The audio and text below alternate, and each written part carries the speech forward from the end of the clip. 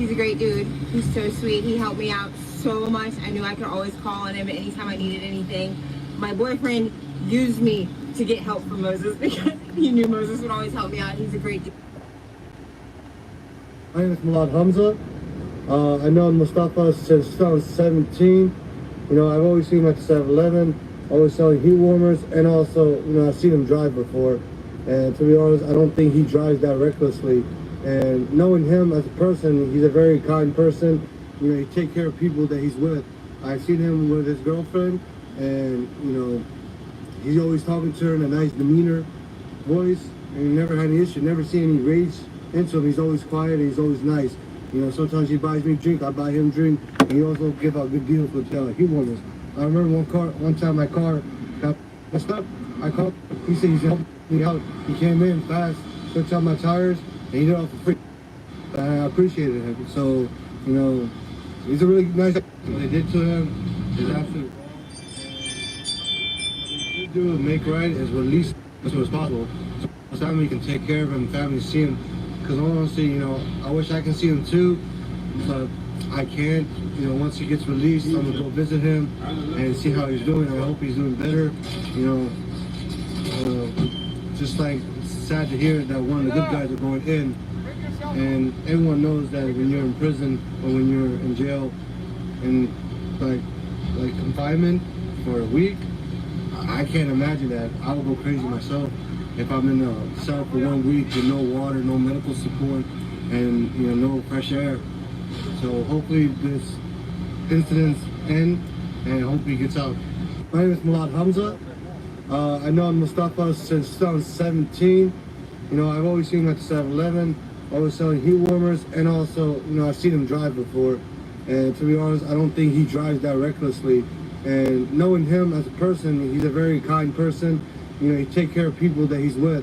I've seen him with his girlfriend, and, you know, he's always talking to her in a nice demeanor, voice, and never had any issue, never seen any rage.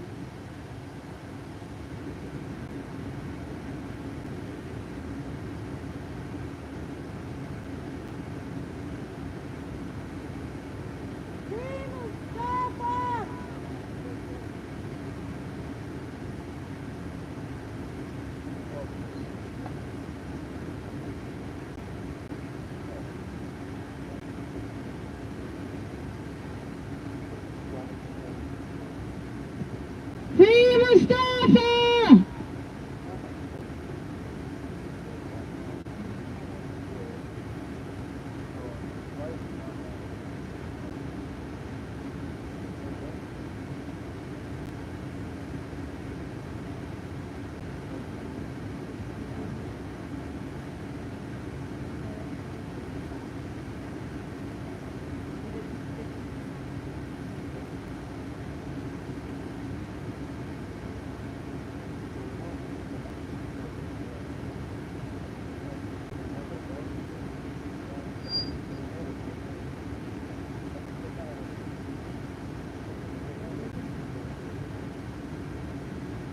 Since 2017, you know, I've always seen him at the 7-Eleven, always selling heat warmers, and also, you know, I've seen him drive before.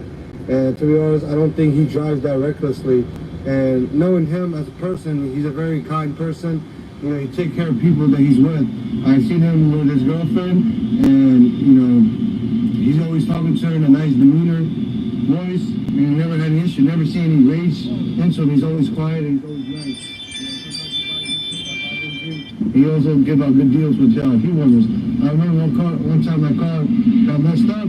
I called him. He said he should help me out. He came in fast, switched out my tires, and he did it for free. And I appreciated him. So, you know, he's a really nice guy to me. What they did to him is absolutely wrong. And what they should do and make right is release him as soon as possible, so his family can take care of him and family see him. Because honestly, you know, I wish I can see him too, but I can't. You know, once he gets released, I'm gonna go visit him and see how he's doing. I hope he's doing better. You know, just like it's sad to hear that one of the good guys are going in, and everyone knows that when you're in prison or when you're in jail and like confinement.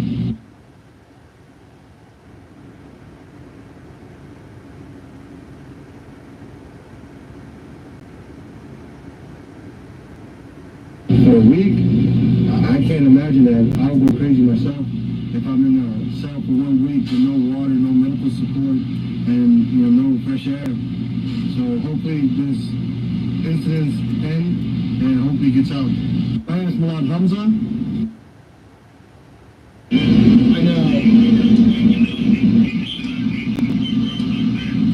I know, man. I'm thinking of you. I'm praying for you, bro.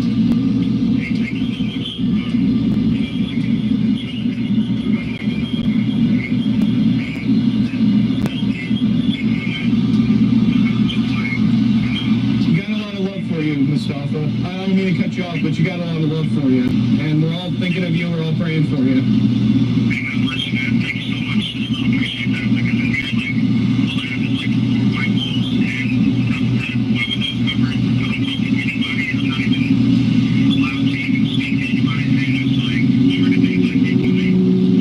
I know. You're a tough man. You're a very tough man, and I'm thinking of you, man. I'm sorry, I can't really think of a lot of good things to say, but I'm just, God, I got a lot of love for you, man. I know you just take the shirt off your back for anyone. I always knew you to be just nothing but kindness, nothing but smiles, and, I'm just trying to reciprocate that energy back for you, we're supporting you all the way. Of course, brother.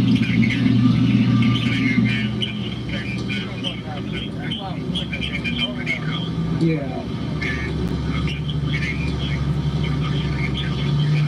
Right. It's not right. It's not right. No, none of this is right.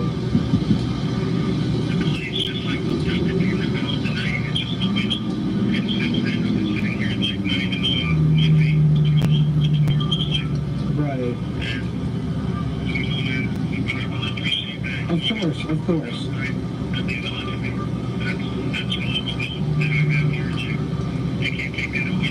No, they can't take any of that from you, Of course. I don't want to hold you up, you were talking to Bethany too. I didn't mean to step in and interrupt or anything, but, thank you for giving me a chance to talk to you, Mustafa. I love you, man. I know all sorts of great things about you, I just hope that all the judge, the jury, whoever, needs to hear it is going to hear just how great of a person you are, God bless you too, Mustafa.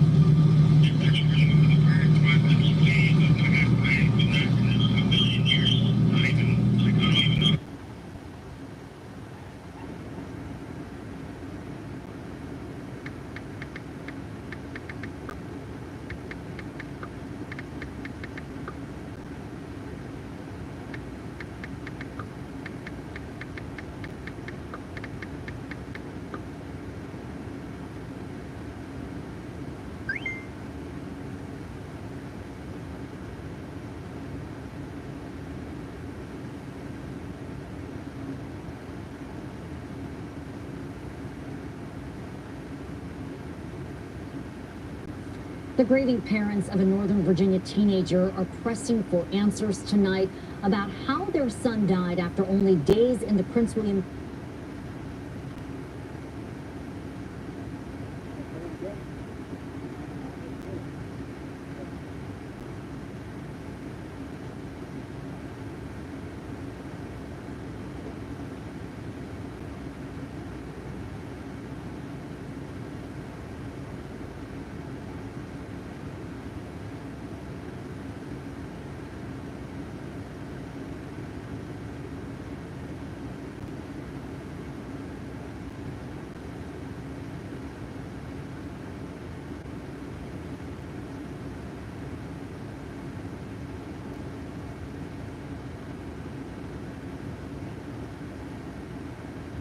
Going back.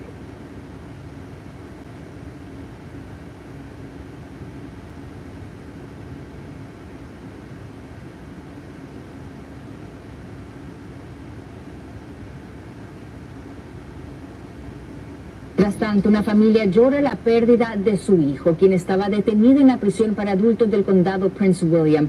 Juan Mejía Campos murió una semana después de su arresto. Darío López Capera habló con la madre de este joven colombiano de 18 años y nos trae testimonios que solo veremos aquí en Telemundo 44. Según familiares, Juan Mejía Campos salió de su casa con un amigo el domingo 17 de marzo a comprar cigarrillos a una tienda cercana, conduciendo la camioneta de la casa. El mayor de 3 hermanos no regresó esa noche. Su familia no lo encontraba. Ellos avisaron a la policía y 4 días después recibieron una llamada. Era de que habían encontrado la camioneta y donde está Juan, donde está una chica, un oficial, que le dijo su hijo está en la llena. Ahí comenzó el calvario para esta familia. De acuerdo con las autoridades, a Juan lo encontraron dentro de la camioneta y al interior había aparentemente rastros de drogas. Yo sí estaba feliz porque estaba recibiendo ayuda, pero yo quería verlo, yo quería saber cómo estaba, yo quería hablar con él, quería tener a mi muchacho otra vez acá en la casa. La familia de Mejía Campos asegura que estaba planeando pagar la fianza de $500 el viernes 22 de marzo. Un día antes, Juan tenía programada una audiencia preliminar en la corte de Manassas. La abogada le estaba diciendo al juez que ella había llamado a la prisión y le habían dicho que efectivamente Juan sí estaba detenido y que había tenido un problema, y que lo tenían en el hospital. De inmediato, Milena dice que fue a la prisión para saber qué había pasado con su hijo. Allí se reunió con unos detectives quienes le dieron la noticia que una madre nunca quiere escuchar. Dice, señora, lo siento mucho, pero su hijo falleció. Y le dije, ¿qué pasó? ¿Cómo así ustedes cogieron a mi hijo con vida y ahora me lo van a entregar muerto sin ninguna razón? Yo necesito que ustedes me den una explicación. En un comunicado, la policía del condado Prince William aseguró que la muerte de Juan Mejía Campos se debió a problemas médicos o relacionados con narcóticos. La familia no cree plenamente en esta versión. ¿Cómo iba a tener problemas con drogas estando limpio dentro de la casa? Porque ya llevaba varios días dentro, no consumía. Y medical, él siempre fue muy sano. Esta madre recuerda las últimas palabras de su hijo cuando la llamó desde el centro de detención. Mami, ¿vamos a venir por mí? ¿Me vas a ayudar? La familia espera los resultados de la autopsia de Juan y de acuerdo a la oficina del forense del condado, estos estarán listos en 2 semanas. Darío López Capera, Telemundo. Tras tanto, una familia llora la pérdida de su hijo, quien estaba detenido en la prisión para adultos del condado Prince William. Juan Mejía Campos murió una semana después de su arresto. Darío López Capera habló con la madre de este joven colombiano de 18 años y nos trae testimonios que solo veremos aquí en Telemundo 44. Según familiares, Juan Mejía Campos salió de su casa con un amigo el domingo 17 de marzo a comprar cigarrillos a una tienda cercana, conduciendo la camioneta de la casa. El mayor de 3 hermanos no regresó esa noche. Su familia no lo encontraba. Ellos avisaron a la policía y 4 días después recibieron una llamada. Era de que habían encontrado la camioneta y el Barry preguntó en dónde está Juan, dónde está mi hijo, dónde está mi hijo. Y una chica, una oficial, le dijo su hijo está en la llena. Ahí comenzó el calvario para esta familia. De acuerdo con las autoridades, a Juan lo encontraron dentro de la camioneta y al interior había aparentemente rastros de drogas. Yo sí estaba feliz porque estaba recibiendo ayuda, pero yo quería verlo, yo quería saber cómo estaba, yo quería hablar con él, quería tener a mi muchacho otra vez acá en la casa. La familia de Mejía Campos asegura que estaba planeando pagar la fianza de $500 el viernes 22 de marzo. Un día antes, Juan tenía programada una audiencia preliminar en la corte de Manassas. La abogada le estaba diciendo al juez que ella había llamado a la prisión y le habían dicho que efectivamente Juan sí estaba detenido y que había tenido un problema, y que lo tenían en el hospital. De inmediato, Milena dice que fue a la prisión para saber qué había pasado con su hijo. Allí se reunió con unos detectives quienes le dieron la noticia que una madre nunca quiere escuchar. Dice, señora, lo siento mucho, pero su hijo falleció. Y le dije, ¿qué pasó? ¿Cómo así ustedes cogieron a mi hijo con vida y ahora me lo van a entregar muerto sin ninguna razón? Yo necesito que ustedes me den una explicación. En un comunicado, la policía del condado Prince William aseguró que la muerte de Juan Mejía Campos se debió a problemas médicos o relacionados con narcóticos. La familia no cree plenamente en esta versión. ¿Cómo iba a tener problemas con drogas estando limpio dentro de la casa? Porque ya llevaba varios días dentro, no consumía. Y medical, él siempre fue muy sano. Esta madre recuerda las últimas palabras de su hijo cuando la llamó desde el centro de detención. Mami, ¿vamos a venir por mí? ¿Me vas a ayudar? La familia espera los resultados de la autopsia de Juan y Y de acuerdo a la oficina del forense del condado, estos estarán listos en 2 semanas. Darío López Capera, Telemundo. Mientras tanto, una familia llora la pérdida de su hijo, quien estaba detenido en la prisión para adultos del condado Prince William. Juan Mejía Campos murió una semana después de su arresto. Darío López Capera habló con la madre de este joven colombiano de 18 años y nos trae testimonios que solo veremos aquí en Telemundo 44. Según familiares, Juan Mejía Campos salió de su casa con un amigo el domingo 17 de marzo a comprar cigarrillos a una tienda cercana, conduciendo la camioneta de la casa. El mayor de 3 hermanos no regresó esa noche. Su familia no lo encontraba. Ellos avisaron a la policía y 4 días después recibieron una llamada. Era de que habían encontrado la camioneta y el Barry preguntó en dónde está Juan, dónde está mi hijo, en dónde está mi hijo. Y una chica, una oficial, me dijo, su hijo está en la Yero. Ahí comenzó el calvario para esta familia. De acuerdo con las autoridades, a Juan lo encontraron dentro de la camioneta y al interior había aparentemente rastros de drogas. Yo sí estaba feliz porque estaba recibiendo ayuda, pero yo quería verlo, yo quería saber cómo estaba, yo quería hablar con él, quería tener a mi muchacho otra vez acá en la casa. La familia de Mejía Campos asegura que estaba planeando pagar la fianza de $500 el viernes 22 de marzo. Un día antes, Juan tenía programada una audiencia preliminar en la corte de Manassas. La abogada le estaba diciendo al juez que ella había llamado a la prisión y le habían dicho que efectivamente Juan sí estaba detenido y que había tenido un problema, que estaban deteniendo en el hospital. De inmediato, Milena dice que fue a la prisión para saber qué había pasado con su hijo. Allí se reunió con unos detectives quienes le dieron la noticia que una madre nunca quiere escuchar. Dice, señora, lo siento mucho, pero su hijo falleció. Y le dije, ¿qué pasó? ¿Cómo así ustedes cogieron a mi hijo con vida y ahora me lo van a entregar muerto sin ninguna razón? Yo necesito que ustedes me den una explicación. En un comunicado, la policía del condado Prince William aseguró que la muerte de Juan Mejía Campos se debió a problemas médicos o relacionados con narcóticos. La familia no cree plenamente en esta versión. ¿Cómo iba a tener problemas con drogas estando limpio dentro de la casa? Porque ya llevaba varios días dentro y no consumía. Y medical, él siempre fue muy sano. Esta madre recuerda las últimas palabras de su hijo cuando la llamó desde el centro de detención. Mami, ¿vas a venir por mí? ¿Me vas a ayudar? La familia espera los resultados de la autopsia de Juan y de acuerdo a la oficina del forense del condado, estos estarán listos en 2 semanas. Darío López Capera, Telemundo. Mientras tanto, una familia llora la pérdida de su hijo, quien estaba detenido en la prisión para adultos del condado Prince William. Juan Mejía Campos murió una semana después de su arresto. Darío López Capera habló con la madre de este joven colombiano de 18 años y nos trae testimonios que solo veremos aquí en Telemundo 44. Según familiares, Juan Mejía Campos salió de su casa con un amigo el domingo 17 de marzo a comprar cigarrillos a una tienda cercana, conduciendo la camioneta de la casa. El mayor de 3 hermanos no regresó esa noche. Su familia no lo encontraba. Ellos avisaron a la policía y 4 días después recibieron una llamada. Era de que habían encontrado la camioneta y el Barry preguntó en dónde está Juan, dónde está mi hijo, en dónde está mi hijo. Y una chica, una oficial, me dijo, su hijo está en la Yero. Ahí comenzó el calvario para esta familia. De acuerdo con las autoridades, a Juan lo encontraron dentro de la camioneta y al interior había aparentemente rastros de drogas. Yo sí estaba feliz porque estaba recibiendo ayuda, pero yo quería verlo, yo quería saber cómo estaba, yo quería hablar con él, quería tener a mi muchacho otra vez acá en la casa. La familia de Mejía Campos asegura que estaba planeando pagar la fianza de $500 el viernes 22 de marzo. Un día antes, Juan tenía programada una audiencia preliminar en la corte de Manassas. La abogada le estaba diciendo al juez que ella había llamado a la prisión y le habían dicho que efectivamente Juan sí estaba detenido y que había tenido un problema, que estaban deteniendo en el hospital. De inmediato, Milena dice que fue a la prisión para saber qué había pasado con su hijo.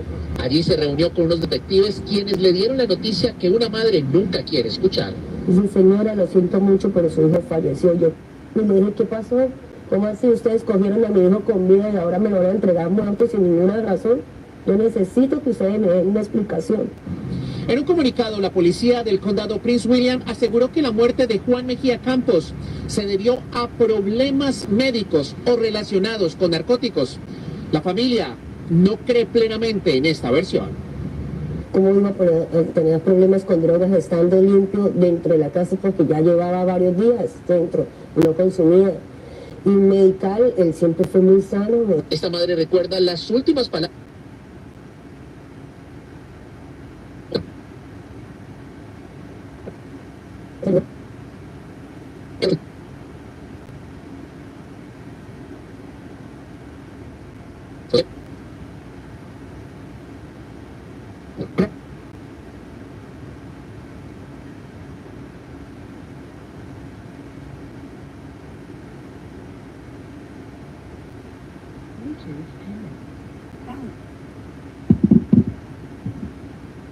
Hello again out there, America and Manassas. This is Joseph Simmons, and I'd like to say I got freed Tuesday after winning my case in court. If I can be free, I know Mustafa can be free because he's innocent too. And I'm out here homeless and out here with these people I barely know, but yet I'm here. And I'm struggling in the sun. I got sunburn on my face and my nose, and I'm going through all kinds of other things. Ain't got no money, no home. I sleep on the ground. And look at me. I'm here. Where are you? Come to us. Help us. Open up your ears, your hearts, your minds. Come together as a family. I mean, a nation, a community. Come on, America. We're here. You should be here too, helping us, backing us. Amen.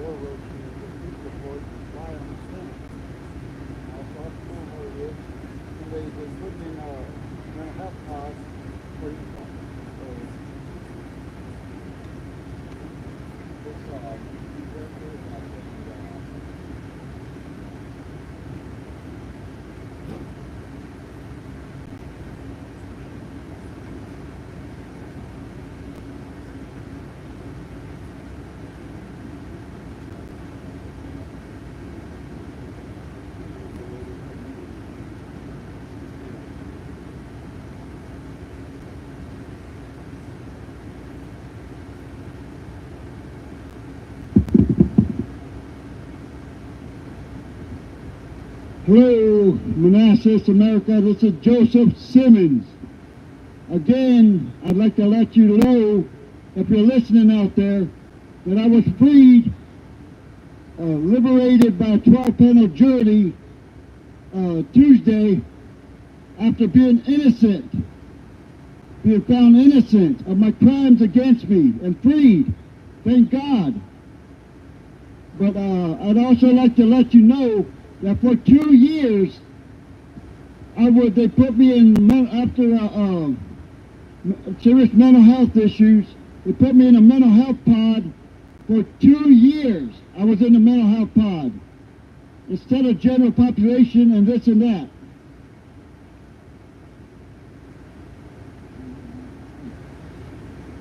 Yeah, I was in there for 2 years. On TSL, they threw me on TSL and didn't let me off. And I was also on suicide watch after trying to kill myself because I didn't think that I would, oh, I'm sorry. Yeah, but I mean, I was having a tough time in there, and I didn't ever think that I would make it out.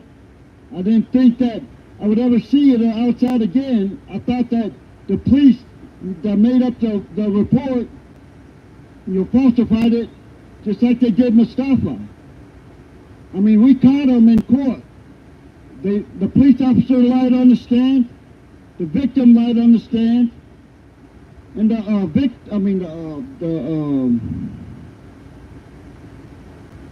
manager lied on the stand. All of them, we caught them. My attorney, we all went to the judge to let the judge know that they're lying. And she even heard. And the jury heard.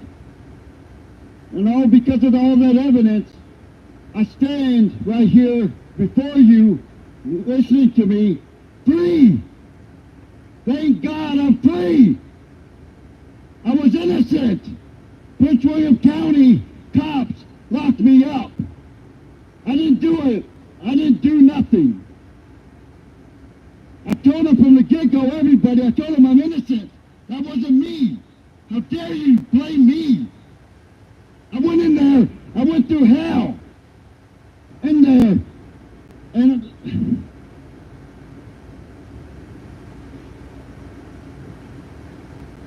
it's crazy the way the system runs. But I believed in it. I believe in America. I believe in the flag. I believe in everything. I believe in justice. And because of that, and I prayed every day that this day would come when I was out here free. And here I am, a testimony that it can happen. You can be innocent and be free from this place. So let's all come together for Mustafa Aljazairi. He's innocent too. Let's get him freed. Let's get him medical attention. Please, somebody, help me, help us. Come together for a cause. Don't just stand around and close your ears and your eyes and your hearts. Let's do this thing. Let's make it happen. Are we Americans? Isn't there any justice anymore? This guy's being beaten and neglected. And God knows what else. But he's innocent. What happens for him, huh? If I'm innocent, I can be freed. Why can't he? What's wrong with these COs? These correctional officers who call them, they got a sign up front calling themselves heroes. You know what I think? I think that's totally wrong. If anything, they're zeros. Nothing. Nada. Zilch. Mustafa Aljazairi, bro, I feel for you. I'm here for you. My name is Joseph Simmons. I'm homeless out here, and I don't know. I mean, God must have put me here to be with the family. If you can hear me, brother, I'm here for you. I'm standing with you every day, homeless, in the sun, getting sunburned, tired, weak, But your family is helping me. And because of that, I stand here, a testimony. If I could get out, so can you, brother. If you hear me, stay strong. Don't give up. We're here for you. You will make it out alive. Somebody out there is listening, and we'll free you like they freed me. Come on, America, let's come together for this man. Amen.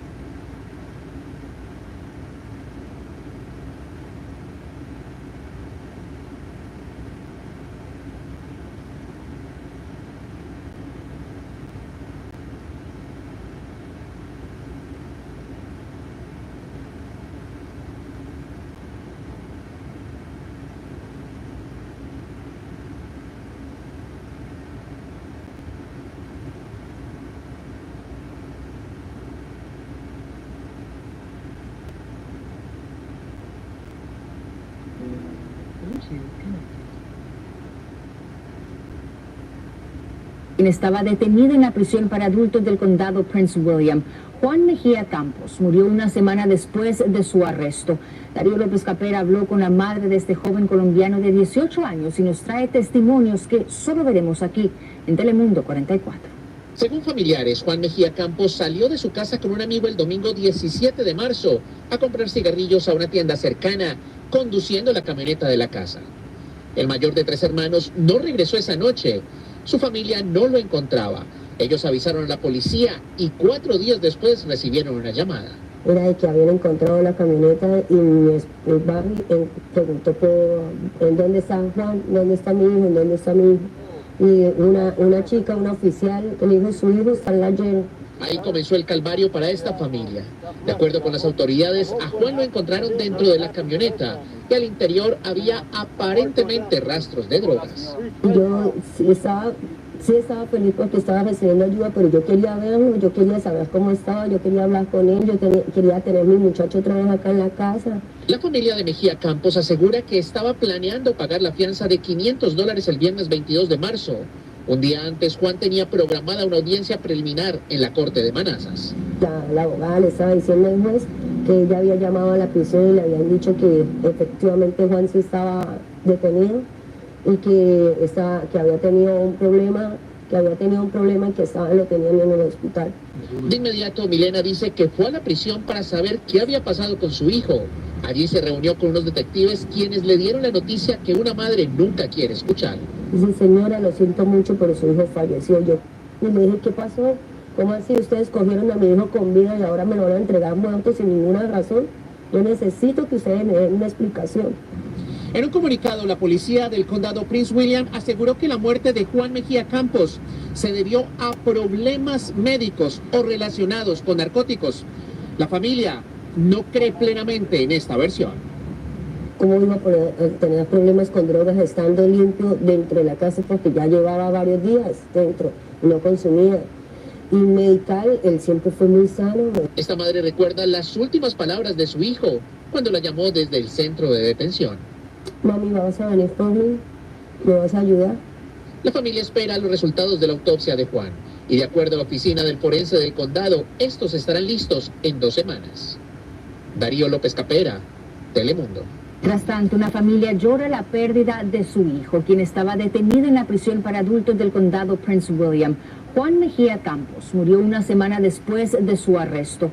Darío López Capera habló con la madre de este joven colombiano de 18 años y nos trae testimonios que solo veremos aquí en Telemundo 44. Según familiares, Juan Mejía Campos salió de su casa con un amigo el domingo 17 de marzo a comprar cigarrillos a una tienda cercana, conduciendo la camioneta de la casa. El mayor de 3 hermanos no regresó esa noche. Su familia no lo encontraba. Ellos avisaron a la policía y 4 días después recibieron una llamada. Era de que habían encontrado la camioneta y el Barry preguntó en dónde está Juan, dónde está mi hijo, en dónde está mi hijo. y una chica, una oficial, el hijo de su hijo está en la yerba. Ahí comenzó el calvario para esta familia. De acuerdo con las autoridades, a Juan lo encontraron dentro de la camioneta y al interior había aparentemente rastros de drogas. Yo sí estaba feliz porque estaba recibiendo ayuda, pero yo quería verlo, yo quería saber cómo estaba, yo quería hablar con él, quería tener a mi muchacho otra vez acá en la casa. La familia de Mejía Campos asegura que estaba planeando pagar la fianza de $500 el viernes 22 de marzo. Un día antes, Juan tenía programada una audiencia preliminar en la corte de Manassas.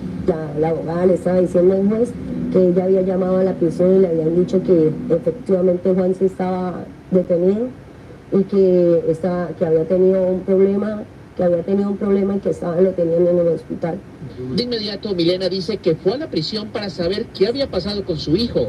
Allí se reunió con unos detectives quienes le dieron la noticia que una madre nunca quiere escuchar. Dice, señora, lo siento mucho, pero su hijo falleció. Y le dije, ¿qué pasó? ¿Cómo así ustedes cogieron a mi hijo con vida y ahora me lo van a entregar muerto sin ninguna razón? Yo necesito que ustedes me den una explicación. En un comunicado, la policía del condado Prince William aseguró que la muerte de Juan Mejía Campos se debió a problemas médicos o relacionados con narcóticos. La familia no cree plenamente en esta versión. ¿Cómo iba a tener problemas con drogas estando limpio dentro de la casa? Porque ya llevaba varios días dentro y no consumía. Y medical, él siempre fue muy sano. Esta madre recuerda las últimas palabras de su hijo cuando la llamó desde el centro de detención. Mami, ¿vas a venir por mí? ¿Me vas a ayudar? La familia espera los resultados de la autopsia de Juan. Y de acuerdo a la oficina del forense del condado, estos estarán listos en 2 semanas. Darío López Capera, Telemundo. Tras tanto, una familia llora la pérdida de su hijo, quien estaba detenido en la prisión para adultos del condado Prince William. Juan Mejía Campos murió una semana después de su arresto. Darío López Capera habló con la madre de este joven colombiano de 18 años y nos trae testimonios que solo veremos aquí en Telemundo 44.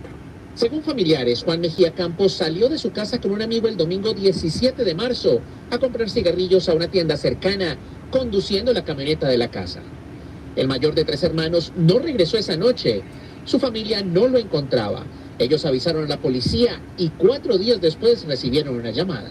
Era de que habían encontrado la camioneta y mi barrio preguntó en dónde está Juan, dónde está mi hijo, dónde está mi hijo. Y una chica, una oficial, el hijo de su hijo está en la yerba. Ahí comenzó el calvario para esta familia. De acuerdo con las autoridades, a Juan lo encontraron dentro de la camioneta y al interior había aparentemente rastros de drogas.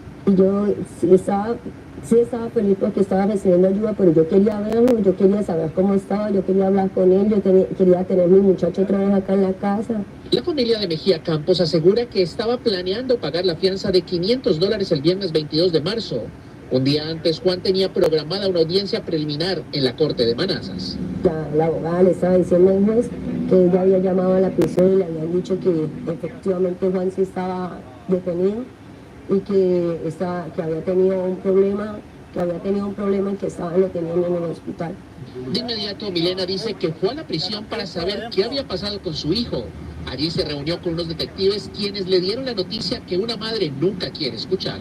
Dice, señora, lo siento mucho, pero su hijo falleció. Y le dije, ¿qué pasó? ¿Cómo así ustedes cogieron a mi hijo con vida y ahora me lo van a entregar muerto sin ninguna razón? Yo necesito que ustedes me den una explicación. En un comunicado, la policía del condado Prince William aseguró que la muerte de Juan Mejía Campos se debió a problemas médicos o relacionados con narcóticos. La familia no cree plenamente en esta versión. Tenía problemas con drogas estando limpio dentro de la casa porque ya llevaba varios días dentro y no consumía. Y medical, él siempre fue muy sano. Esta madre recuerda las últimas palabras de su hijo cuando la llamó desde el centro de detención. La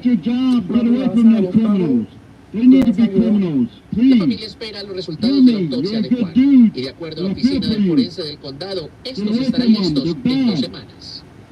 Darío López Capera, Telemundo. Tras tanto, una familia llora la pérdida de su hijo, quien estaba detenido en la prisión para adultos del condado Prince William. Juan Mejía Campos murió una semana después de su arresto.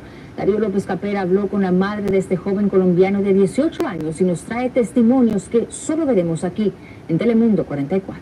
Según familiares, Juan Mejía Campos salió de su casa con un amigo el domingo 17 de marzo a comprar cigarrillos a una tienda cercana, conduciendo la camioneta de la casa.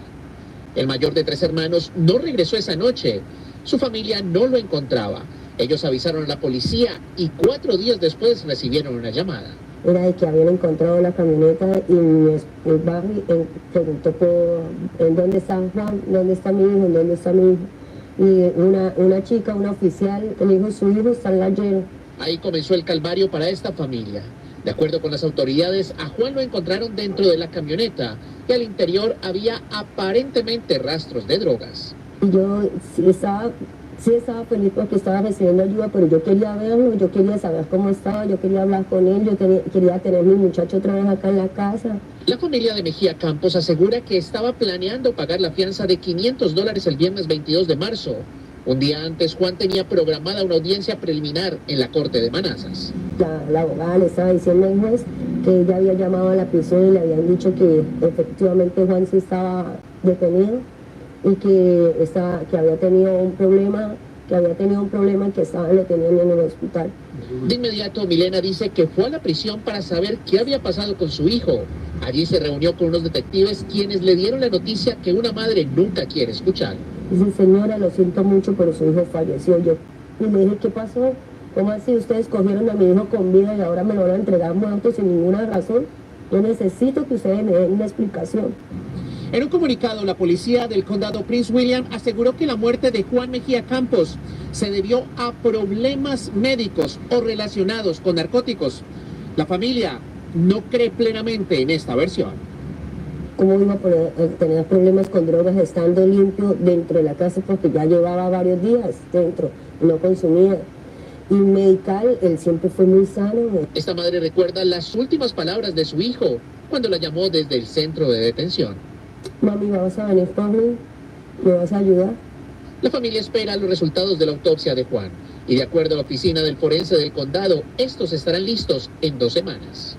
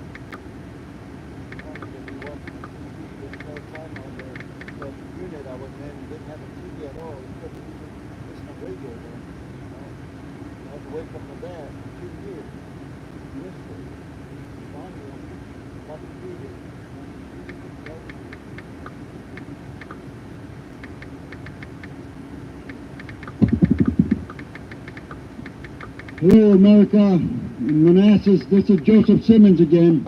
I'd like to share something with you.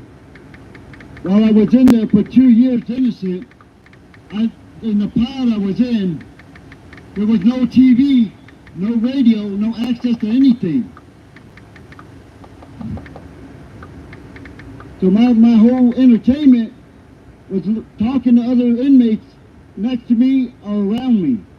That was it. Innocent. Can you believe that? Yeah, I still can't believe I went through all that. 2 years. And finally, I'm out here and I got my phone back. I'm able to listen to my music, which I love.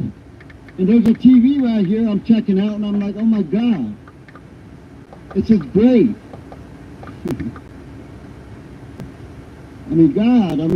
God bless America. You know what I mean? I can't say enough about this country. Some of it's wrong, but there's a lot of it good. I know there's a lot of you out there are good-hearted, strong-minded, good people. And that's what we need right here. We need a lot of you to come together and help us. This family needs help. They need to pay for a lawyer. They need money because the other one took it. They ain't got nothing. They need all the help they can get. I mean, if we could get more tents here, chairs, tables, you know, a whole setup, I mean, we'd have it made, and we could do this for real. But we need your help. Open up your hearts, your minds, your bodies, your souls, your spirits. If you're Christians, if you're Muslims, whatever, come together and come see us. We don't bite. We're not strangers. We ain't going to turn you away. We're going to help you if anything. But come help us. Open your hearts, your minds, your bodies, your souls, your spirits. Please, I beg of you. Someone out there is listening, caring right now. There's a woman that just came, yesterday, the other day? She came to help our cause, and guess what? She tried to offer us $7 for our cause. And God bless her heart, you know what I mean? Even if it was $7, that helped us. But we need more of that. We need kindness, love, respect, and sincerity. We need your help, America and Manassas. Listen to this. There's atrocities and cruelness going on in this jail. You may not believe it, but I'm a testimony. I was in there 2 years. Innocent. And look at me now, I'm free. And I witnessed a lot of stuff in there. If you don't believe them, believe me. I'm a living testimony in front of your eyes, your hearts. I'm on live social media right now. See me, hear me, feel for me. Come help us, I beg of you. Please. Thank you.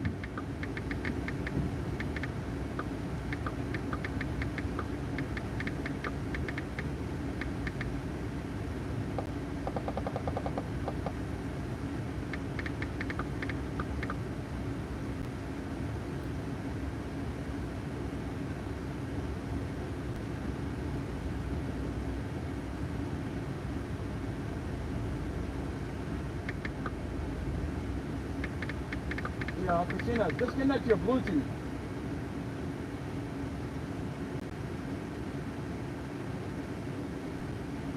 Bluetooth connected.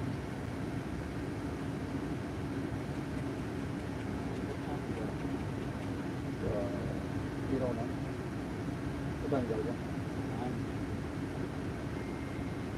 Hopefully I got enough charge on this on my phone.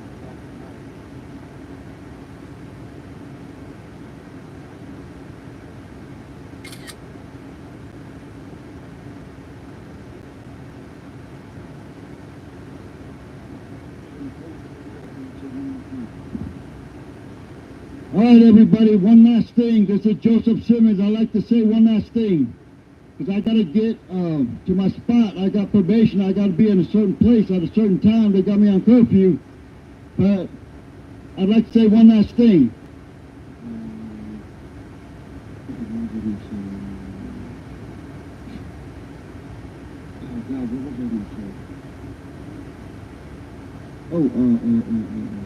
Hang in there. Mustafa Aljazairi, hang in there, brother. This is Joseph Simmons.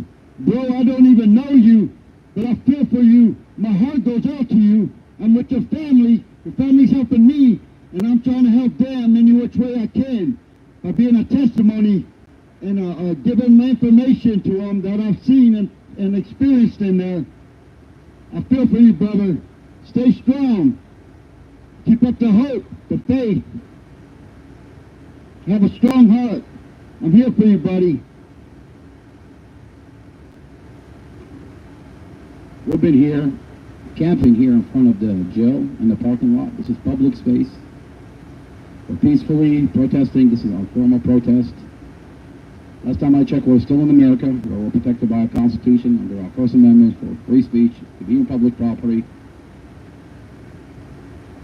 We've been here for the past 12 days. Me, my family, different people are coming out from the community. They're coming out, getting phone calls from families that are flying in to sit here with us, to hug my beautiful mother and tell her it's going to be okay. My brother and 2 inmates came forward about an unaliving of an inmate, an 18-year-old, on the hand of a correctional officer. This is 12 days ago. A correctional officer would go in, beat my brother, and he's black and blue from head to toe, he's bruised up, and the jail refused to send him to the hospital. We've been here for 12 days. Tell the jail, think twice before you do anything to Mustafa. Mustafa has a family. Mustafa has a community. And we're demanding that Mustafa get sent to the hospital. I got a message from a good friend of mine that I've met through this journey advocating for my brother and the other inmates that are being abused inside this jail. Now, before I read this message, I want to give you context. A Prince William County police officer falsified my brother's police report. We have evidence that he falsified his police report a year ago. A year ago, we have this evidence. We supplied it to Internal Affairs. After we supplied it to Internal Affairs, my brother, a group of correctional officers would enter my brother's cell on May 24, 2023 of last year, enter his cell, beat my brother unconscious, and essay him inside the jail. Now, this police officer that falsified his police report, he's been there for a long time. We get he has connection inside this jail. We get it. We understand. We went to the Department of Justice, and they assigned the FBI. They assigned the FBI. Special Agent Lindsay Coulter, Special Agent Samantha Adams, Supervisor Huckle. These were the FBI agents that were assigned to investigate why did Mustafa get beaten up inside the jail and essayed and not get medical. My brother has compounded fracture because of the beating. He's got blurred vision. He's got no sensation in the bottom of his feet. He's got problems. He was never sent to the hospital since the beating of May 24 of last year. Now, the FBI that were assigned at one point threatened me and threatened my brother Muhammad for supplying them with information about other inmates that were abused inside this jail. See, what happened when my brother got beaten up last year, I went on Amazon, I bought a giant megaphone.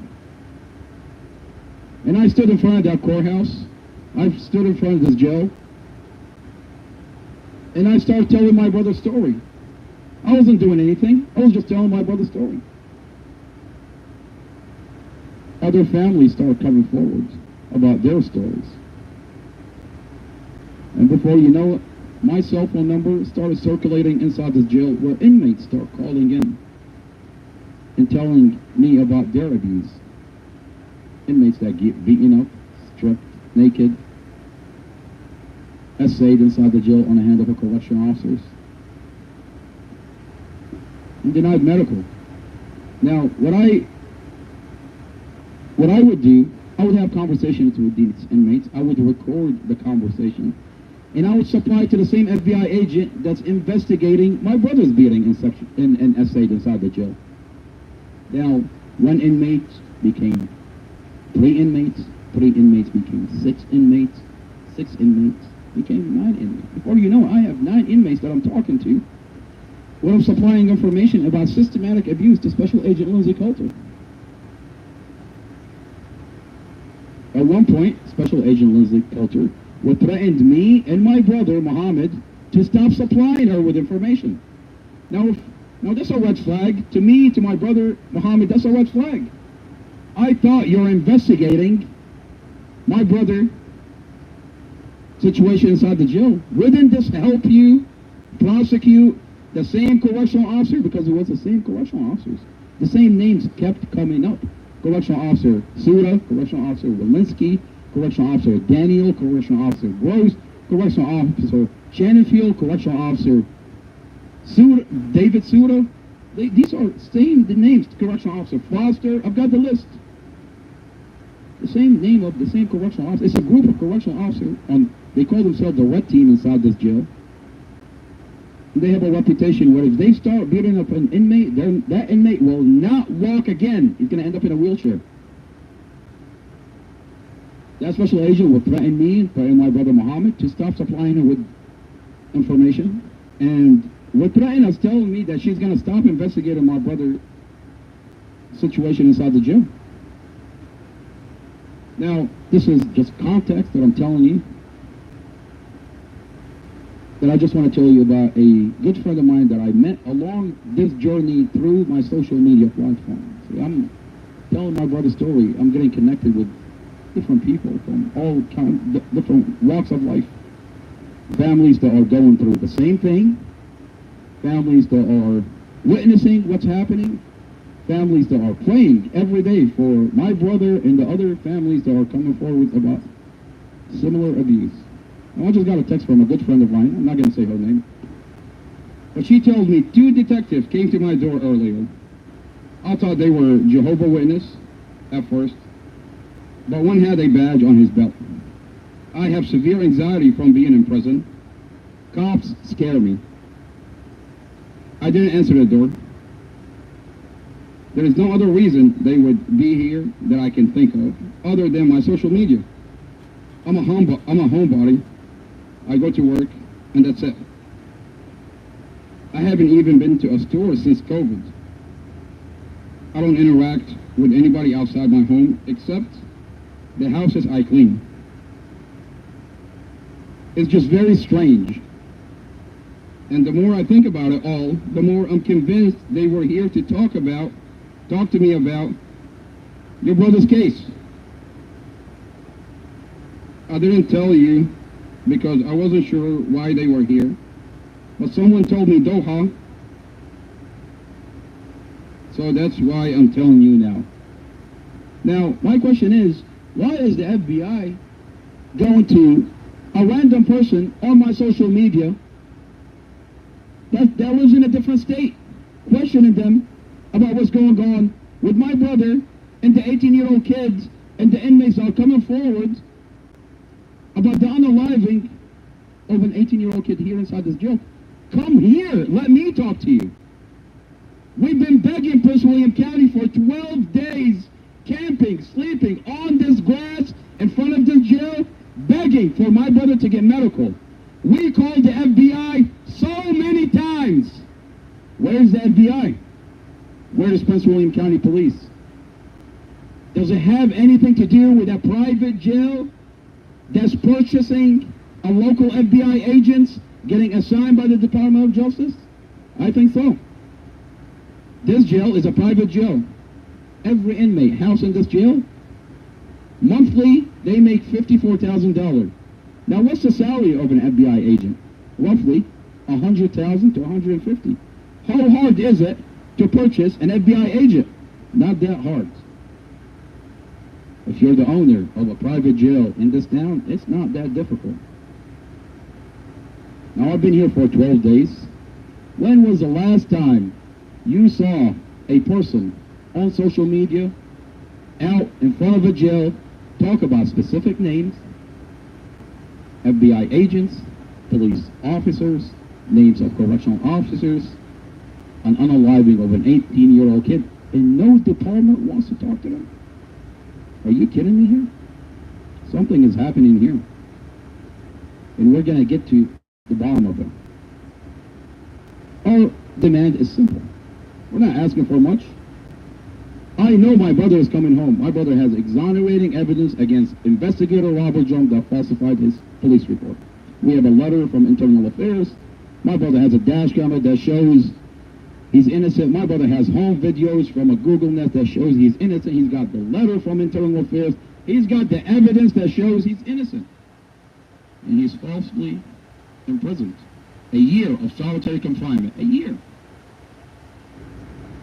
Because of an investigator that falsified the police report. Now he asks, why is this investigator falsifying a Mustafa's police report? Who is Mustafa? Who is Mustafa Aljazairi? You'll find out when you read the discovery. If you go through my page, I publicized the discovery. It's a 72-page discovery. Now read through it. Read through it, and you'll find out that Prince William County Police made the wrong call about his girlfriend and 5-year-old Empress.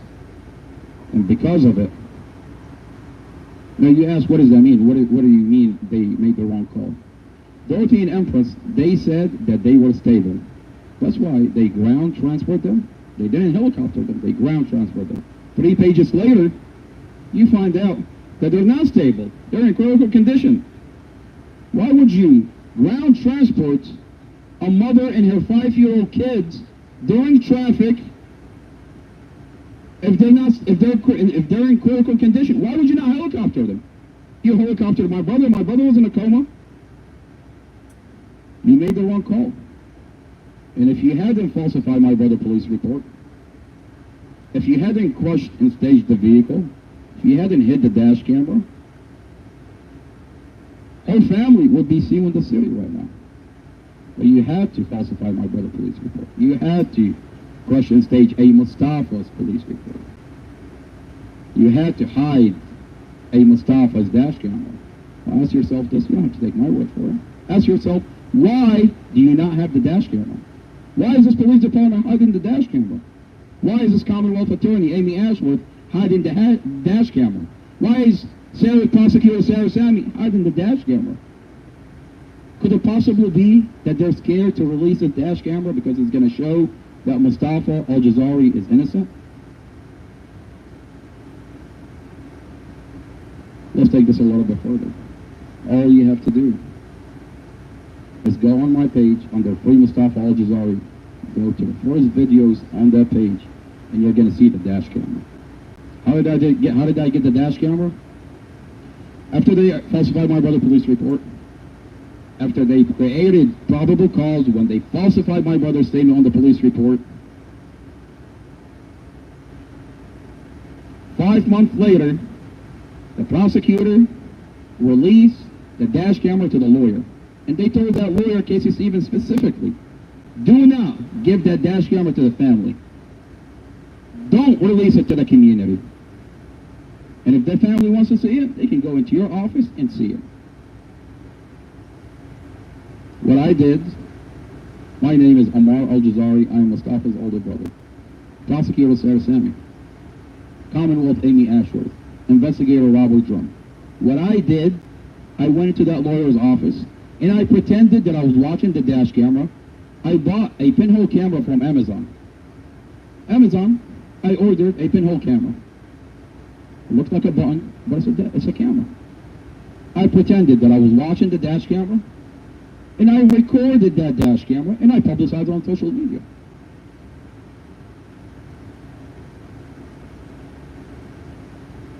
Prosecutor Sarah Sammy, Commonwealth Amy Ashworth, Investigator Robert Drum.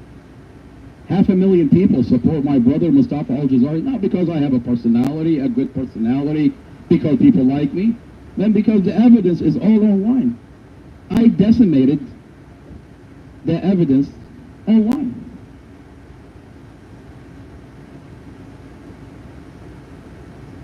The discovery, the dash camera, and be tuned.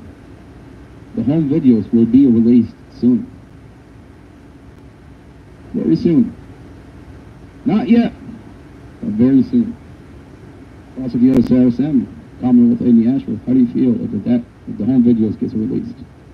I'm waiting. Timing is everything. You can't lie about my brother. You cannot lie about my brother. During a bond hearing, she said, Mustafa is abusive to the kids and the girlfriend. Prosecutor Sarah Sammy, I would tread very lightly about what you say about my brother, because I've got evidence that's going to show that you're lying. Last time I checked, you underestimate this community. The police department underestimate this community. They underestimate this family.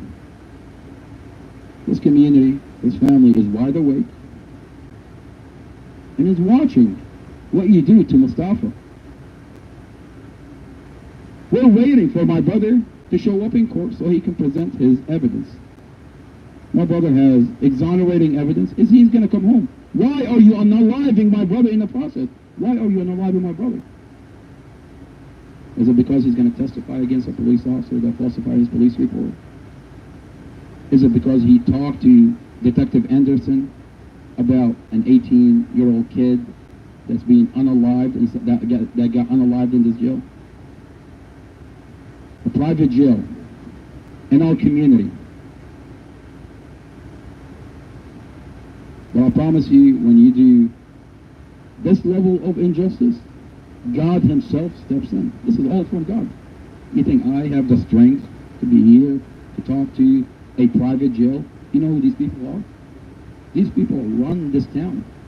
You've got a private jail. The owner of this jail will run this town. Very scary people. But we sit here and we get our strength from the Lord himself. And we're going to continue to be here. To tell this jail, think twice about what you do to Mustafa. Mustafa has a family and has a community. So think twice what you do to Mustafa. And we pray, it's been 12 days, Mustafa is bruised from head to toe. On the hand of correctional officers, we pray that he gets sent to the hospital. I pray that my brother gets his strength. I hear they can hear us inside this jail. I hear that our speakers are going into the windows, into the cells of this jail. Mustafa, if you can hear me, I'm here to tell you that when these COs punch you on the back of the head, they're punching me with you. When these COs are punching you in the face, they're punching me with you. When they're slamming your face against a concrete wall, they're slamming my face on that concrete wall with you. When they're slamming your heads on that metal bed, they're slamming my head on that metal bed with you. When you're bruised up from head to toe, I'm bruised up from head to toe with you. Mustafa, we're here with you. And I ask that you stay strong, that you push through the pain, and hang on, because help is coming. And help is coming from God himself. Your family's here, the community's here.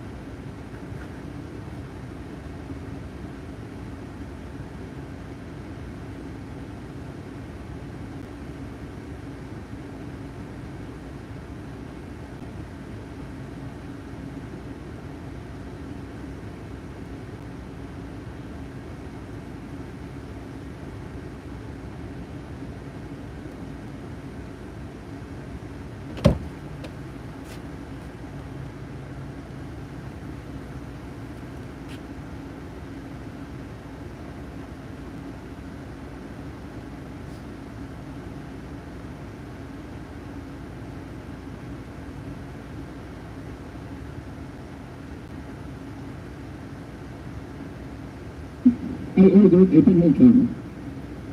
That's like a button, but it's a camera.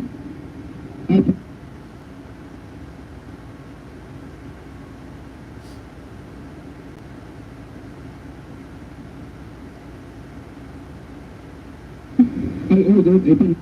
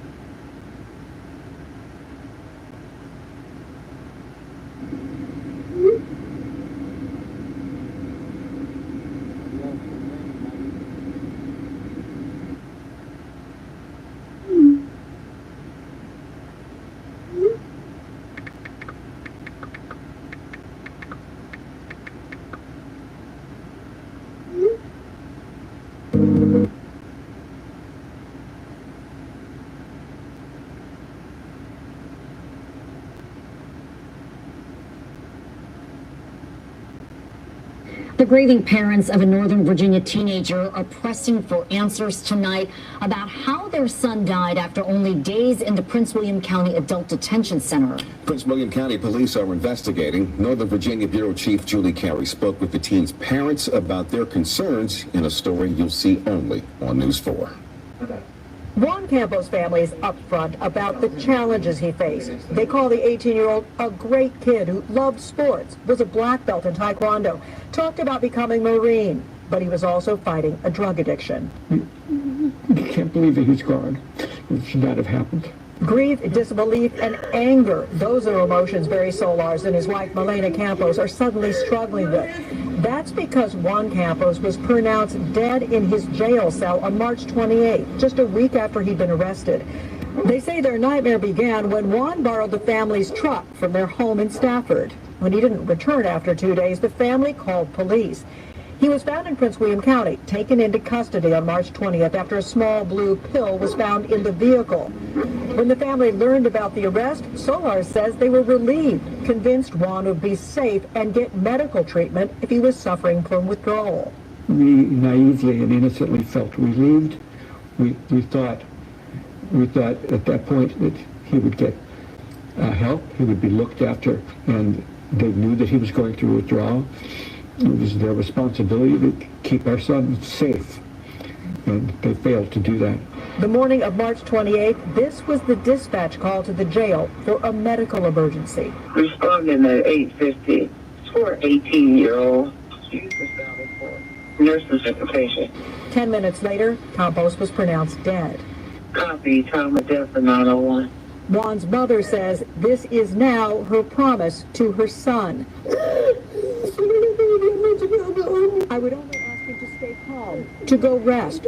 Mom will do everything possible to find out what happened. Prince William County Police are investigating the jail death and are awaiting a report from the medical examiner's office. They say there are no signs of foul play. This condolence letter from the jail's acting superintendent to Juan's parents calls his death, quote, a medical crisis. Juan's family On forward.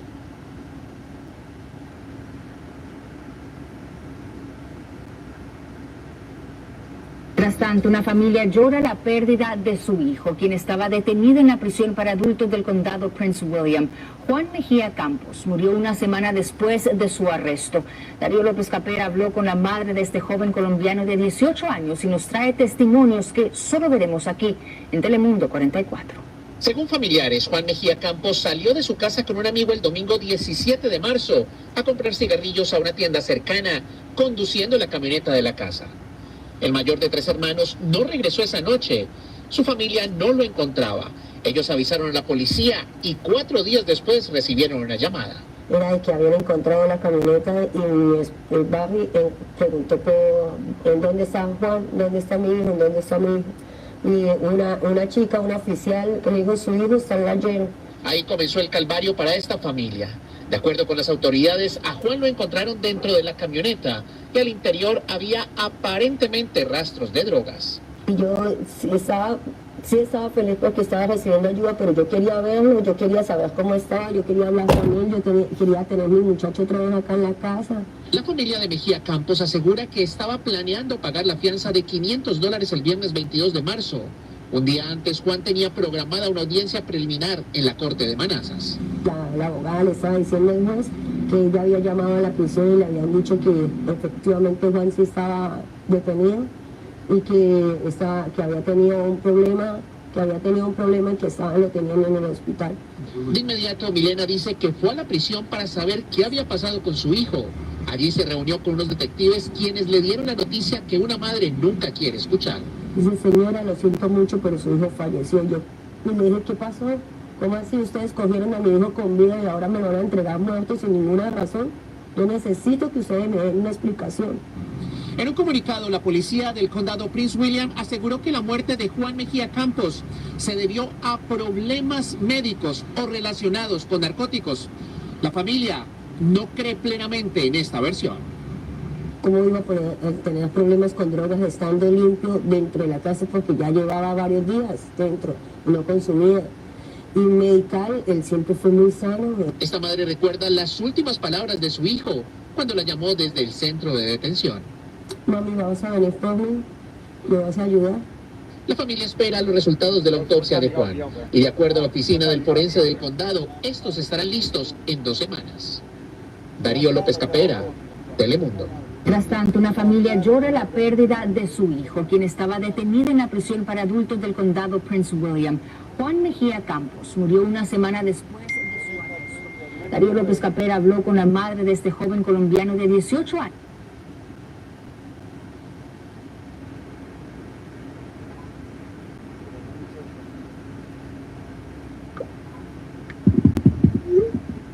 Hello, everybody that's coming in the parking lot. I just want to let you know whatever happened to Ron Campos could happen to your loved one, too.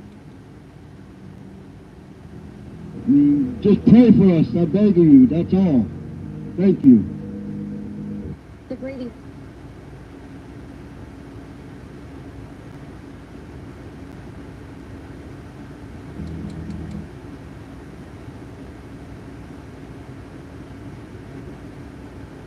Mientras tanto, tanto, una familia llora la pérdida de su hijo, quien estaba detenido en la prisión para adultos del condado Prince William. Juan Mejía Campos murió una semana después de su arresto. Darío López Capera habló con la madre de este joven colombiano de 18 años y nos trae testimonios que solo veremos aquí en Telemundo 44. Según familiares, Juan Mejía Campos salió de su casa con un amigo el domingo 17 de marzo a comprar cigarrillos a una tienda cercana, conduciendo la camioneta de la casa. El mayor de 3 hermanos no regresó esa noche.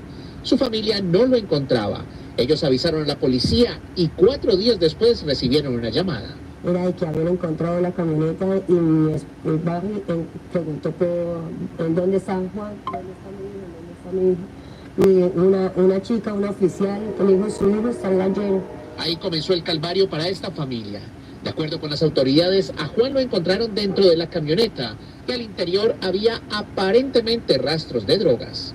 Yo sí estaba feliz porque estaba recibiendo ayuda, pero yo quería verlo, yo quería saber cómo estaba, yo quería hablar con él, quería tener a mi muchacho otra vez acá en la casa. La familia de Mejía Campos asegura que estaba planeando pagar la fianza de $500 el viernes 22 de marzo. Un día antes, Juan tenía programada una audiencia preliminar en la corte de Manassas. La abogada le estaba diciendo al juez que ella había llamado a la prisión y le habían dicho que efectivamente Juan sí estaba detenido y que había tenido un problema, y que lo tenían en el hospital.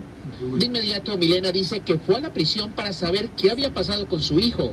Allí se reunió con unos detectives quienes le dieron la noticia que una madre nunca quiere escuchar. Dice, señora, lo siento mucho, pero su hijo falleció. Y le dije, ¿qué pasó? ¿Cómo así ustedes cogieron a mi hijo con vida y ahora me lo van a entregar muerto sin ninguna razón? Yo necesito que ustedes me den una explicación. En un comunicado, la policía del condado Prince William. The grieving parents of a Northern Virginia teenager are pressing for answers tonight about how their son died after only days in the Prince William County.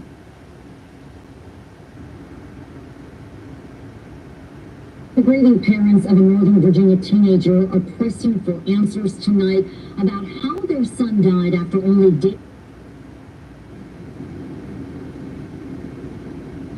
The grieving parents of a Northern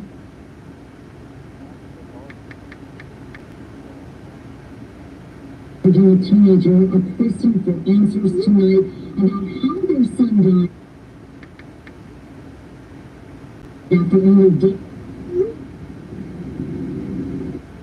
The grieving parents of a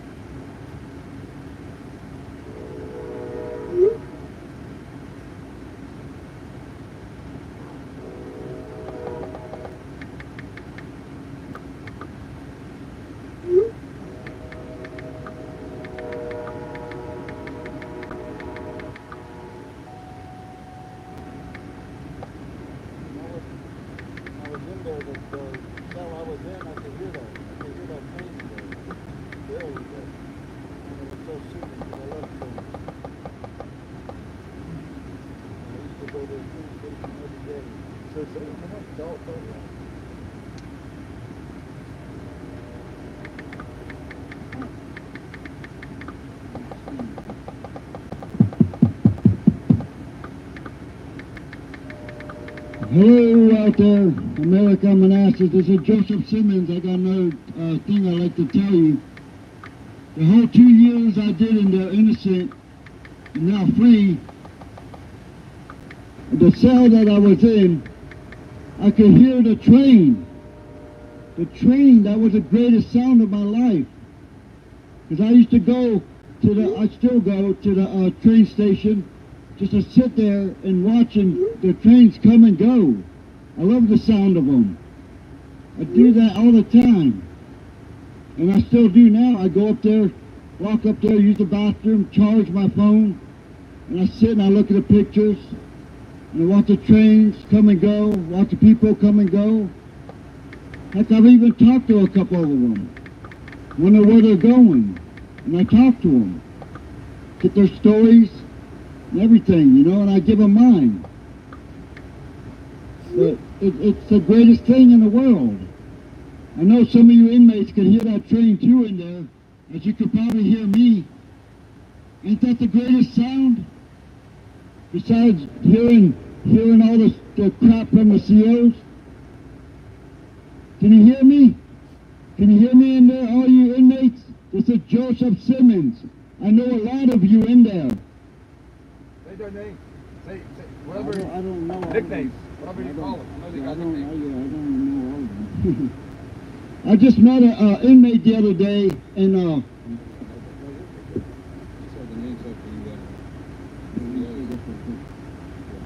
I know the name of an inmate.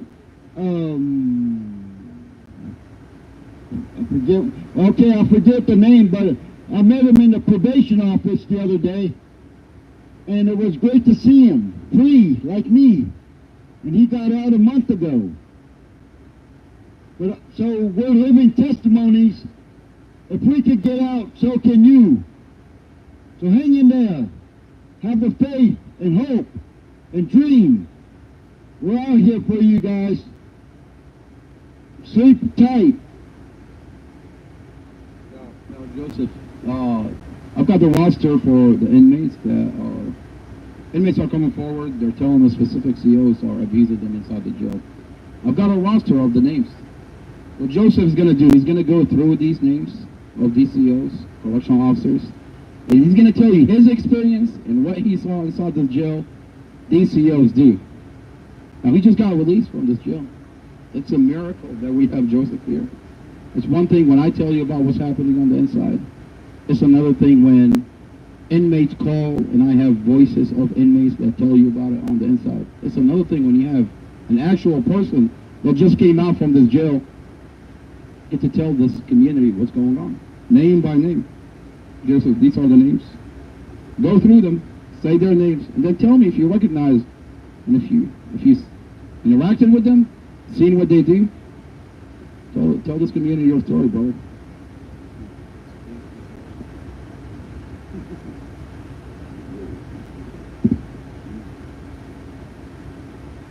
All right, everybody listen up. These are the correctional officers that were doing wrong in there.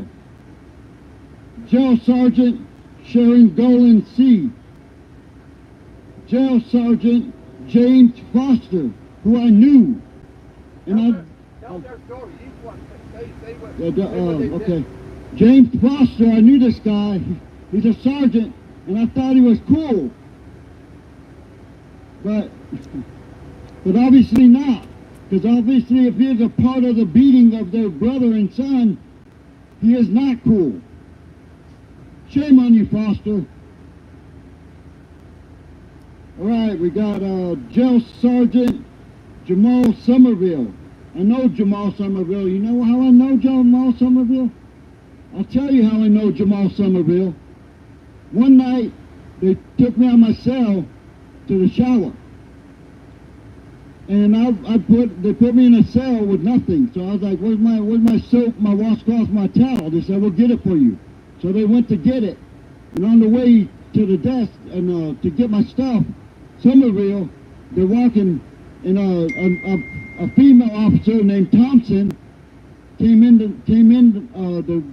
pod right in front of me and started going walking with them. And what does she do? It surprised the heck out of me. But then again, probably shouldn't surprise me, because that stuff probably does happen in there.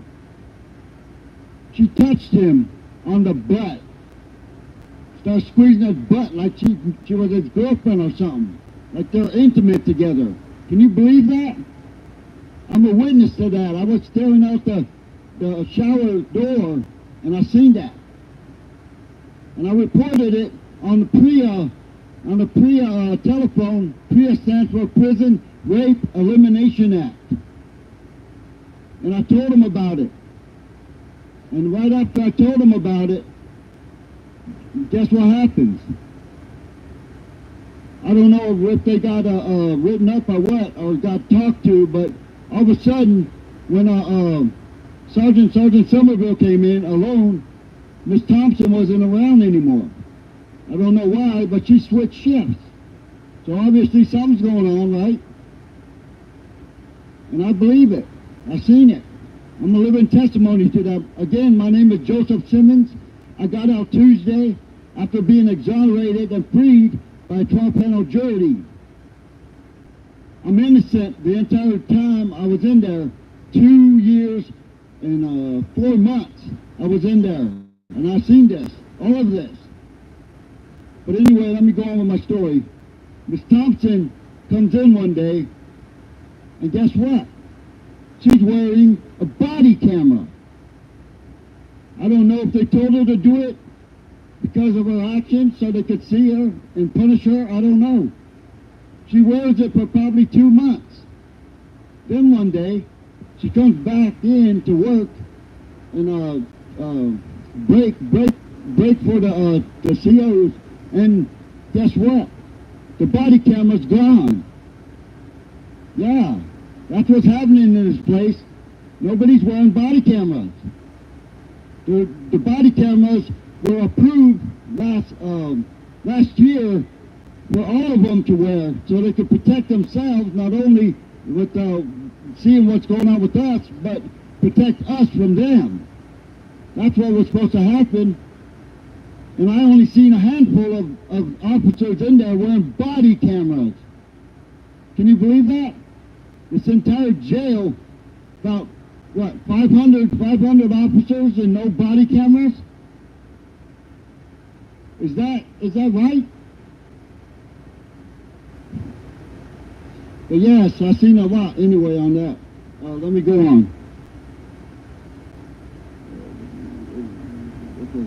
We got Jail Sergeant Sean Shea J.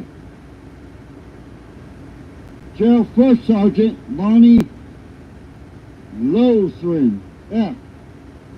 Jail Sergeant Chelsea Darling L. Jail Sergeant Clifton Leathers. Master Jail Sergeant Jules G. Bay G.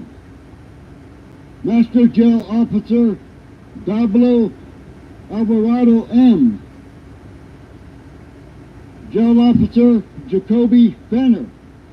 Now I know Fenner, and guess what? I know a lot about Fenner. He's a good dude, at least I thought he was. But I wrote up the mail lady one day because guess what? My mail is not coming in. My dad ordered me a whole subscription to a newspaper, and I never seen it. It takes 4 to 6 weeks to arrive, and I never seen it. So I grieved it. I wrote a grievance against them, the mail lady, and Fenner and the mail lady come up and talked to me. And they said, sir, we feel for you, but we never seen any newspaper with your name and that name of the newspaper in there. I said, well, why? Are you giving it to some other inmate? Because that's been done to me before. There's another guy named Sims. Last name Sims. And get that, my name is Simmons, and they get me mixed up with Sims. And they give my mail to Sims and Sims' mail to me. Can you believe that? That's a federal offense. In my eyes, anyway. But yeah, I wrote it up, and they talked to me, and they try to cover it up. God knows where my newspaper is. But that's what's going on in here, a bunch of wrongness. But let me move on. Jail Officer Terrell William Gross. Jail Officer John Paul Avabresha. Jail Officer Eric Hugh Lindsay.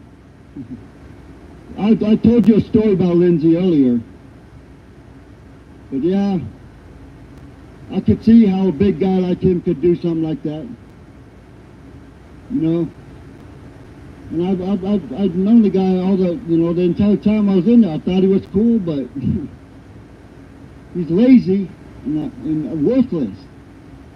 He'll go on the computer, like I said, for the first hour of his shift and just watch sports or movies, not do nothing.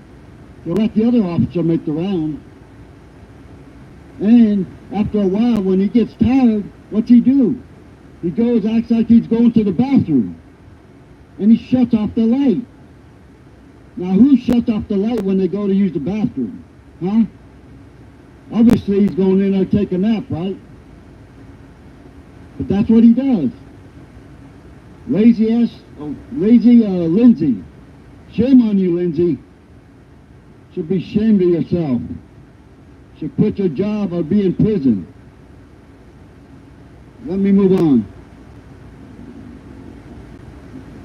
Jail officer, how do you say this?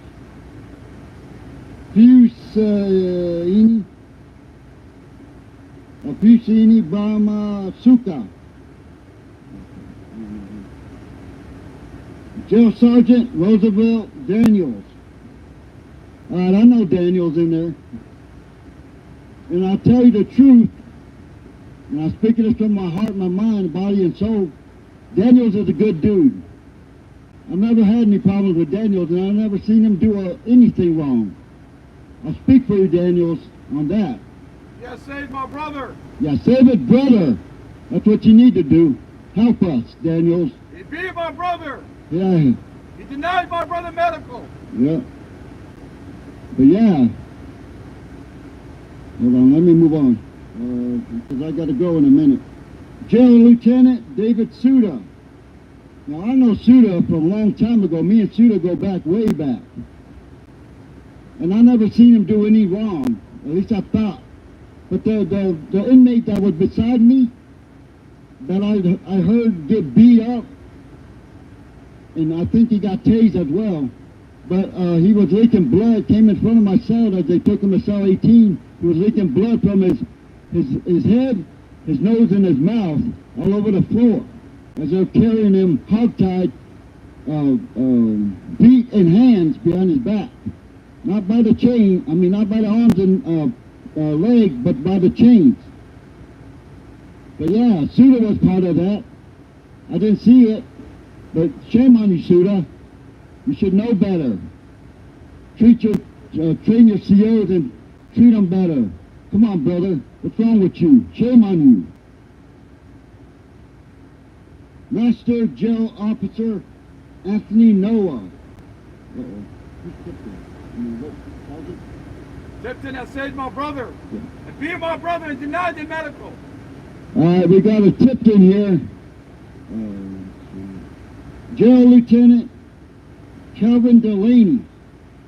Now I've known Delaney since at least 2004. Now Delaney is a good dude. He's a lieutenant now. And you have all that authority, Delaney. Why don't you talk to the captain major, the superintendent, and help us here? Don't you see what's wrong with your officers? Delaney, come on now. I know you may be old and feeble, but have a heart and a mind and body and soul. Come on, Delaney, I know you better. Help us. Do something here.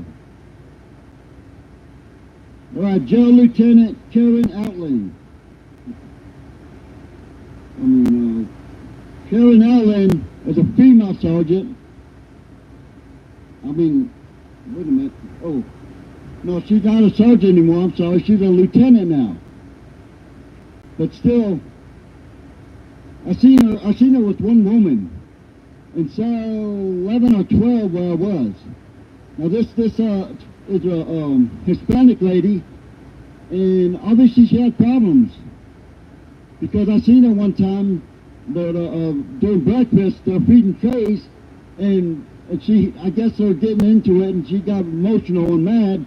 She reached out for the officer's keys, and the officer smacks her away and jerks his keys away and cuts her hand.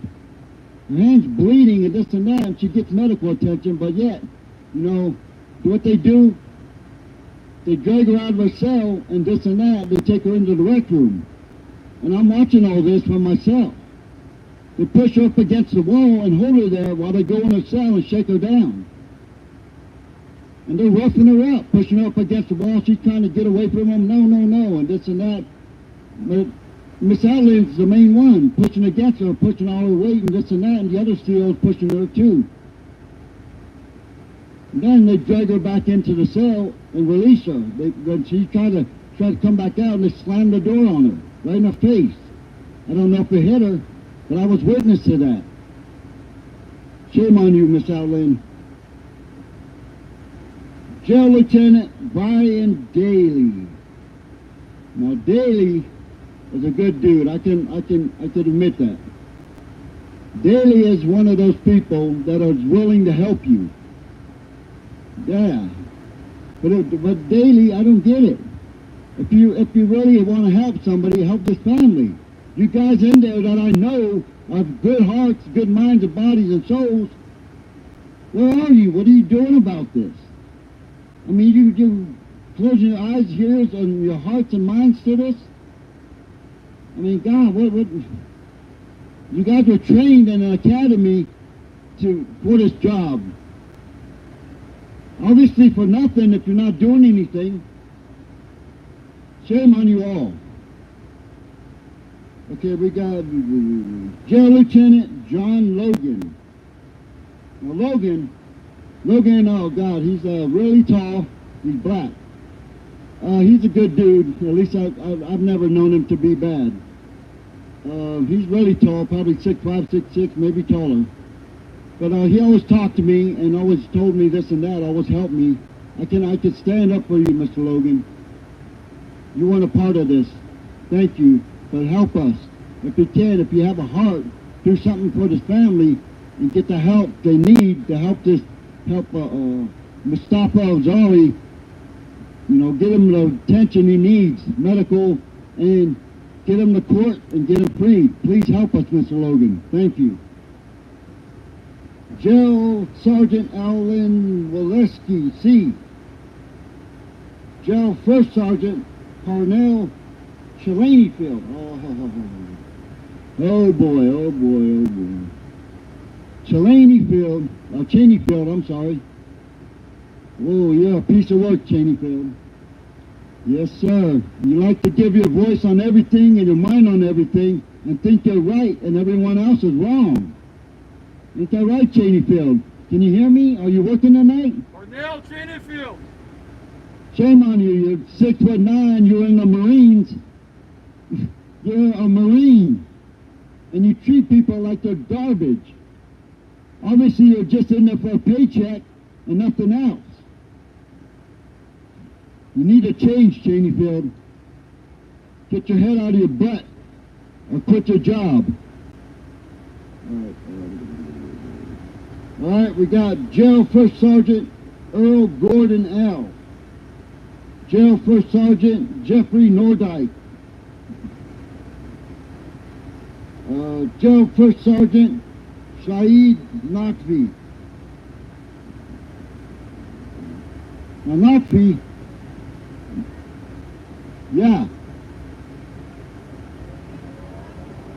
Oh yeah? Oh, I believe it. Him and Walensky, David Suda, and Daniel. Oh wow. Cornell Cheneyfield. Yeah. Oh wow. Okay, Nakvi was one of the ones that obviously abused the family member in there. But I know him. I thought he was cool, but no.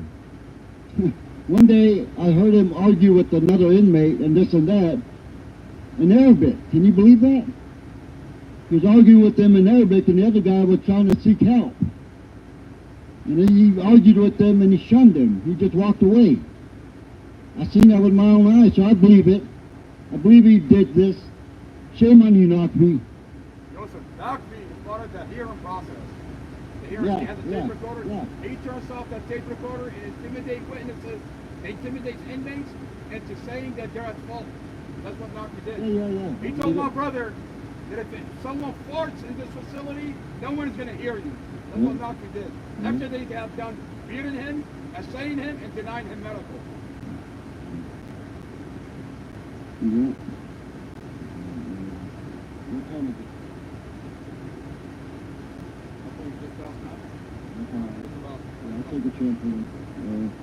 All right. Jail First Sergeant Justin Feder. S. Correctional Staffer Jessica Christie Salas. She kicked my brother's Quran and stepped on his prayer rug. Yeah, she kicked her brother and son's Quran and stepped on his prayer rug. Shame on you, Miss Salas, or Salas. Where's your heart, girl? Yeah, you're a bad girl. Shame on you. Jessica Celeste, the community is watching you. Jessica Celeste, the community is watching you, ma'am. You better watch your step. You're going to be in jail yourself. All right, Correctional Officer Chelsea L. Darling. Wait a minute, you already said that, right? Yeah. All right, Darling. I thought he was cool. At least he was with me when I first seen him. But after a while, he turned into I don't know what. He wouldn't talk to me. He wouldn't even acknowledge me. And he claimed to see me on the 28 one time, and I was homeless. And he saw me and told me about that, and I was like, yeah, I probably did. That was me. And you know, I thought he was cool, but he changed up. He was a great CO, but when he became a sergeant, he changed up and became a monster. I don't know. I don't know what happened to you. Obviously, darling, you know, maybe you're getting paid too much. I don't know. I don't believe it, but hey, shame on you, darling. You need to go back to the way you were. You need to do something. All you sergeants, lieutenants, majors, captains, superintendents, you know what's going on in there. Why are you closing your eyes and your ears to this? Yeah, Major Hurlock, Captain Powell, shame on you. Captain Powell, you are the chief of security, sir. You're the one that kept me on suicide watch for 10 months. 10 months out of 2 years. Shame on you, Captain Powell. And you have the nerve to look at me. I can't even look at you when you come back to your car, sir. That's how angry I am at you. Shame on you. You all need to find other jobs. You don't belong here. Get out of here. Okay, correctional officer. Wait a minute. Chris, no, we already said that. That's it. That's it, folks. Them are all the names of all the COs, sergeants, captains, lieutenants, whatever, that are doing wrong here at this correctional jail. This is coming from me, Joseph Simmons, who was an inmate in there for 2 years. I was innocent, and they say innocent until proven guilty. Can you believe that? I don't believe so. I think it's guilty until you're proven innocent. Because the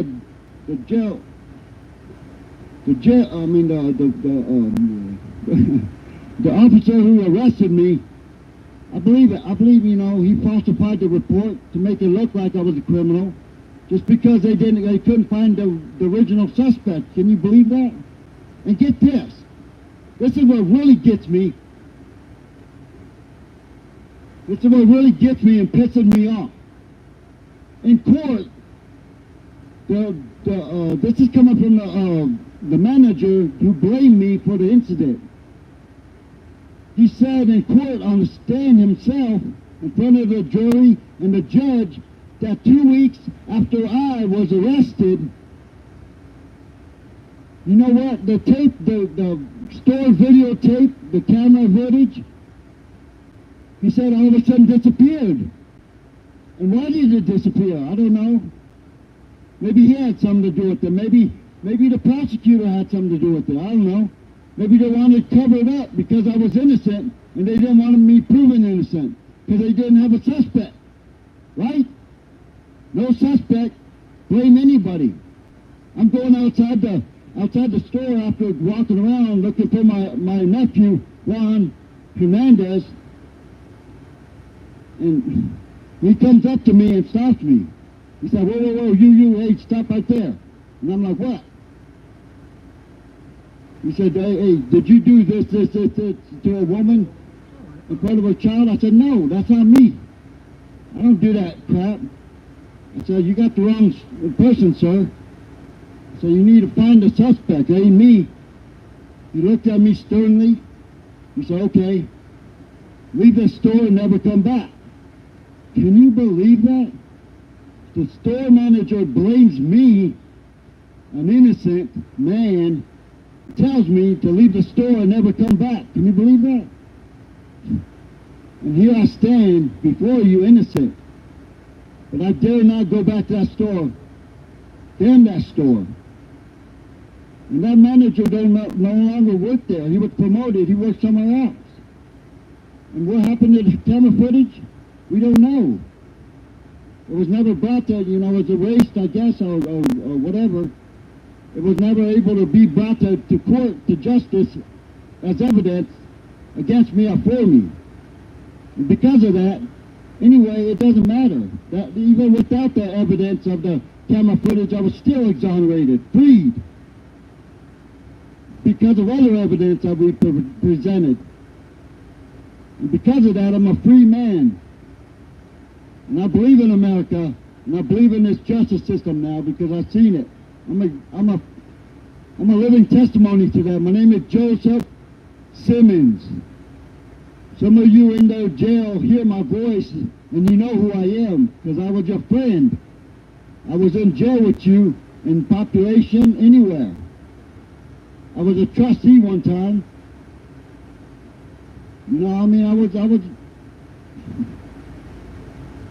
I knew a lot of you, and I still do.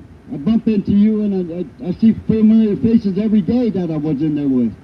And I feel for you now because you're still in there, going fighting for your cause, and I'm out here. Feel guilty? I don't know. I feel for you brothers and sisters in there. I feel for your families and your children. Hear me. This is Joseph Simmons. You know who I am. Hang in there, brothers and sisters. Fight your cause and get back to your families and children. They need you. And all you elderly in there who don't even need to be in there, you should be at home chilling and playing with your grandchildren. But yet you're in there. I'm sure half of you are probably wrongfully done. But before they kill you, before they before they unalive you too, try to get out of there. Brothers and sisters, I gotta go. I'll be here tomorrow at 6 a.m. and we'll do it again. I love you guys. I pray for you guys. Peace out, my brothers and sisters in jail. And shame on all you COs. You should be ashamed of yourselves. Shouldn't even be able to work there. This place needs to be, all these brothers and sisters need to be moved somewhere else or freed, and this place needs to be shut down. Hang in there, brothers and sisters. We're out here. We got your backs. And Mustafa Aljazairi, brother, I may not know you, but I'm here for you, bro. I'm homeless, and your family's helping me, and I'm helping them. We're all coming together, even if I ain't a whole community. Hang in there, Mustafa, brother. I got your back, bro. I'm out here fighting for you. Amen.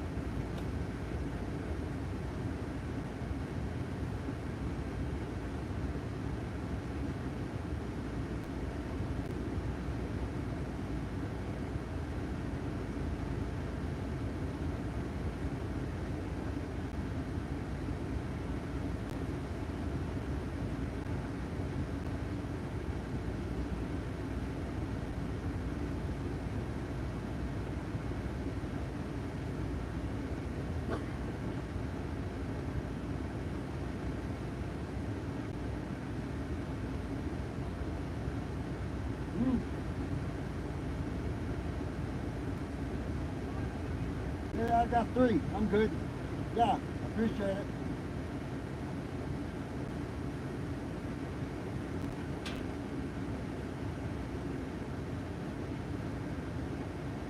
Yeah. Just as I'm a survivor out here homeless, just as I'm a survivor out here homeless, your son and brother in there is going to survive this. Believe that. I'm a testimony. God's using me to help you. I'm here for you.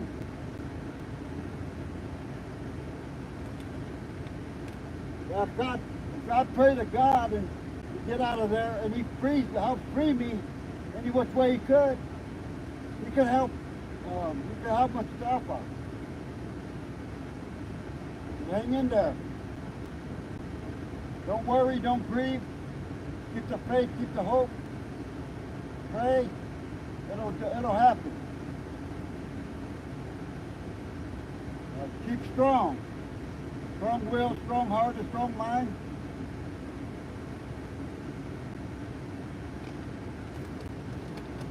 Amen to you. Good night.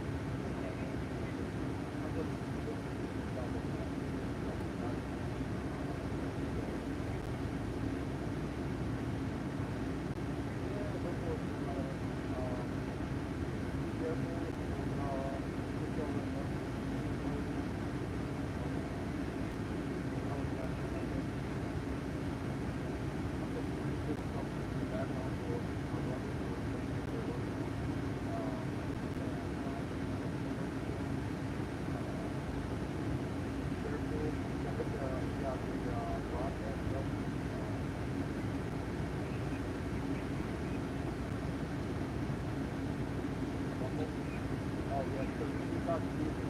I'm just that's how I got to take it out of order. I'll get to that. Be careful about the process. Be careful about the process. I would just say be careful about the process.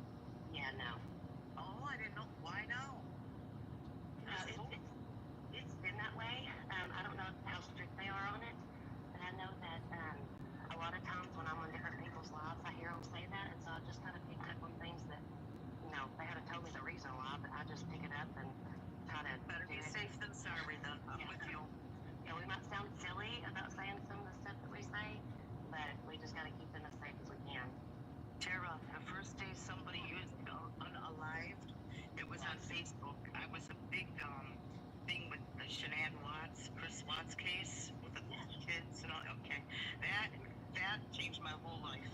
Anyway, they, you know me, big mouth. I used the right words. They said, no, and you can't say this, you can't say this. And then I saw somebody say unalived. I go, how cute is that? You know, and I'm like, did you just make that? They go, no, this is what we have to say now. I'm like, what? Yeah, how cute. Did you just make that up? Yeah. Okay. I want y'all to listen real quick. What do y'all hear in the background? My babies, I love them. Your frogs, I love them. They're really loud tonight, so I'm sorry.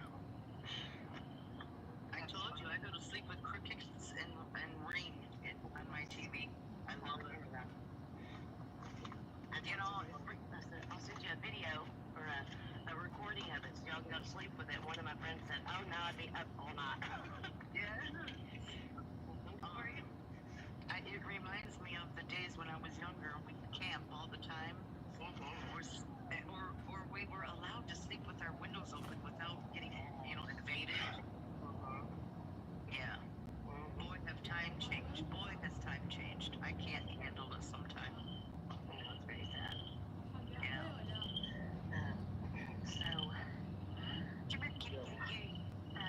So y'all know, do you all know the troll from the other day that I talked about? I made a little video.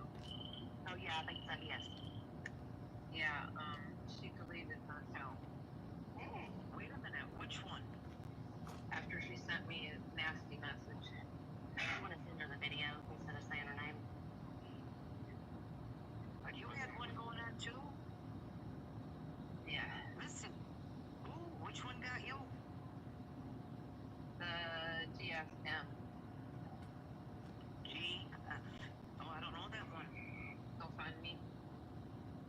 Oh, yeah. Did you see the videos I made of her? Yeah. Oh, yeah. She gone. Yeah. She's sitting. And I think she's the one who called the law.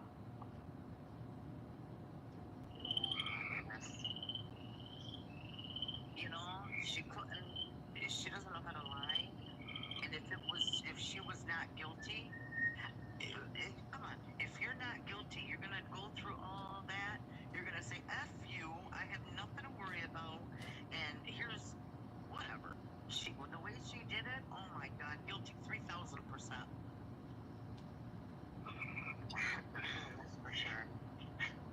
Well, everybody, I think that I figured out another way to make sure that we get out to more people. And also, it is really engaging in the chat. Not necessarily like putting the same thing over and over and over again, but having conversation amongst yourselves. Like like we did earlier by saying hello to one another and, just blessings and different things. Plus adding the FIP in, and sharing, and then, I love the fact that we have 222,000 likes. So that's really good. So if we could get more people in here, it'd be great. Unfortunately, because of this destruction overseas, it is so heavy with the support for them. A lot of my friends, I don't know how many people I have, but they actually shot me a DM back saying, are you supporting our children too? And I'm like, oh, I've been rude. I was so mad. I'm like, oh yeah, I do my, duties. Yeah, I didn't think that. Wow. Well, see, go ahead. No, I was going to tell her she's big on that border problem, and so am I. I got banana twice because of that. Oh, I've got 4 pounds gone. Yeah. That's why we keep talking about it here. For sure. Yeah. Because I was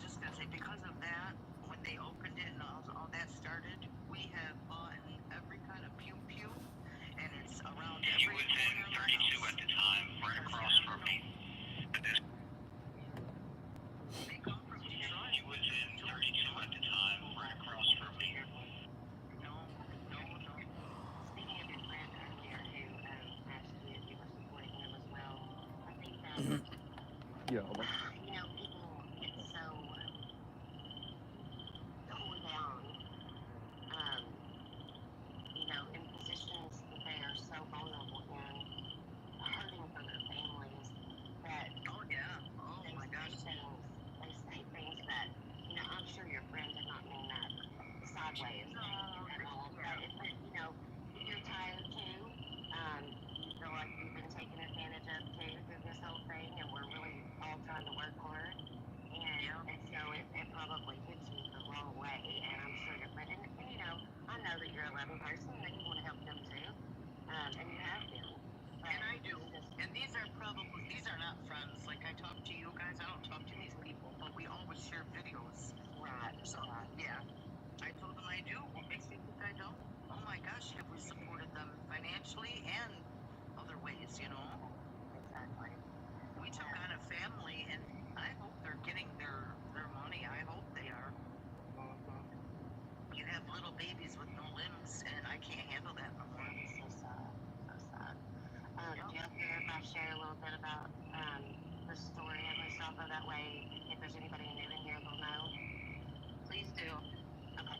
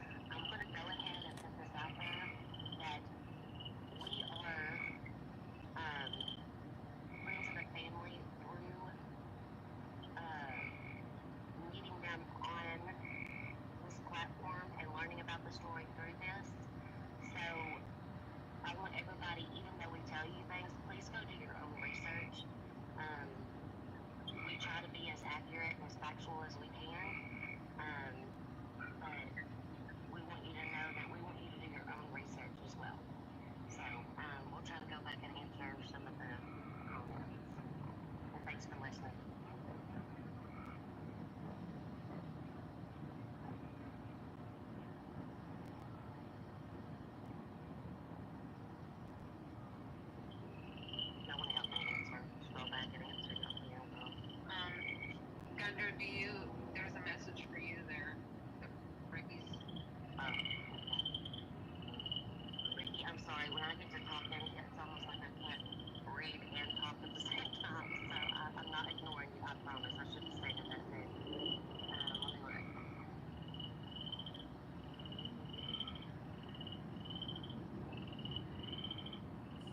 I have a young call somebody. Now, okay, so Missy, you have Ricky's number? No, I did not. No. Okay, so somebody else does. They were talking to you. Oh, okay. Please let me.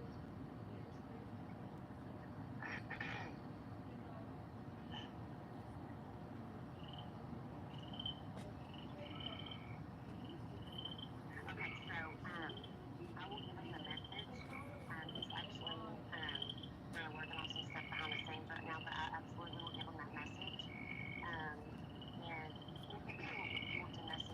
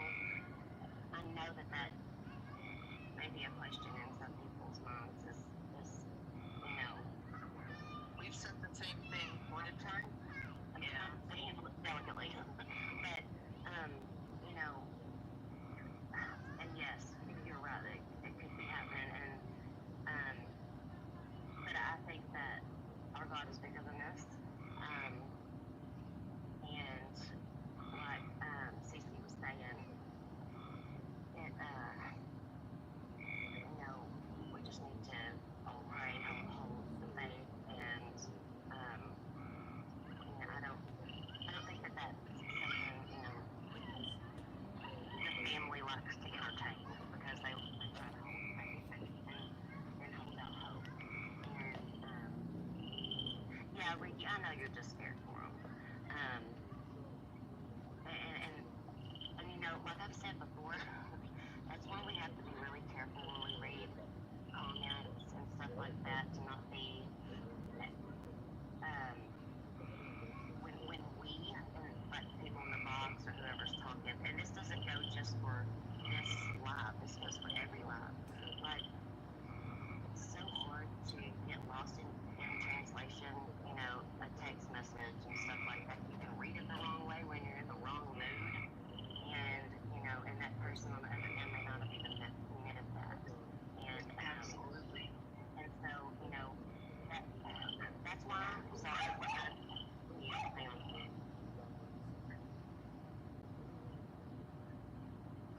So how did they get the bond hearing, do you think? I don't know. Amar told us that last night. We were talking to him, and he said the 3rd, and I jumped. I'm like, what? And he said, no, it's not court. It's just a bond hearing. And I don't know how that came about. I don't even know if he told me. You know, my eyes are cross-sighted. They're cross-sighted right now. Is strained and stressed my brain is. I'm getting headaches every night too now. I can't even remember half the stuff. This has really gotten to me. Between this and the war, that's it. That's all I got room for in my life. No. I'm not cross-sighted. We say in Arabic, ayuna biniku ba'dun, which means your eyes are cross-sighted and they're effing each other. Yeah, your eyes are effing each other because they go back, you know, cross-eyed. Yeah. Yeah. We call those blue eyes. One blue one way, one blue the other. There you go. That's a good one. Missy, I'm dying to come to your house. I want your lemon. Is it your lemons? Or is it Wicked's lemon? Yeah, your lemons. Yeah, I want your lemons. Myers lemons. They're so sweet. Let me tell you, my mouth waters when I think about them. I know what they taste like. I will tell you some when there are some. Oh, I would love you forever. Yeah. I will. Yes. I'm always looking for somebody. I mean, I put ads on my next door app and everything. Anybody want lemons? Free lemons. They are good, let me tell you. Yeah, I have bags and bags of lemon juice in my freezer. Oh, I'm excited. Now, I make a lot of Arabic food that requires lemon juice. Can I use the sweeter lemons in that, you think? Oh, yes. Oh, yes. Okay. Oh, even better. I won't even touch our lemons right now. My lips will be stuck together for life. Yeah, I like it.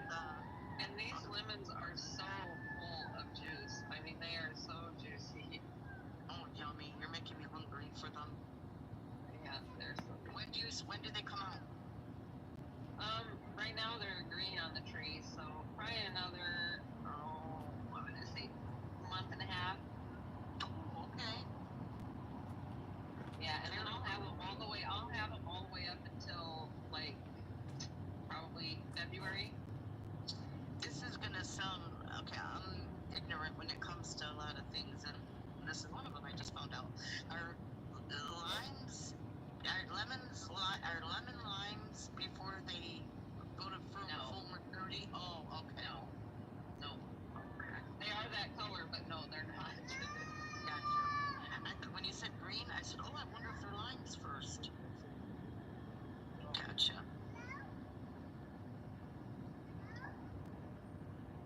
I'm in California. She's so blessed.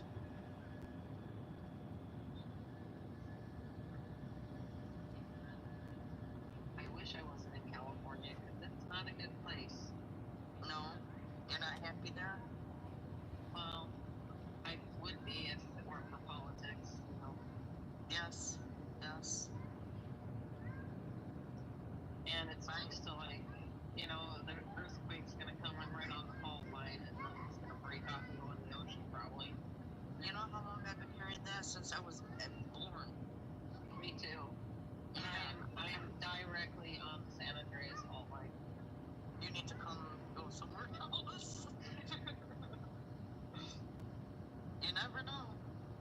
Oh, and then there's prophets that are predicting that June 6th is going to be the big one.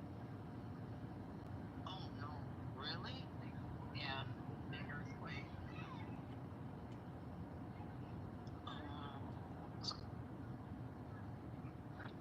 We've been telling everybody move to Michigan. Come on, come on. We have 4 seasons. We have pew-pews everywhere. Everybody's one big, huge family here.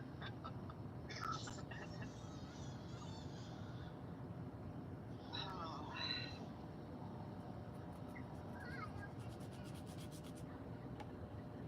Yeah. Probably not that my husband just got home from taking care of his mom. She has dementia, and I'm gonna keep myself on my phone thing with my daughter. Okay. Much fast. Love you. Loves.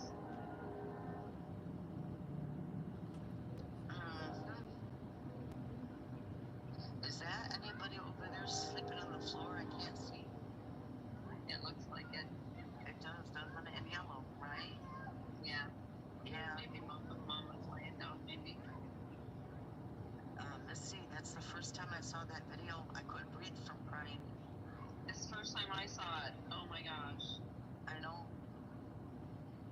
It ruined my whole day, to be honest with you. I thought I'd seen all of them, and then you brought that up. I went, what? I know. And I've been private ever since that Black Wicked started with me. She started reporting some of my posts. I got 3 posts taken down from her. So that's why I went right back in private. But we'll see now. I threw a post around about her too. She better be careful. And I swear to God, she's the one that answers at jail. I know it is. Oh my. It's the same voice. Wicked heard it too. Where is Wicked? I don't know. PM for Mercy. Honey, I didn't find out about that till yesterday too. They said tomorrow.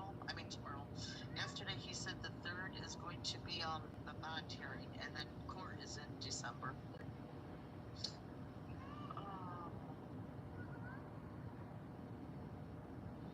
I know, Vicky.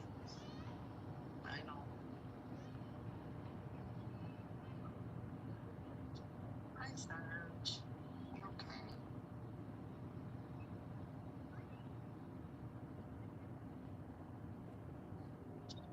Truthfully, Missy, I can't believe that this is happening, because when we had an incident, a situation with the cops in Dearborn, they were so mean way back then. We're talking 94, 95. It was over and done with really quick, but they beat the heck out of my husband. But what I mean by that is they let me see him after 6 hours. They let him come out. They let him go to the hospital. I've never seen anything like this in my life. Well, when I was in 1999, I saw some similar things. Oh my gosh. And medical is absolutely the worst when you're locked up. I was tortured. I'm sorry. I got locked up for 1 night, and I swore I would never be the one in there again. Yeah. And well, the guards laughed at me when I was leaving and said, oh, it's a rotating door. We'll see you again. I was like, no, you won't. Just, yeah, right. If I go ever again to jail, I'm going to make it worth it. And I swear to God, I would have been in that jail if I was there already. I got to calm down about it. I can't help it, though. I would be in that lobby jumping up and down screaming. And they said that they tried that. They did. It's in the videos. Oh, my gosh. Yeah. And they didn't arrest them. I know better. Yeah. That should tell you. Like she was his girlfriend or something. That should tell you that they're guilty of something. Yes. How long did you spend time? How much time did you do? I got 3 years, and I had to do 9 months of that. That's damn. Yeah, I know. I had twins that were 2 years old. Oh. Who had Besides the other 3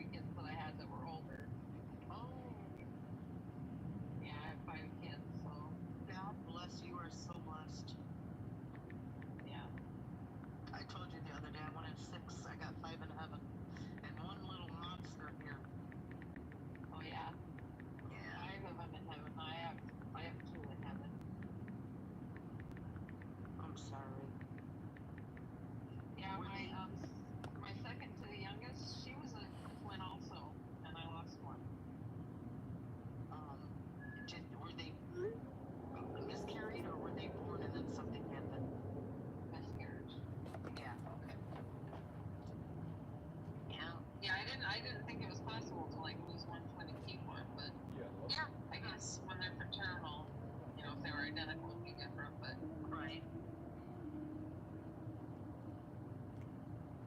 My two boys are enough. One's a state trooper and one's in the Army. No kidding, Vicky. oh, good. In my 20s, I could have handled 10. But now, I'm barely holding on to life with this one. Hey, my oldest daughter has 6 kids, and she had one for a surrogate. She was a surrogate for someone. Oh, how beautiful. Yeah, she had twins also, twin boys. Oh, cool. It runs in your family then. No, I started it. Oh, you're kidding. There's no twins anywhere. How wicked. Me Not or in my vitro? ex-husband. No in vitro? Nope. Here the whole time I'm thinking you're doing in vitro. Oh, no way. Yeah. Wow, when your daughter has one set of twins? Yeah. Wow. Yeah, pretty crazy. Yeah. They're graduating this year. I'm so old. No, you're not. You have young then, right? Well, I started when I was 17, and my daughter that has 6, she started when she was 15. Oh, shoot. Yeah. Yeah. That's a lot. Yep, she's got 4 of them now that have graduated. Wow. Were you an input? Well, best behaved kids. Huh? Oh, were you an input in her life with them? Somewhat. I mean, she harbors some feelings towards me because I was locked up a little bit. So we don't have the greatest relationship, but I mean, you know, it is what it is. She's in South Dakota. It's not that we hate each other or anything. It's just we're not close. Gotcha. Yeah, I'm really close with my other girls.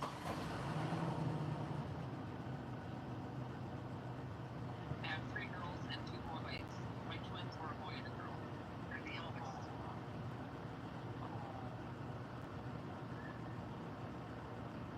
God bless you, man.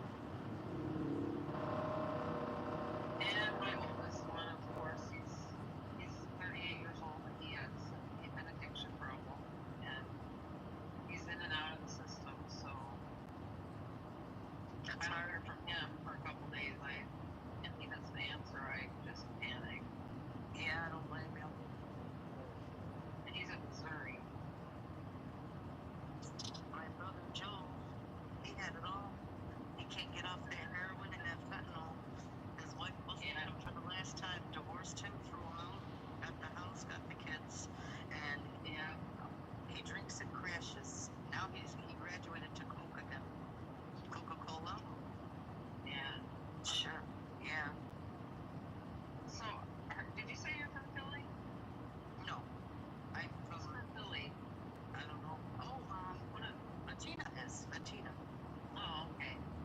Yeah. Yeah, I watch this thing on YouTube that goes live at the bus station in Kensington, I think it is. And they just have police cameras up all the time. And these people are so messed up. They are on horse tranquilizers, I believe. Yeah. Oh, yeah. Oh, yeah. Oh, my gosh. I see them in It's the saddest thing ever. They're zombie standing, sleeping, laying down, sleeping. Oh, yeah. Yeah, they're like bent over to their hands to the ground. Like, it's the weirdest thing. It is weird. It's that dirty drug. I forgot. Yeah. It's the worst tranquilizer. And it makes your skin come off. Yeah. Yeah, I have a couple videos on one of my accounts on here of looking at that. It's like, yeah, I watch it live sometimes when I'm just laying here. I'll turn it on and. Do you look at them and say, what in the heck happened to you and what's going on? I did at first. I was like, first I was like, what are they taking? Like, that is not what fentanyl does. I was like, there's something else there. And so I was asking in the chat, and they told me. Yeah. That is the saddest thing I've ever seen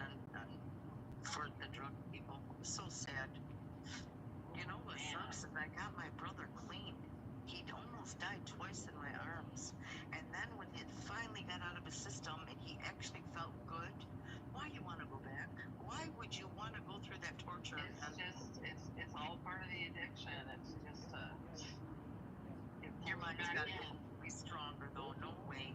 I told you I was hooked on 30 bikes a day. I almost died. And that's it. I will never touch one. I do all my surgeries without painkillers. Yeah, I don't go to a doctor anymore, so. Yeah, I don't blame you. I don't blame you. No, after this whole C thing that went on, I don't trust anymore. What do I want to tell you? Son of a gun. I went in and out. Anya, is that your name? Anya Lorraine, you should go down there and give Mama a hug. She's a mess. Yeah, you 10 minutes. I wish you'd go. The more people that 10 minutes. Me too. We're 8 hours, man.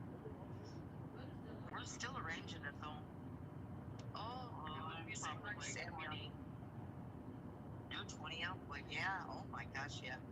You're 2 days from me. Yeah, and I just drove to Oklahoma, which is a 24-hour drive without stops. I just drove there and back so I could see my kids and a couple grandkids. Wow. I just got back 2 weeks ago. Long drive. Long, yeah. You go alone? Yeah. Oh, that makes it worse. I kind of like it that way. Yeah. Yeah. I mean, I just stop at rest areas and rest for 3 or 4 hours, and then get back on the road, and I just go. Oh, Amia, that would be so beautiful of you. Bless your heart. Mama needs a big hug. Go look at my first video, Amia. Go look at my first video, and you'll see why we're all so upset. You're gonna see Mama on there, and it's not an easy video to watch. I swear to God, Missy, when I was making it, I started crying. It's the song. It's perfect. Perfect. Yeah. And I have a thing up on my page, Abolish the Government, so if anybody wants to sign it, it's in my bio. I have it on my page too.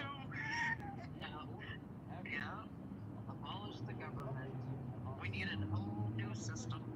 Yes, they're not doing good jobs. No. And never were, but now we know. They're taking from us. Listen, they were never doing them. They were only lying and deceiving us, Americans. And then we find out now it's been going on for our whole lives. I know. Isn't that crazy? I keep telling everybody it's like an awakening for me to where, what was I doing? Sleeping all these years? TikTok, yeah, has gotten me so up to date on the real world. So, even if they ban it, at least I'm smarter. Yeah, no kidding. I'm hipper to all I know. this. I don't even watch TV. I don't watch the news at all anymore. I can't. I can't. Yeah, I quit years ago, except then when the war happened. I go to different pages for that information. I don't even go to the news because they don't tell me. Yeah, no, I don't either. I mean, I watch Al Jazeera on my TV during the day, Right. But right. That's a good just one. to catch up. Yeah, but Redacted is awesome. Yes, I watched that. I know what you were talking about now. I believe I watched it. I sent them this info. You sent what? I haven't. I sent redacted the info from this to see if I can get them to catch on it. Yeah. I sent it in a private message on their Instagram, so I'm not sure. I did get their attention one other time, and they did help me with something before, so I'm hoping that they see it. Oh, nice. Hi, sweetie. How you doing, Latina? I was trying to get a hold of one of the guys that was on their show that does border stuff. I needed to get a hold of them, so they helped me. Very cool.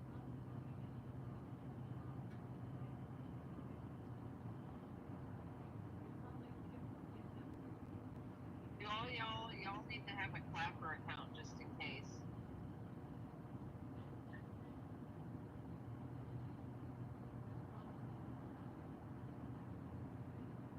I'm good, honey. I didn't get my headache yet. It's coming though. It's the weather. It's very thick humidity, and my nose is starting to get stuffy. It's all weather, due to the weather. Hi, Jackie. How are you, hon? Hi, Jackie. Tina, I missed our phone call today. We talk on the phone. Missy, do I have your number? Do you have mine? I don't remember. I gave it to you in private messages, but I don't have yours. Okay. I'll look for it and whatever. Yeah. You'll have to text me first if you want to talk to me on the phone, because I have it set up so my phone doesn't ring if it's an unfamiliar number. I swear to God, me too. Well, I get so much spam stuff that I just finally just went, I'm not even gonna do that. My phone would be going off 24/7. I have it on Do Not Disturb all night, and then I have it selective during the day. Yeah. The one night, I swear to you, the one night I forgot to put it on Do Not Disturb, and I got pranked by somebody. Who pranks people still? About 4 o'clock in the morning, they pranked me.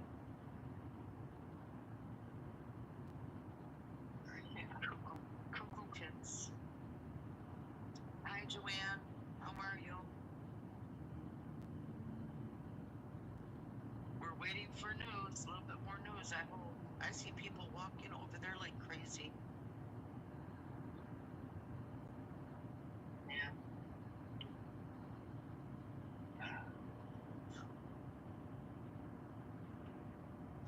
So, Cece, did you find that video? Was that on the Free MUSTAFA page?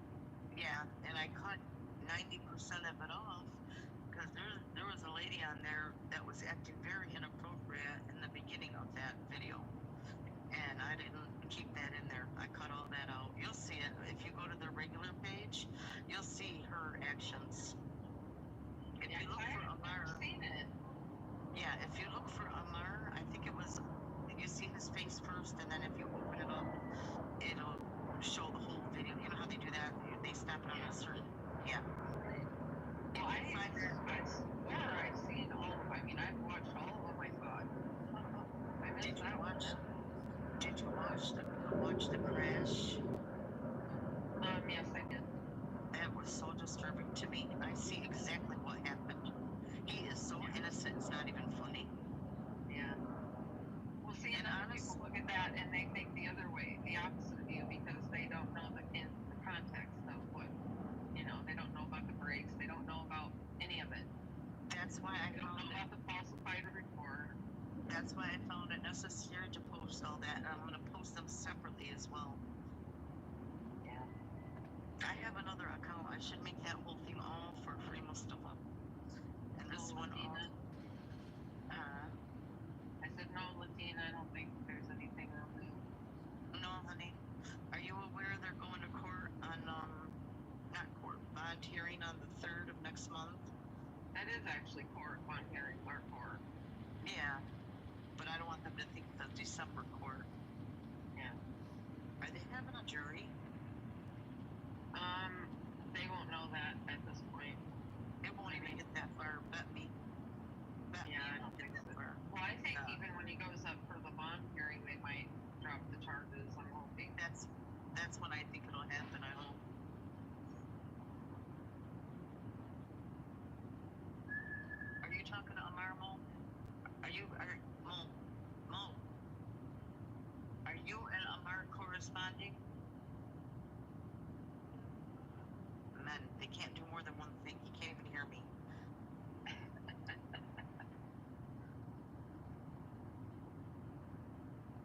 You ever gonna get married again, Missy? I'm on my 3rd one, and we're not really together at this point in time. No, I know. You ever gonna get married again? No. There you go. Yeah, you don't need to get married to be happy. No, 3 times charm. Yeah. You make yourself happy, and date whoever you want. Yeah, I don't even want to do that. I don't blame you. I don't have enough room in my life for all that crap anymore. Whatever. I told you I got pregnant at 45 out of the blue. Me and Mo been together. We've been together 32 years this year. Everyone told me you guys are together that long because you didn't have kids.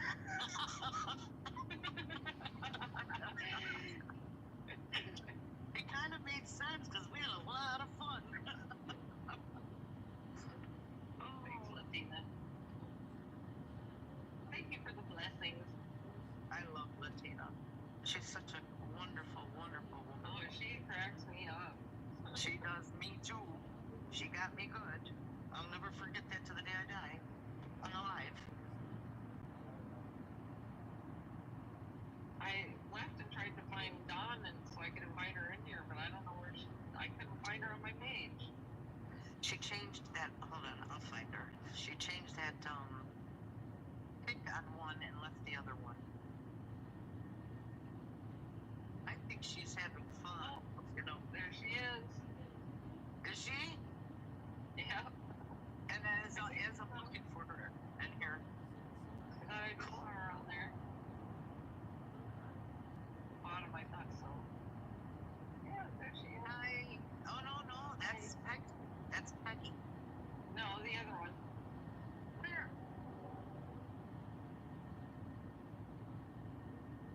Should be at the very bottom of the screen. The wicked. Oh, there you are. Now I see it. Yeah. Why, what are you doing, Missy?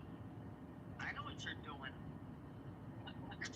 You're spending time somewhere else. Hey. No, I said Missy, like Mrs., you know. I'm Dawn. I know you're Dawn. You're going to bed. Why? Are you sick?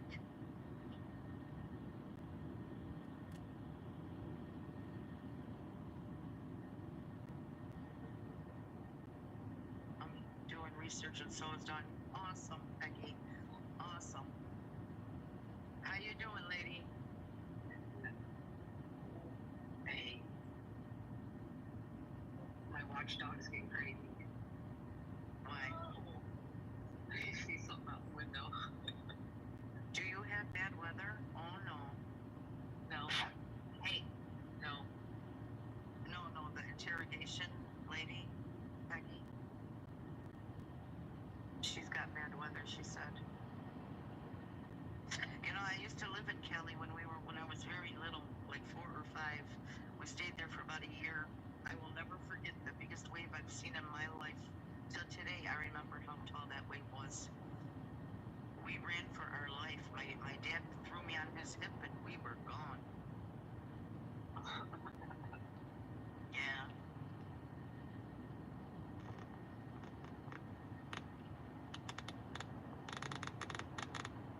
Yes, Charity, yes. We're praying for that. Forever Cashmere, thank you so much for coming here. I've been inviting everybody on my friends list. Yeah, you gotta, do you know what's going on in here? Forever?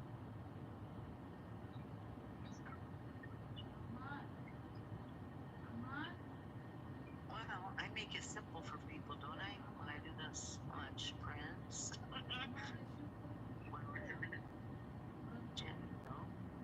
Yeah.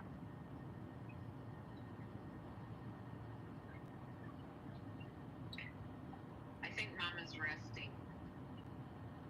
Which Mama? Oh, yeah. Someone asked.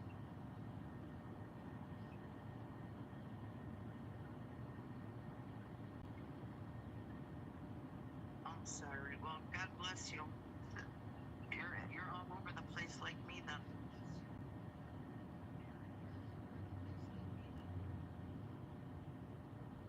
Actually, I'm with the Gaza and I'm with over here, and a little bit of the politics now. I have to see what's up with that. I already know who I'm voting for. Yeah, me too. Yeah. No question. Yeah. Oh, I wanted to tell you, Missy. So, the idiot, I don't know if we're allowed to say that, by the way, is illegally occupied since India and Pakistan said, oh my God.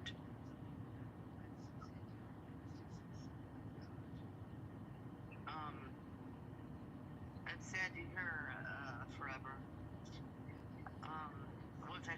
had came here and he went to the UAW.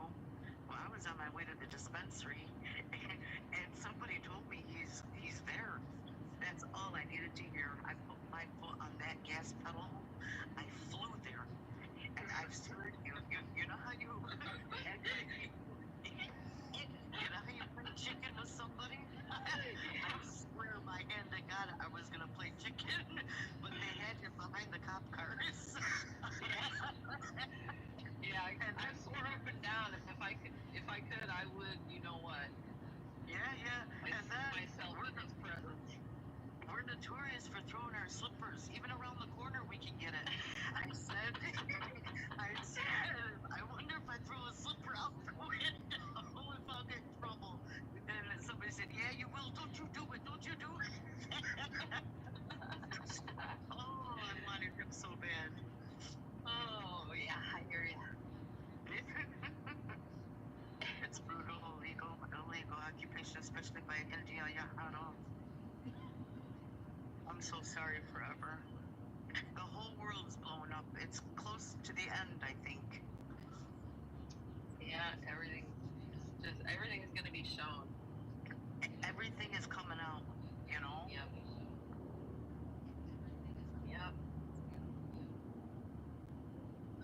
Everybody's going to see what things are really about, even the ones that are still in denial.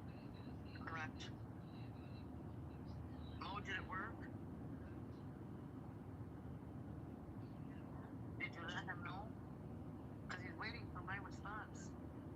Okay, let him know. Now you're in the number. No. That's the happen. Yeah, honey. Yeah. The stuff that I know and that I've seen and investigated is wow. Yeah. This year, I'm telling you, my eyes opened to a world I don't know I was in. This is yeah, me too. Yeah. I mean, you know, you got your crime and your shitty politics, politicians and all that, but to this extent, I'm blown away. Right, Jen? Yeah, it's crazy. But Tina, I wish I could grab you up here. I'm not a mod, nor do I want to be. Somebody asked me, would you like to be one of our mods? I said, no, because I'm in and out of here, and you know.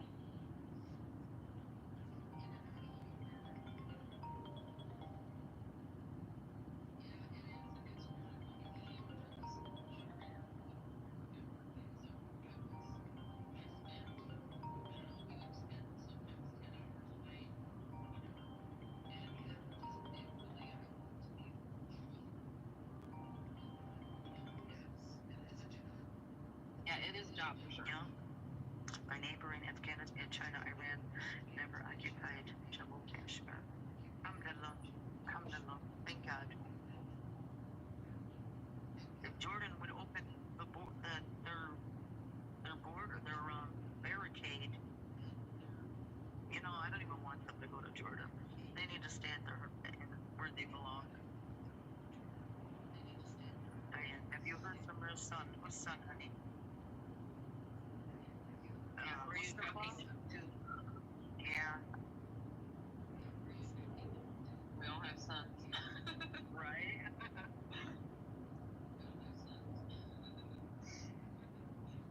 What's your boy's name, Missy? Joseph. I knew you were going to say that. I knew it. And I was going to tell you, if it's Joseph, he's going to have a hard life. Every Joe I know has struggles in life and just has a hard time in life. Somebody told me, because it's biblical, and they go by the Quran, and then they go by the Bible, of, you know, the meaning of him and all that, and they said they have hard lives. But I still name my son that. He's my firstborn. USA. And I Pakistan, India, and again, country where Brunei. Oh yeah. And then I have a Renee and a Tabitha and a Deanna and a Kevin. Yeah, very unique. I love Tabitha and Renee. Renee's awesome. And Kevin, I was... Oh, beautiful.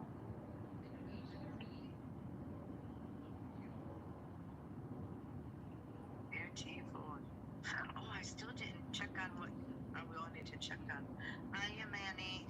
No, I have not heard from him. Yeah.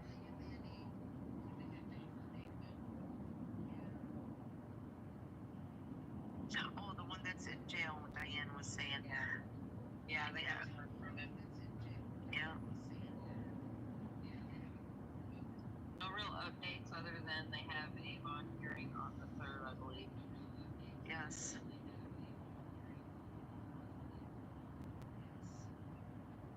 We are too, Diane. I've been on this all day from the time I woke up, morning, 2 o'clock in the afternoon till now. I've been on the couch making videos, watching YouTube as I'm on here with everyone. I can't get off this. Me either. It's starting to show in my home. Same. Are you funny? Same. Yeah. I said I'm gonna do all my work and then I'll, at night I'll just. No, I didn't get nothing done.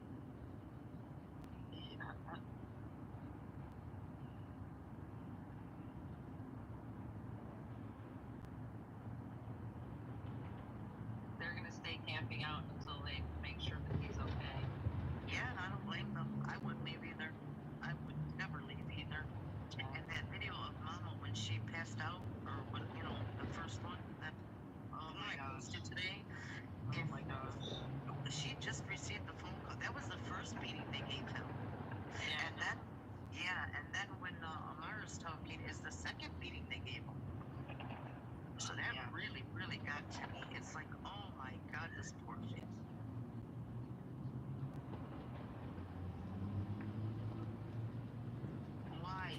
Why, Manny? Jen, I need to do that. Badly. Mom passed out twice now. Oh. Yeah.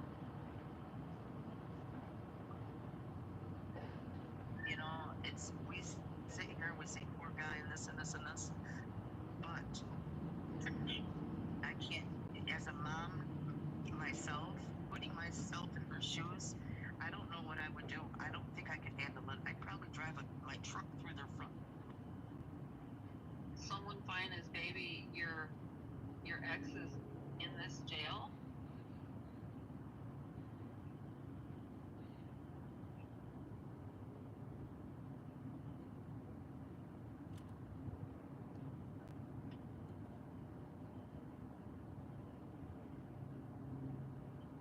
Oh no.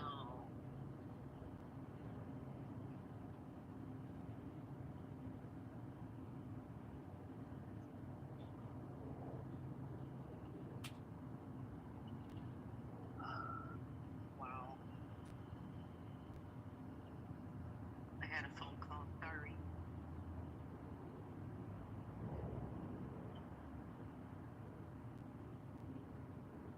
Do you live in Virginia? Someone?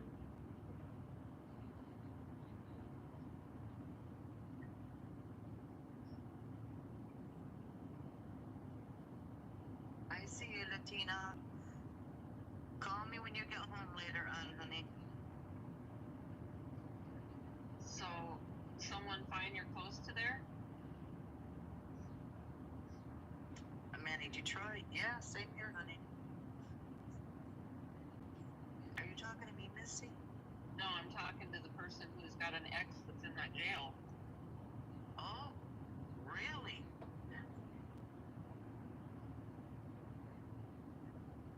Manny, why is your sister gonna go to jail? I hope not. Dearborn or Wayne County? Someone find, if you're close by, you should try to take a little bit of time out and go give Mama a hug and just show some support sometime. Yeah. Did not pay her to. No.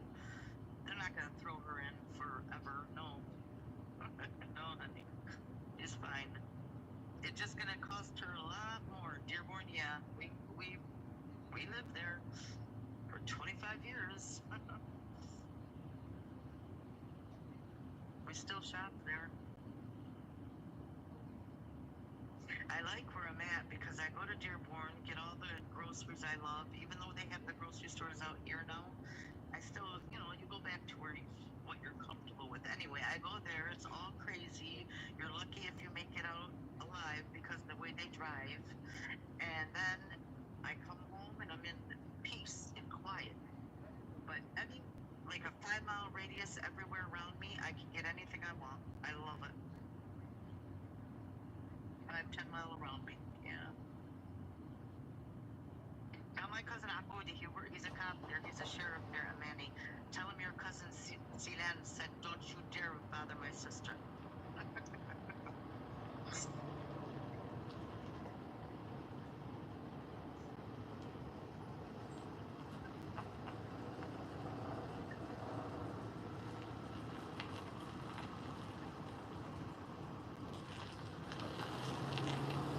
Diane, they've tried everything that they can. They've tried to get the police to help. They've tried to get the sheriff's department to help. They've tried everything. They've tried attorneys and all kinds of places that you're supposed to be able to reach out to that are going to help you.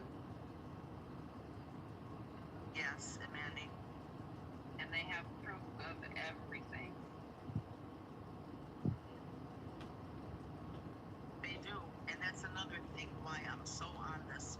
Right there, Missy, you hit the nail on the head. Because every word that they are screaming is true. It's true. Yeah. There's backup. There's proof. Proof on proof. And the mama said, and I believe her, because we're a lot alike. If our sons are guilty, you're going to stay, you're going to pay, I'll pray for you at home. But this kid, no way. No way. No one, Pharaoh. Nobody will get involved with them.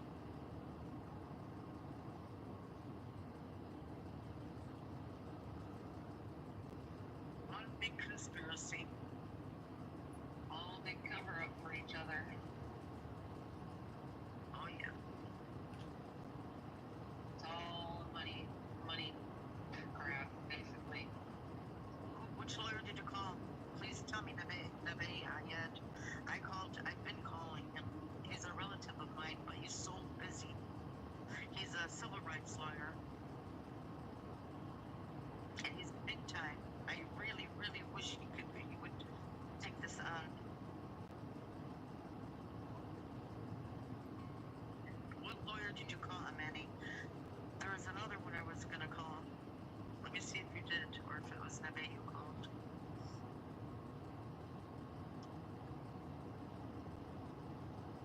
Not some Arab lawyer. Not some Arab lawyer. My mom gave me the number. Okay. Well, Nebe, why I wanted a Muslim is because he's going to understand immediately the situation, the family. It like blends right in, and he is not a crook, and I understand why you're saying that. Because this is a hate crime.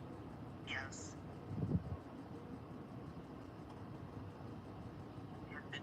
I feel so, yeah. And you know what, Desiree? It's been going on for how many years, Missy? All of this has been going unalive to like 15, 20 people that we know of.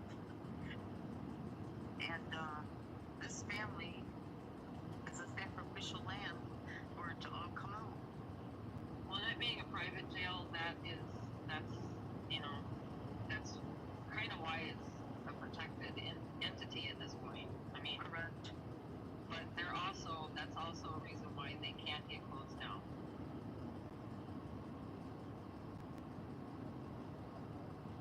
Where's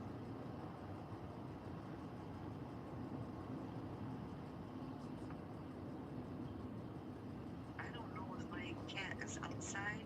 Diane, no, they will not. They've tried. Yeah.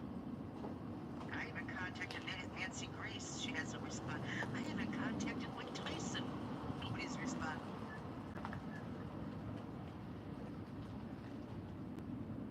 It's just insane. And, everybody's afraid. Like, I can tell that the community is afraid to even show up there. Yeah, because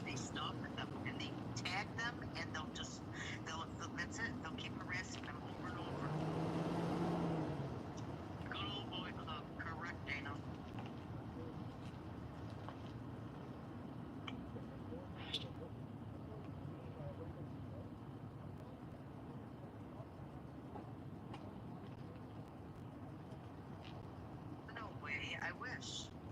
They don't even just try to burn their cars up. They do burn their cars up. And they take them apart to make the accident look worse than it was. Did you see that, Missy? Yeah. Yeah, that was horrifying.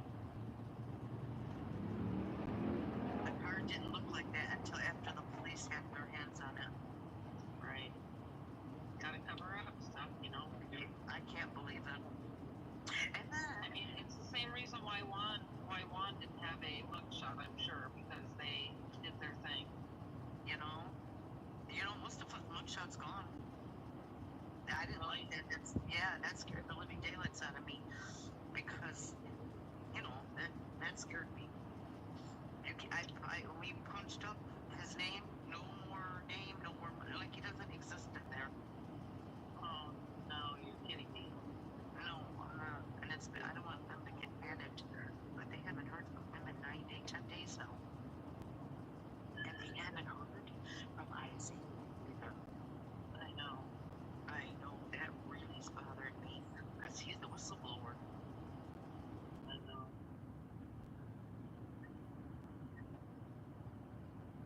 Wow. His name wasn't on there anymore. Yeah. That's concerning. Yes, it is. Very. What's her name? Wicked. She found that out. She's been panicking because of that. Oh my God. Who would you call Friday and found out Jen? What's Jen My stomach hurts. Oh God. Oh, if he's not listening.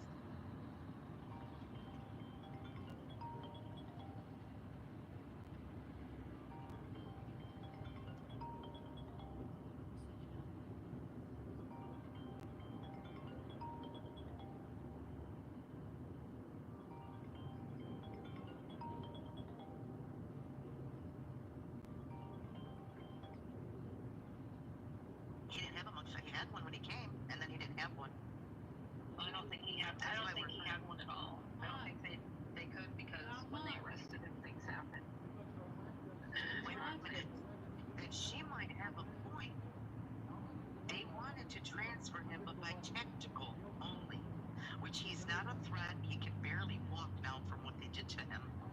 And they said tactical will come, pick him up, and take him to the hospital. You're not allowed to know which hospital. This is all baloney.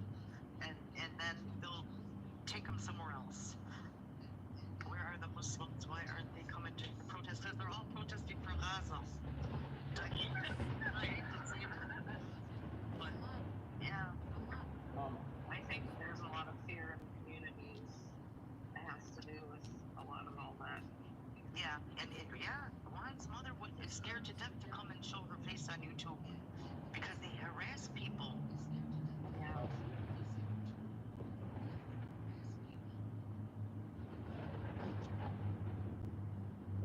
I'm dividing my time, Diane. I'm dividing my time. But I'm mainly here, no. Missy, isn't this driving you crazy? This is driving me crazy. Yeah, now I feel I got a pit in my stomach when you guys said his name's not on the... Yeah. I know, Dana. I know.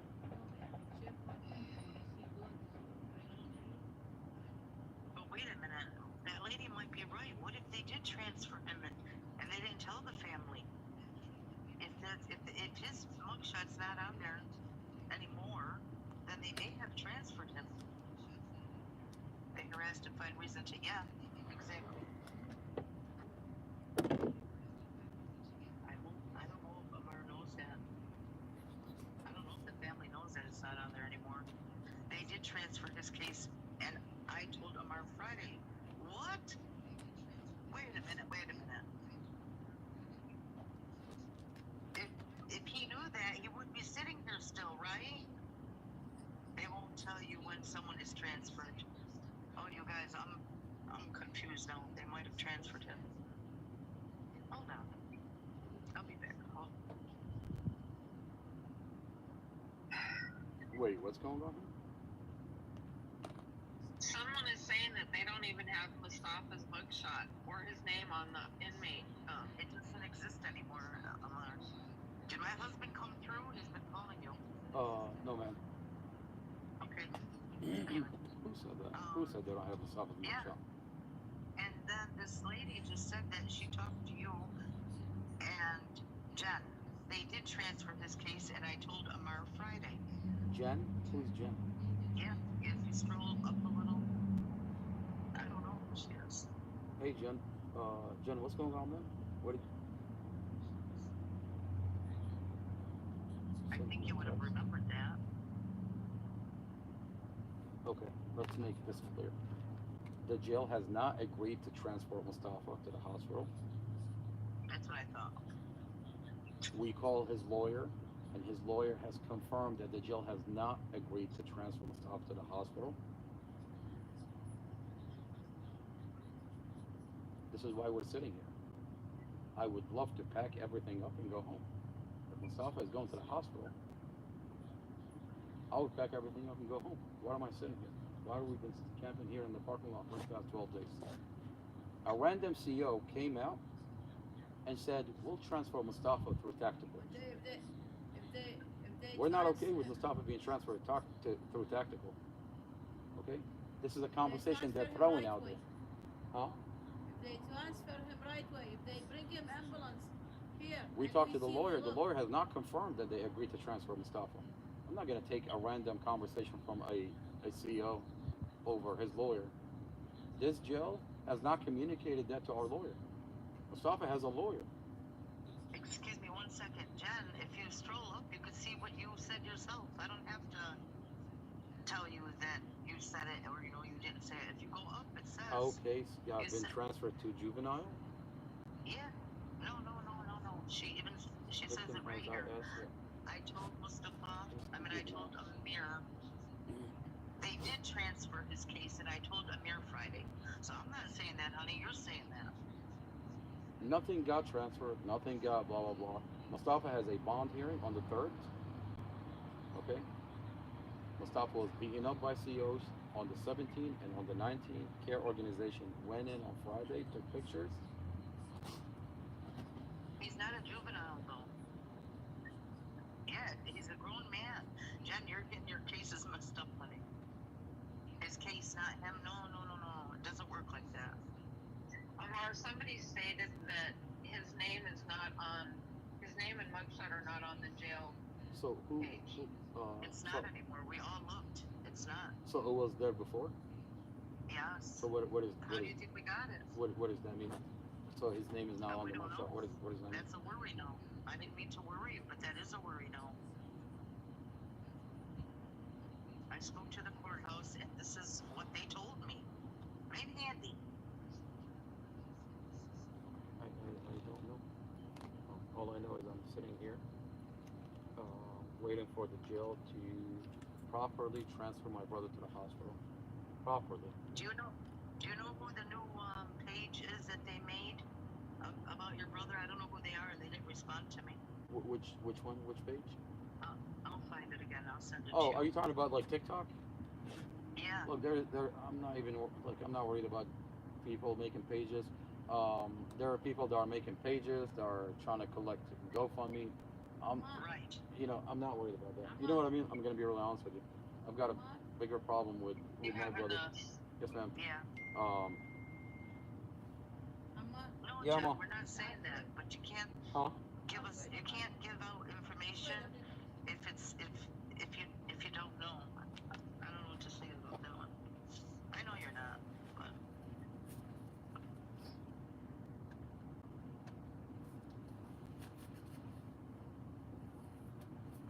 it's not about that. He can't be a juvenile. His case can't go to juvie. He's not a juvenile. I think what she's saying is that she talked to them though, and they said that they were doing that. Yeah, but they didn't. Mom, can you give me a minute? I'm working on something.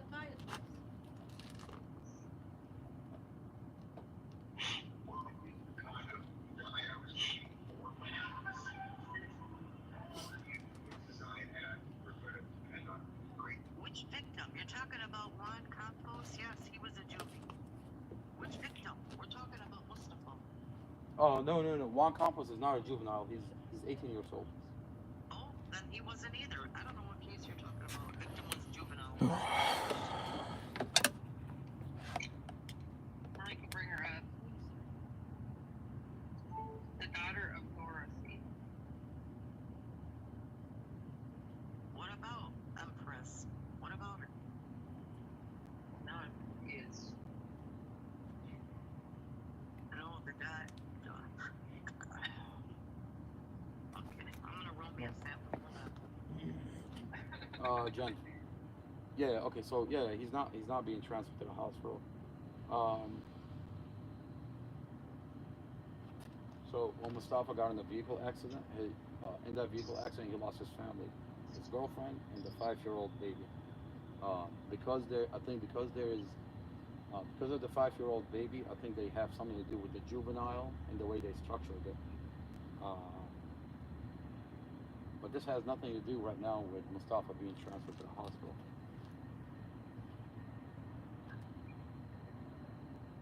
Jen, I remember you calling me in the morning, yeah.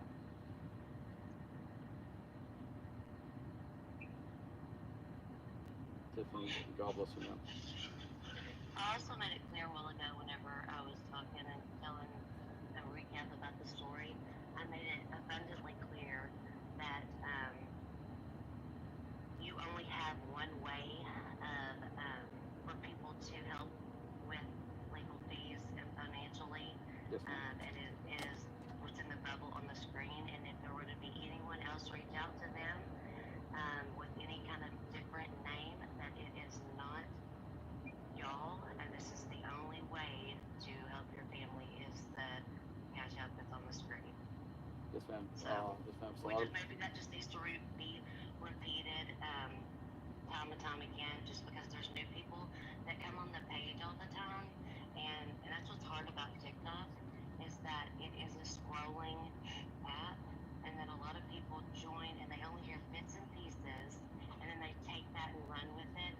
Now, I will say this too, that I know there has been some people that are trying to be negative about these things, and we've talked about this earlier, me and the girls, about trolls in here, and regardless of what kind of publicity it gets, it's still pushing people to your page, and they can do their own research and decide for themselves on their own opinions. Exactly. And it creates a bigger algorithm for your page. Exactly. And so, we just have to trust that these people are intelligent enough to be able to look at all the facts and look at all the evidence that y'all have.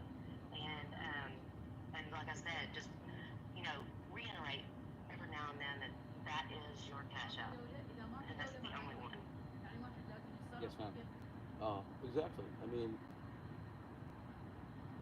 God himself has protected my brother. Even if you would talk negative about my brother, eventually you're going to run into the information that's online.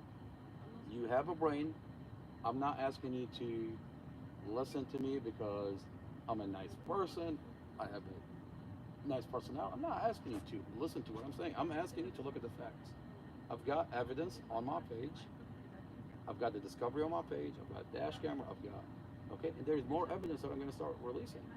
There's a time and a place for everything. There's the home videos. I haven't released the home videos. Okay. I'm asking you to look at the evidence and make up your mind. I'm not asking you to say free Mustafa just because my brother. Okay, imagine he's not my brother. Okay, if I didn't have the dash camera, if I didn't have the discovery, if I didn't have the police report that says the vehicle didn't have brakes, if I didn't have the audio between Mustafa and the investigator, I would be here talking about my brother, and it's without facts, without evidence. And you can believe it, you cannot believe it. But I've got evidence. And it's not like, so even if I scroll down, I saw a whole entire live on my brother. And they're sitting there acting all professional, acting all blah, blah, blah. And I was laughing. And I was like, you're sitting there twisting the narrative slightly, like you take the fact and twist it. So even if you twist the narrative, even if you take the fact eventually you're gonna get back to the evidence that I have, and you're gonna see that my brother is innocent. So negative or not, listen. So No, Tiffany, I'm telling her I'm so sorry that you had to go through that, and I believe you because it happens everywhere. I see those.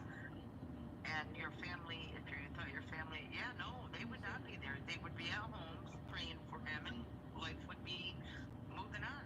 They would say, you know, you reap what you sow.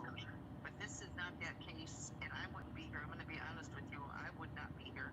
Many of us wouldn't be here if we even thought of doubt.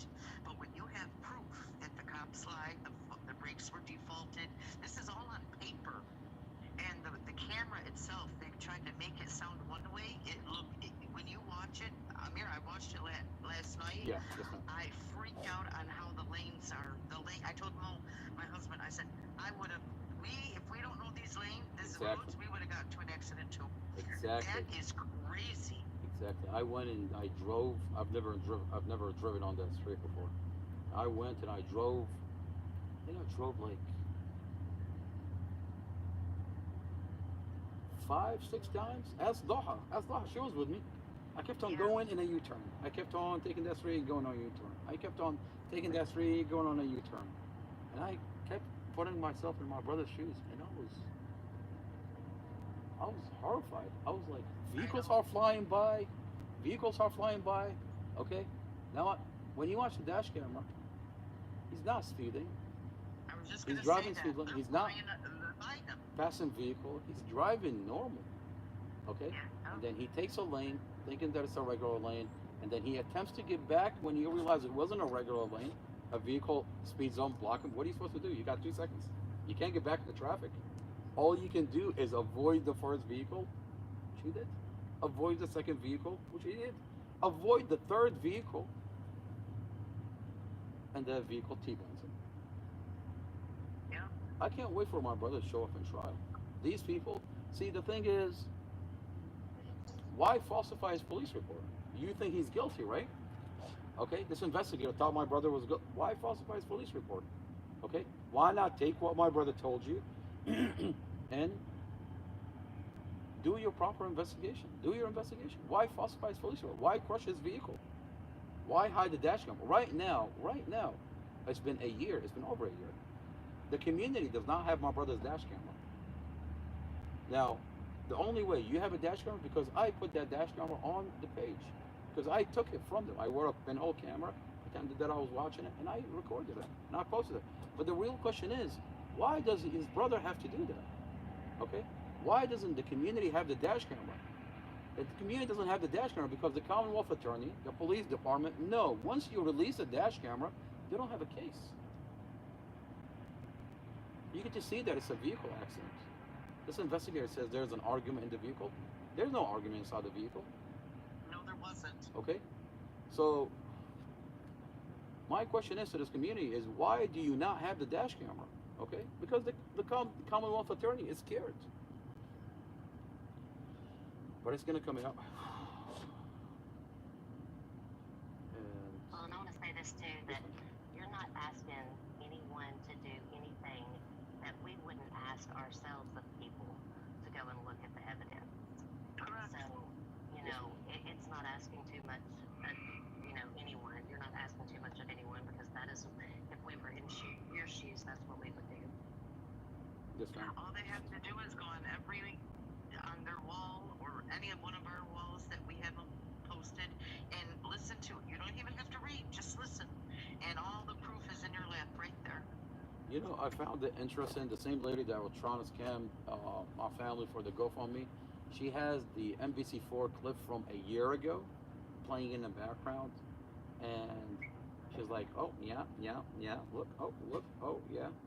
Okay, and she has the brother, Dorothy's brother went on national television and he said Dorothy was on the phone with her friend, telling her friend that Mustafa was crashing the vehicle on purpose.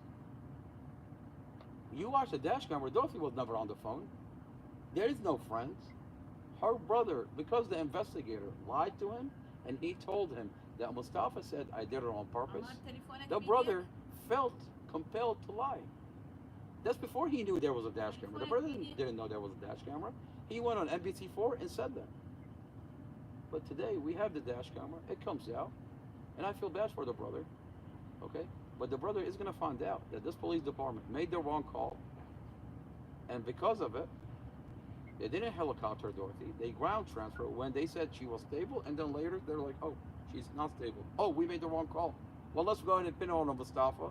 Let's go ahead and falsify a Mustafa police report. Let's go ahead and crush his vehicle. Let's go ahead and hide the dash camera. And then tell the brother that Mustafa did it. So that way the brother doesn't sue the city. The brother would be suing the city right now if they hadn't done that. Okay? Instead, the brother gets motivated to lie on national television. Okay? But it's all going to come out. Slowly, it's all coming out. Yeah, I've been with this from almost day one, and I've watched the whole thing play out. It's just, yeah, you absolutely have proof of everything. You know, but, you know, I'll tell you, all this, you know, Cece, all this is from God. Like, this, you know, like, when I look at myself, I'm not that smart. I'm being real honest with you. I'm not that, you know, I'm not that brave. I'm not that smart. I'm not that blah, blah, blah. I'm not going to sit here and tell you, oh, no. Like, I'm watching miracles happen for my brother. Okay? Like, you think I'm brave enough to go buy a pinhole camera from Amazon and sit there and pretend that I'm watching 5 months after they arrest my brother in a lawyer's office and pretend that I'm watching a dash camera or record it? I was shitting myself. I'm going to be honest with you. When I sat in that lawyer's office with that camera, okay, I wanted to tell the community that this police department is lying. Okay? But that's from God though. Okay? That's from God. These are miracles. Okay? I think a lot of us would disagree whenever you say you're not smart and you're not brave and everything like that. We disagree, of course. And God bless you may be getting that from God. Your strength is from Him, but we think that, and we know that God is giving you that strength, but we also know that you are displaying that. And God bless you. God bless you. Can you walk in that lobby and ask them how come my brother doesn't have a mugshot? Is he still here? Have you even asked them that? So there is no mugshot right now? There is no mugshot right now? His name's not even on there. His name's gone, his picture's gone. And that, I'm not trying to scare you, it's concerning. So maybe you want to go in there. I'm gonna call the doctors. Can everybody call the jail? Can everybody call the jail and record? Mom, be careful, he's gonna shut down the live if you say numbers. You can be careful. Be careful. Don't say. Get me chair, Mama. I'm gonna get your chair. That's fine. But be careful. I just want to check on him. Please record. Kulhum, Aman. Please record. Please record my conversation. I'm gonna call the jail now. No, okay. Just be careful. I don't want them to shut the. اي ما يخالف ما راح احكي اي شيء بس. Shut the live. كنت اسجل ذاتي. No, just call and ask, you know. Yeah, to check on him. Yeah, اعطيني امان منه. He's there, still in the jail. Jack, No.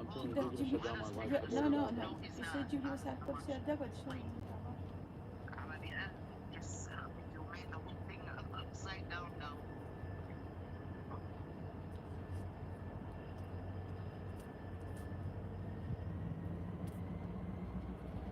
Trying to look on this, see if his name's on there as well.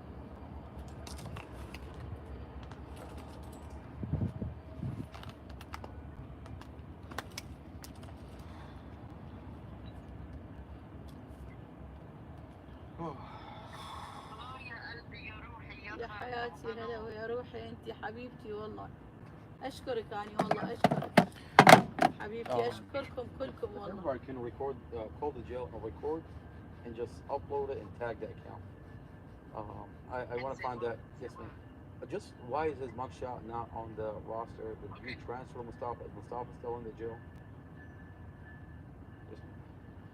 عمار تليفونك بيدك كذا؟ I have my phone, yeah.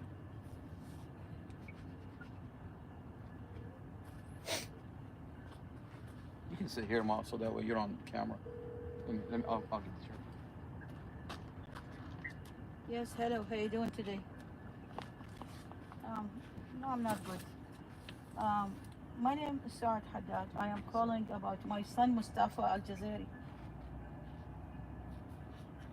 I am calling to check on him because he's not calling me. So I am sitting here in the front of the jail because they beat my son. So I am here. I'm not gonna move from here until I find out why they beat him. Okay. But in the meantime, I want to hear my son's voice. I want to make sure he's okay. Can you help me? Transfer me to the commander who's on duty, who is on duty right now.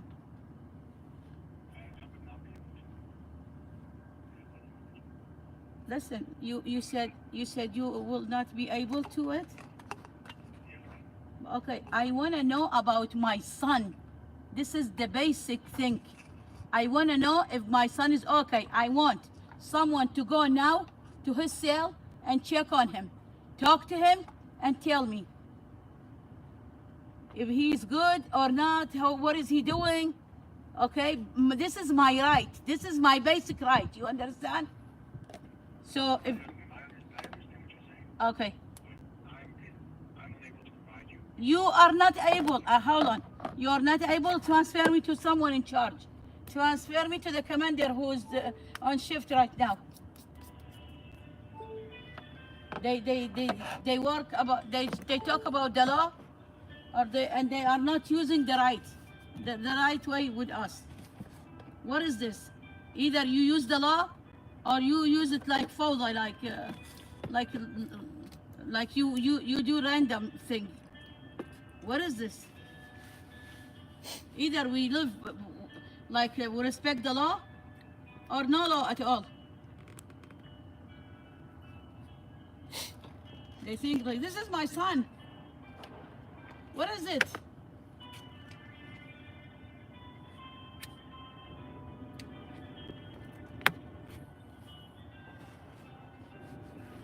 Jen, with all due respect, leave it alone.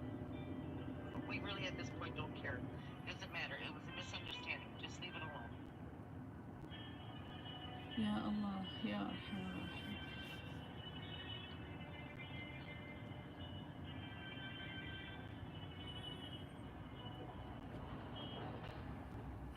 Yes.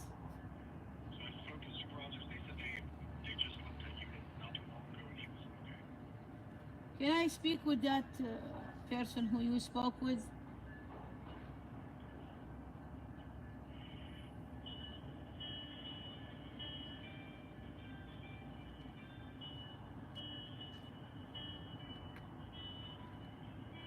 Tell them you'd like to speak to him. Have him call you because he should have phone privileges.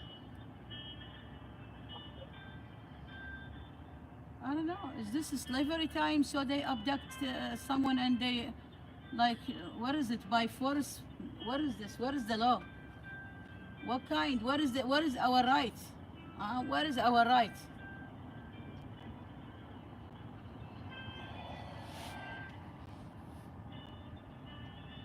Mr. Alwan, why isn't he calling me?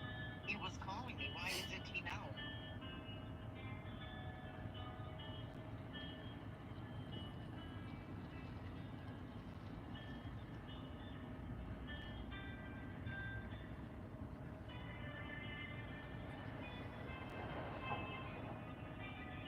They lie, you know. He said they saw him and they went. Last time they beat him last year on May 24 of 2023. They beat him, and when Mustafa didn't call me, I called the jail. They said he's okay, he's fine, he's sitting in his cell. But in the reality, my son was beating and he wasn't called naked. And the same minute that they were torturing him, they answered the phone and they told me this. He's fine, he's okay. So how I'm gonna believe them? What is this like? For how long? For how long we have patience? For how long? For how long we're gonna have patience? Okay, Mom. Mom, it's okay. No, for how long we're gonna be patient? They take my son like that and with falsified report. For how long we're gonna respect the law? I'm gonna mute the live on this one, and then everybody can just No, watch خليهم on the يسمعون YouTube. شو يقول No, هذا. I just everybody can watch the YouTube because I don't want this live to get shut down.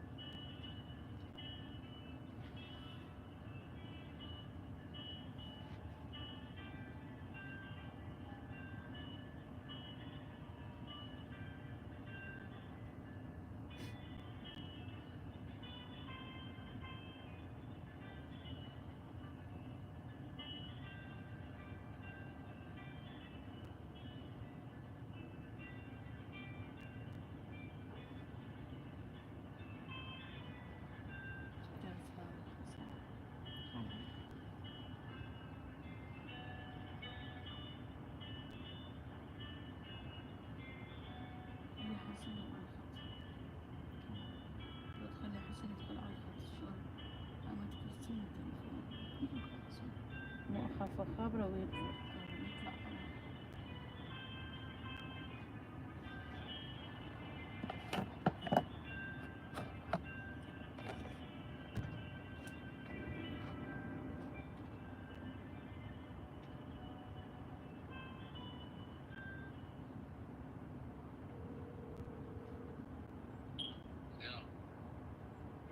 Hassan, I'm in front of everybody listening to me and I'm calling the jail. Yeah, hello? Yes. Yes, so the supervisors, they're currently busy. However, you can call back in about an hour or so. You might be able to. What's the watch commander? What is the watch commander name? I'm unable to provide that to you at this moment. You are not able to provide. I mean, I don't get it. Does he want everybody to start calling the jail? Like, is this what we're doing here? Like, you can't tell us the name of the watch commander? Like, this is the basic thing. I want to check on my son. Now, I want to know who I'm calling. Okay. What's your name? Hello? You just hang up. Hello?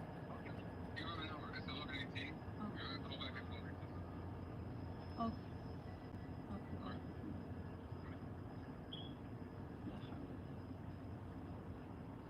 كأنه شغلة وهيك لزقت يعني ما ادري شو يسموها جفطة شنو لزقوا بي يعني شنو where we live يعني where are we يعني what is this? This is slavery time. They take someone, they abducted and they take him. What is this? Where يعني if you want us to respect the law, you want us to respect the law, why don't you respect us يعني where is this? Who accept this? I have never seen this in my life. Never. يعني حتى لو إذا بالبلد عايشين كل واحد ياخذ حقه بيده إذا ماكو قانون. Right? If there is no law, like in our country, if there is no law in our country, everyone takes his right in his hand. So what is this? We still respect the law. It's okay, Mom. They abducted him. What is this? They put him in a small room and they cover his window and they don't allow him to call us. What is this? Who can take someone like where we live احنا؟ يعني إلى for how long؟ يعني شو يردون؟ يطلعونا من طورنا يعني what is this؟ يعني شنو يعني؟ ما احنا محترمين القانون لحد الآن. يعني شنو عصابة ذولا جايين شنو هذا jail, a private jail? They take people, innocent people, they put them inside. What is this? Well, because we are here, fuck here. Mama, stop. Oh my God, fuck this country. Mama. Okay, Mama, okay, كافي. إن على أبوك بلد. إذا ماكو دولة شنو يعني؟ إذا ماكو دولة. طولي بالك شوي، طولي بالك يا قلبي. شلون أطول بالي ماما؟ شلون ابني ما أعرف عنه. يقول لي ماما إذا ما خبرتك يوم معناته شغلة صايرة مو زينة. شنو اسوي اني؟ شنو اني قاعده افرفع اتعذب ابني ماخذيه. هذول صدام ما سوى شيء. صدام ما سوى. حتى صدام اذا واحد يروح من عائله، حتى صدام هذا اللي نحكي عليه هم يحترم العوائل حتى لو هو مو زين، بس اكو رول. You know what's really going on, and this lady just caught it, Dana. Yes, I'm going to be vocal about this. It all comes down to an Arab and an unalived white girl. That's how they're looking at it. They're prejudiced. They're racist. Little did they know he loved her. He loved her with every bit You know, of it. His Cece? family did too. You know, Cece? When my brother met Dorothy, Dorothy was living out of her van with 5 kids. ومنو هي دورتي؟ هي اصلا مو وايت ماما. Listen. She's not white. She's African. Half African, half Madrid. Yeah, she's She's from South other African. country. But that's how they look at it. They see an Arab and it's okay. Okay. Dorothy, her family wasn't around. Her family was not around. Okay. Her family wasn't around. Mustafa never got to meet her family because her family wasn't around. Okay. Dorothy was living out of her van with 5 kids. Mustafa fell in love with her. They fell in love. They fell in love with each other. He adopted the kids, and they were happy. Okay. I met Dorothy. I met the kids. I know my brother was happy. I know she was happy. Okay. I know them. I got to meet them. اقول لك Okay? خل اقول لهم But شويه. this is a racist county. الجهال هذول الجهال the kids يعني they didn't have life before مصطفى شافهم, saw them and felt sorry for them. كانوا مقملين. I wish you were here. So I can show مقملين you. ومعسقين. تعرفين شنو مقملين؟ I wish you were here. انت عربيه تعرفين يعني. I wish you were here so I can show you the home videos. Out of the apartment had the Google Nest. Days on days, video and audio inside the house. مصطفى خلاهم يلعبون ويقمزون ويحسون. مصطفى خلاهم يحسون بوجودهم. مصطفى خلاهم يحسون بوجودهم ذول الاطفال. يعني كانوا هوملس. وهي يعني هو يعني الفقير يعني فطير عاشرهم، شاف جهال انقهر عليهم. اوكي. وقعد شو اللي عنده واللي ما عنده يصرف عليهم ويوكل بيهم ويشرب بيهم. والله فيل سوري يعني هو هذا الادمي هيك يصير بيه يطيح حظه يوقع بحظه، لان الطيبه هاي الطيبه. My husband's on the phone with them right now asking them why isn't it. What happened about the profile mugshot? What did he say? He hung up on home. He won't answer him. Twice. He said, why can't we find Mustafa on public records? Why is it gone now? سكروا عليه. He called him back. He asked him again. من قال؟ الصورة ما تصير مفرية. يا صورة. ما مصيبة من السجن. ممكن واحد بالصورة ما تصير. اها. مفرية. ليش؟ ايروني. ها. ناقلي يعني؟ شلون هاي؟ ما عشان هسه they good. Did you hear him لما قال he's okay? شنو is he lying on to us? ها؟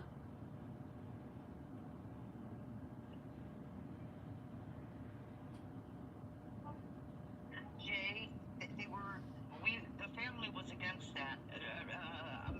Amir, can you respond to that young lady? What did she say? Jay, right above Doha? Let's see. They could have shifted into a different facility. Maybe that's why the picture. Okay, so we called the lawyer. The lawyer has not confirmed that the jail has agreed to send Mustafa to the hospital. Okay, so officially, the jail has denied Mustafa to go to the hospital. They don't agree. A CO came out and he said, we'll transfer Mustafa to the hospital, but it has to be tactical. We said no. Tactical correctional officers that are militarized into tactical uniforms, we're not okay with that because Mustafa came forward about an unaliving of an 18-year-old kid inside this jail on the hand of a correctional officer. What do you think happens to inmates that gets transferred by tactical after they say a correctional officer unalived an 18-year-old inmate? Okay, we're not okay with it. We told them we're not okay with it. Okay, you need to bring an ambulance truck to transfer Mustafa, or have a sheriff that we trust on the transport, or a medic. We said no. Okay, so they can't transfer Mustafa without permission. So there's no way that they transfer them. Who's saying this? They transfer Mustafa. No, someone just said maybe they transfer them. Maybe, and that's not fair. Yani someone said something if he's not sure. This is not fair. Yeah, like, I know. Like we have feeling. Yani, what is this like? I am dying now.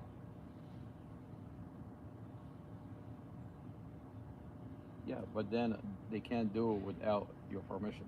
You have to have permission. Like they have to get your permission to do it. Mustafa has a lawyer. It's not like they can just ship him out like whenever they want to.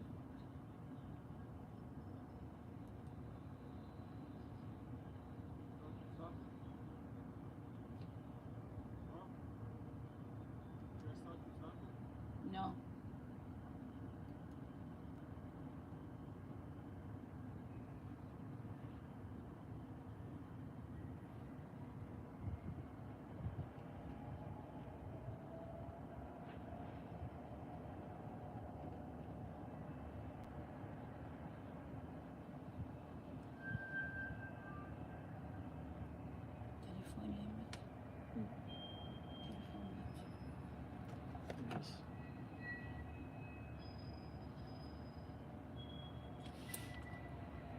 اليوم الدنيا احرقها عليهم اذا ما اعرف الدنيا احرقها عليهم اذا ما اعرف مصطفى وين مصطفى ابني.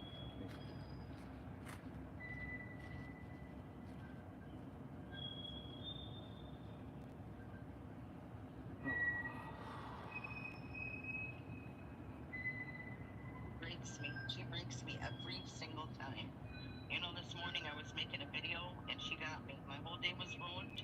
I couldn't stop crying. I ended up on the couch. I didn't go to a barbecue that we were invited to. Wallah, this is really, really bad. I don't like this at all. If I'm there, I'm driving my truck right through the front door. That's how I am. This is insane. Amar, we have crooked police all the way around us. We see them, and I have never seen God bless you, man. I'll be right back. Yeah. Yes, ma'am. Yes, ma'am. I cannot find him in the system. I know. I mean, I'm looking everywhere. I cannot find him anywhere. I saw every name but his. He should have been close to the top. 8. They go by last name. I have the records. If I could send them to you, I'll DM them to you if you want to see him. He's not on there. I know I'm looking, and he's not. Yeah. I know, Jay. It is wild.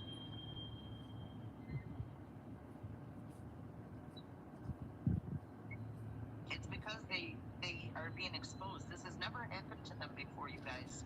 Every person that they have unalived and every person that they have beat up, has nothing ever happened about it. You know, they take their whatever and they go home. Or they stay locked up and get beat more and tortured and SA'd. But this had to be exposed. And this is why I say I think he's the sacrificial lamb, this family, to expose it. It's enough. God knows that this family is not going to just put their kid in jail and go home. No way. Not if he's innocent. We'll fight to our unalived. We fight to our unalived for the truth. But if we're guilty, we don't support them. We pray for you and say have a good day. Call me every blue moon, and that's it. But this, they've been exposed. You should have heard the guy with talking to my husband. He was he didn't even know how to talk. Yeah, John, it's corrupt. It's one of the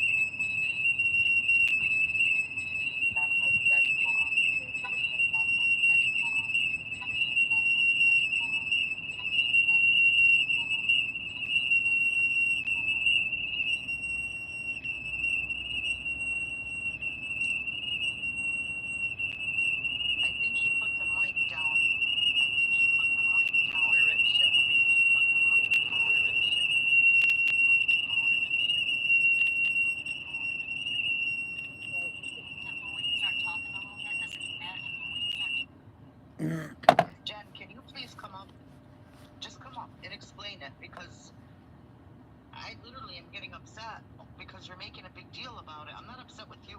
We're all just frustrated. But can you come over and explain it? Cece, I just brought up Jen. Jen, how are you, ma'am?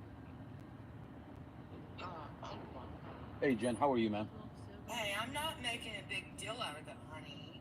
No, what I meant. Yeah, just be careful. I just want everybody I just want everybody to be mindful of the chat, just so that way it doesn't get. Yes, ma'am. Yeah, it's very important. Amar, I called you Friday morning. You did, yes, ma'am. I woke you up. Yes, you did. So I thought you already knew. I've been away all weekend. Yeah. I'm exhausted. I've not been sleeping well because of all this. So what are you talking about the transfer though? So I came back this evening and seen that his mugshot, people saying his mugshot's gone. So what happened when I called over Friday morning, I have the recording. I called the clerk of court because I've called everybody. Yeah. And the jail keeps telling me the court can release him. So I was trying to figure out what they meant by the court could release him. Well, in the meantime, I spoke to a clerk and they said, they asked for his name, of course, and they said, oh, his case has been transferred to juvenile court. And I said, well, that's ridiculous. He's a 33-year-old man. And they said, yes, but one of the victims happens to be a juvenile. And I said, okay, well, can you give me some information on that? No, we cannot. We cannot give out information to the public on juvenile cases. Did you mention, right before you asked about that, did you mention that he has no profile mugshot or anything anymore? I didn't know about that till just now. So when did they remove the mugshot? I just want to know. She just said Friday.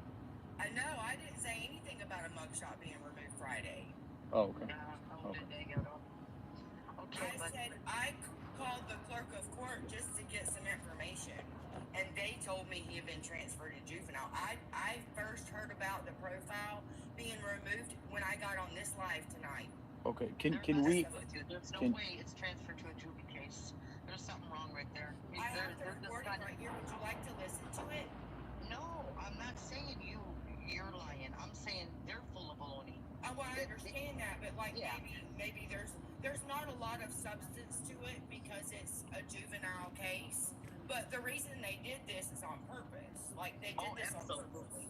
Absolutely. Yeah, absolutely. Because everybody's calling to get information, and they have to give it because it's public information.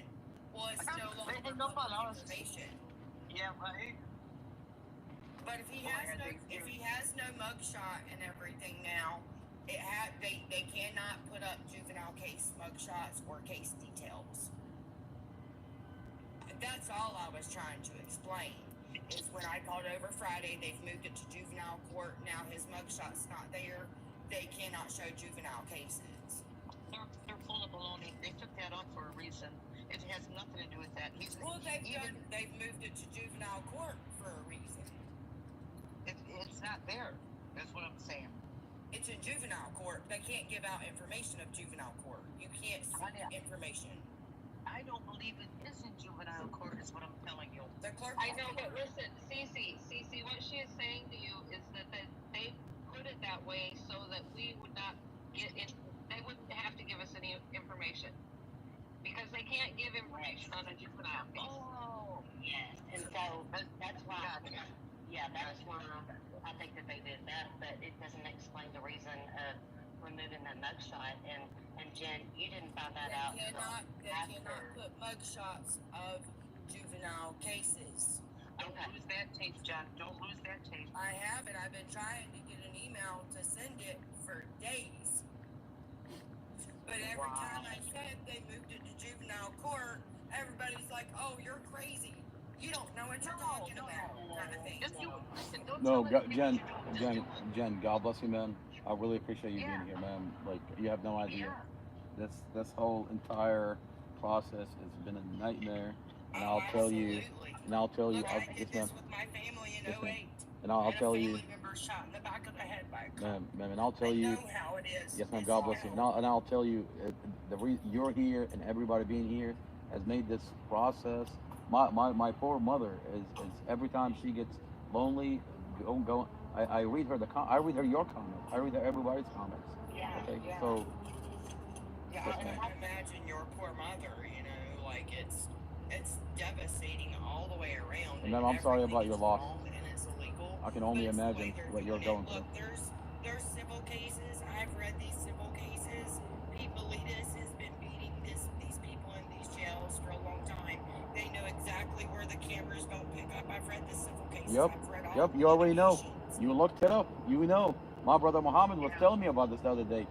Cardinal Miletus has a lot of lawsuits against him, but they never go forward. I sent you everything to your text messages. Jen, I'm going to tell you something about that. Jen, I'm going to tell you a little bit. I'm going to tell you something about. I've been here for 12 days, and being here between it being really sunny and the sun hitting me really hard, and between it being freezing all of a sudden overnight, I'll tell you, I'm walking around in a haze, if that makes any kind of sense.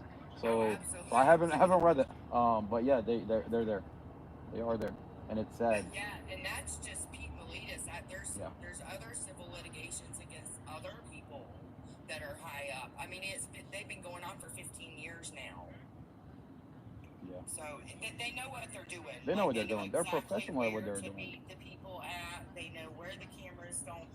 They know everything about that jail. This jail, I'll tell you something that I can't get off. Like I can't. This is in the back of my head, and it bothers me a lot. But I haven't had time to really look into it. But it's something that I come across by talking to all the other inmates that are coming forward. One inmate, see, this jail has signed off on. I think Virginia signed off on a law that you can't transfer inmates that have illegal status to ICE. The board, there's a jail board members that they all voted anonymous. They voted on you can't transfer inmates that have illegal status to ICE. Okay, so that became, I don't know if it's a law. I have to pull up the articles. There's notes I have in my notebook. Now, an inmate came forward, and he was telling me that they had beaten him up where his leg is broken. His leg is broken, and they're not transferring him to the hospital. Now, this inmate has illegal status. He's Spanish, illegal status, and he's sitting in jail where the jail can't transfer him to ICE. It is illegal for this jail, Prince William County Adult Detention Unit, to transfer him into ICE custody. Okay? But they had beaten him up, broke his leg, and they're refusing to send him to medical. Now, his leg is broken. They have to send him to the hospital. And instead of sending this kid to the hospital, they transferred this kid all the way out to West Virginia, and he got picked up by ICE. That's illegal. Wow. That's illegal because they're going around the law or whatever. There is something that they can't do that. But Sheriff Glen Hill, they did that. So, I mean, if you think this is exactly this loophole, if you think this is an isolated incident that's being done to the Spanish community, okay, I mean, who's illegal? Okay, the Arab community is not illegal. The black community is not illegal. The white community is not illegal. Who's illegal? Okay, it's who's getting picked up by the Spanish community. Okay, if you think this is an isolated incident where they're picking up members from this community and locking them up, and then they're taking them to ICE, you must be living on a different planet. They're just, yes, ma'am. I do border news. Yes, ma'am. And actually, there are so many different countries that are here now. They are coming from everywhere, and there are lots and lots of Muslims here. You said Muslims? Come in. Yes. See, I'll tell you something about that. So here's the problem. Okay. Now this country is built on immigrants. This country is a nation of immigrants. Okay. Like, I'm not gonna sit here and tell you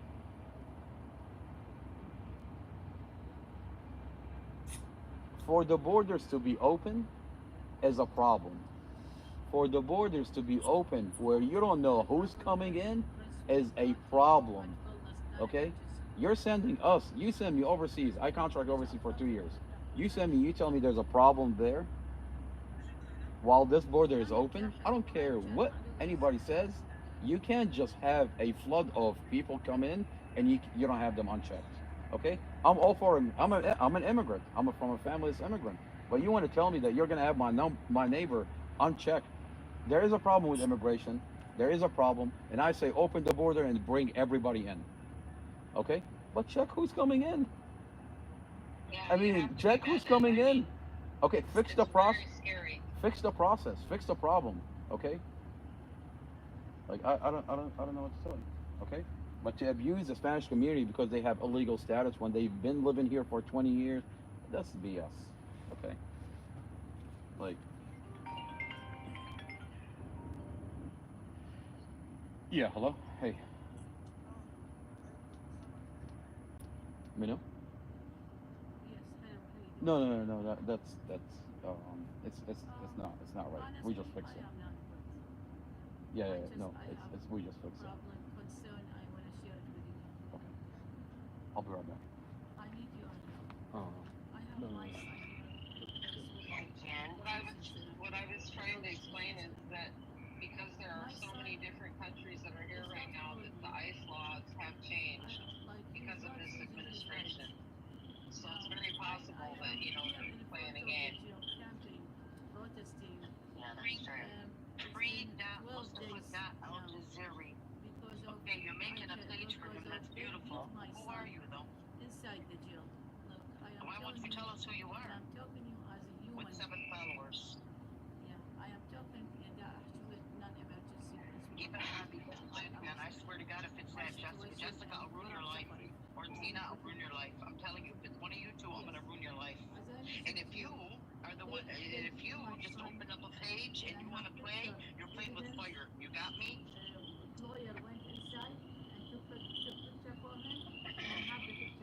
Jen, what I was going to say earlier is that this is the basic human rights. My son has a bruise. I heard you, from and I heard your voice trembling, and I know this upsets you so much, and no one thinks you're crazy. And I know this family is just grateful that you have bought into this information to them, and that shows, They are not making me comfortable. I am suffering. If I live in low country, I respect this country because of the law. I respect the law. I need them to respect me the same way I respect the law. We are not living in slavery time. So someone abducts someone and that's it. We are afraid or we scared or we are not scared from anyone. But we respect. Peacefully, I'm protesting here so far.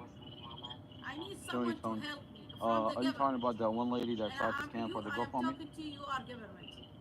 I'm talking to you, Logic. I need I do not want to come hear it. from your department to go good. inside this jail and check on him and make Oh no, Jen. and tell me. Oh, So okay. I come down. Jen. So I calm down. Because I am the mother. I think we're talking about the Friday with the juvenile. And I need help from the government. No, I understand exactly what's going on with that. I need help from you guys. I need someone to come to this jail and go inside the jail because I don't trust you. So I need help. I am suffering. We only have so many characters. Yes. And it gets lost in translation. Exactly. Here I will say this, like you said, you're in a haze. This is for my son. You're exhausted. My son name was MUSTAFA ALJAZAIRI. He was beaten. He was beaten and tried to help on when 17 you're vulnerable and they have 19. been not of an honest heart. And so you're guarded, and rightfully so. And I think that, it makes it harder for when people try to bring stuff to you. And I think that all of us that do try to bring stuff to y'all need to be aware of that and know that y'all are exhausted. I want to see my You're son. still reaching out for help. You want any ideas you possibly can get. But we need to approach it in a way that, is, I don't even know the word. Trust me, I already know what you're saying. I appreciate you. Trust me, I already know. What you said about your family member being going through what they're going through. I'm sorry about your family member going through, and I can only imagine what your family and you went through. It's not easy. Okay. What is like they give him if they give him what's difficult? Thank you for being like here. if they give him like the phone and tell him just call you our Yeah, you're mom. welcome. And it wasn't you tell her guys you are calling okay. me crazy. It's Is this difficult? This is basically human rights. Well, and I wanted to they're like touch on that too. Yeah, they're coming in a few days, and I'm like, look, I'm trying to explain to you. I've been here for a long time, several months now, and just watching because, like, I have the history of my family, so this stuff pulls at my heart, you know. And when I was angry Friday when I found out that they did that. I said, oh my gosh, they're doing whatever they can so they don't have to give information, you know. But I have the recordings and I'll send them over to you. I just need an Ma'am, I email appreciate address you. Yes, ma'am. because they won't go from iPhone to iPhone. They're too large. Yeah. And also, that Jessica girl, she's still got that page up, and there's a pinned video. It's the first one, and it's got a Cash App. I can't remember the name of the Cash App, but is that y'all's?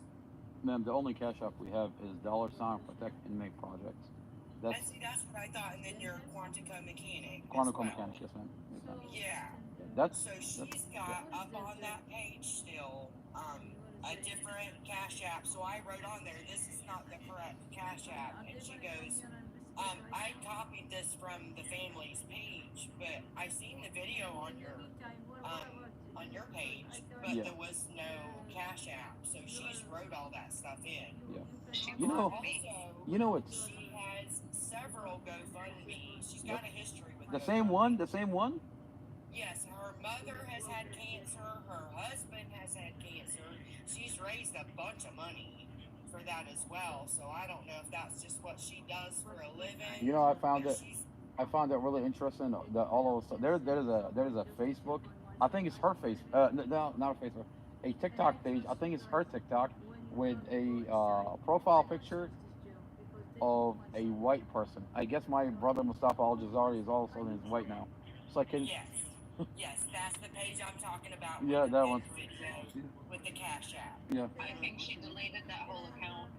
I mean, I wish my brother was white because this would have never happened to Mustafa. Okay. Let's. But you know. Yes, ma'am. If I'm right. Yes, ma'am. You do have the Quantico one, but the only one that you are like using for Mustafa is Protect Inmate Project, correct? Yes, ma'am. Yes, ma'am. Yeah. Look how dumb I am. I thought it said Project Inmate Project. I can't even see. It's okay, we're all tired. I thought it said that the other day too, and I was like, well, that's a little repetitive, but it's okay. We can use that. We can still. You know what I want. You know what I want to do. You know what I want to do. And this, when my brother comes out, I want to create a program where my brother takes over and he's helping everybody else inside that jail. And I think God wants my brother to see this because you can't see even here watching this. I can't understand this pain. This pain is a very specific pain. You have to feel it. You have to experience it for you to understand what it means for someone to sit in there waiting for his day in court and in the process get beaten up, assaulted, stripped naked, sexually assaulted, denied medical.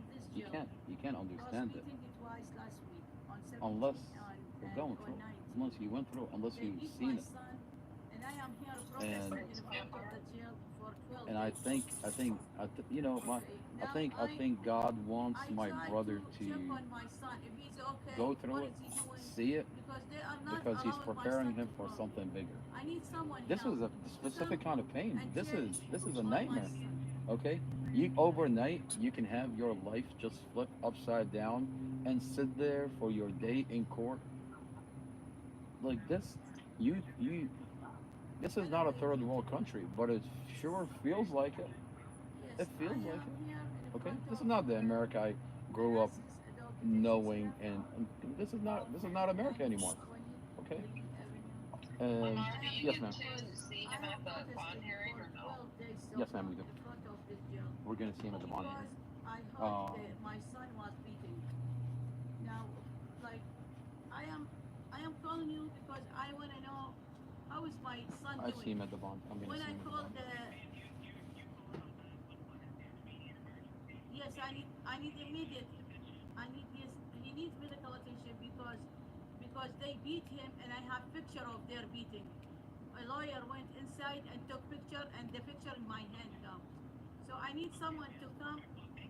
Of course, his attorney is going to be there, of course. So,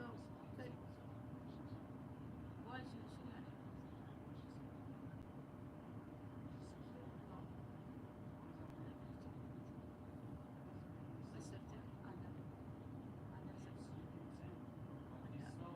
What do you want me to do? I'm just asking you a simple question. Mom, my sister, what do you want me to do?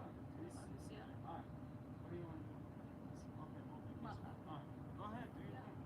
Go. We're just like asking a simple question. Pretty good girls, but my brother has a bond hearing on the 3rd.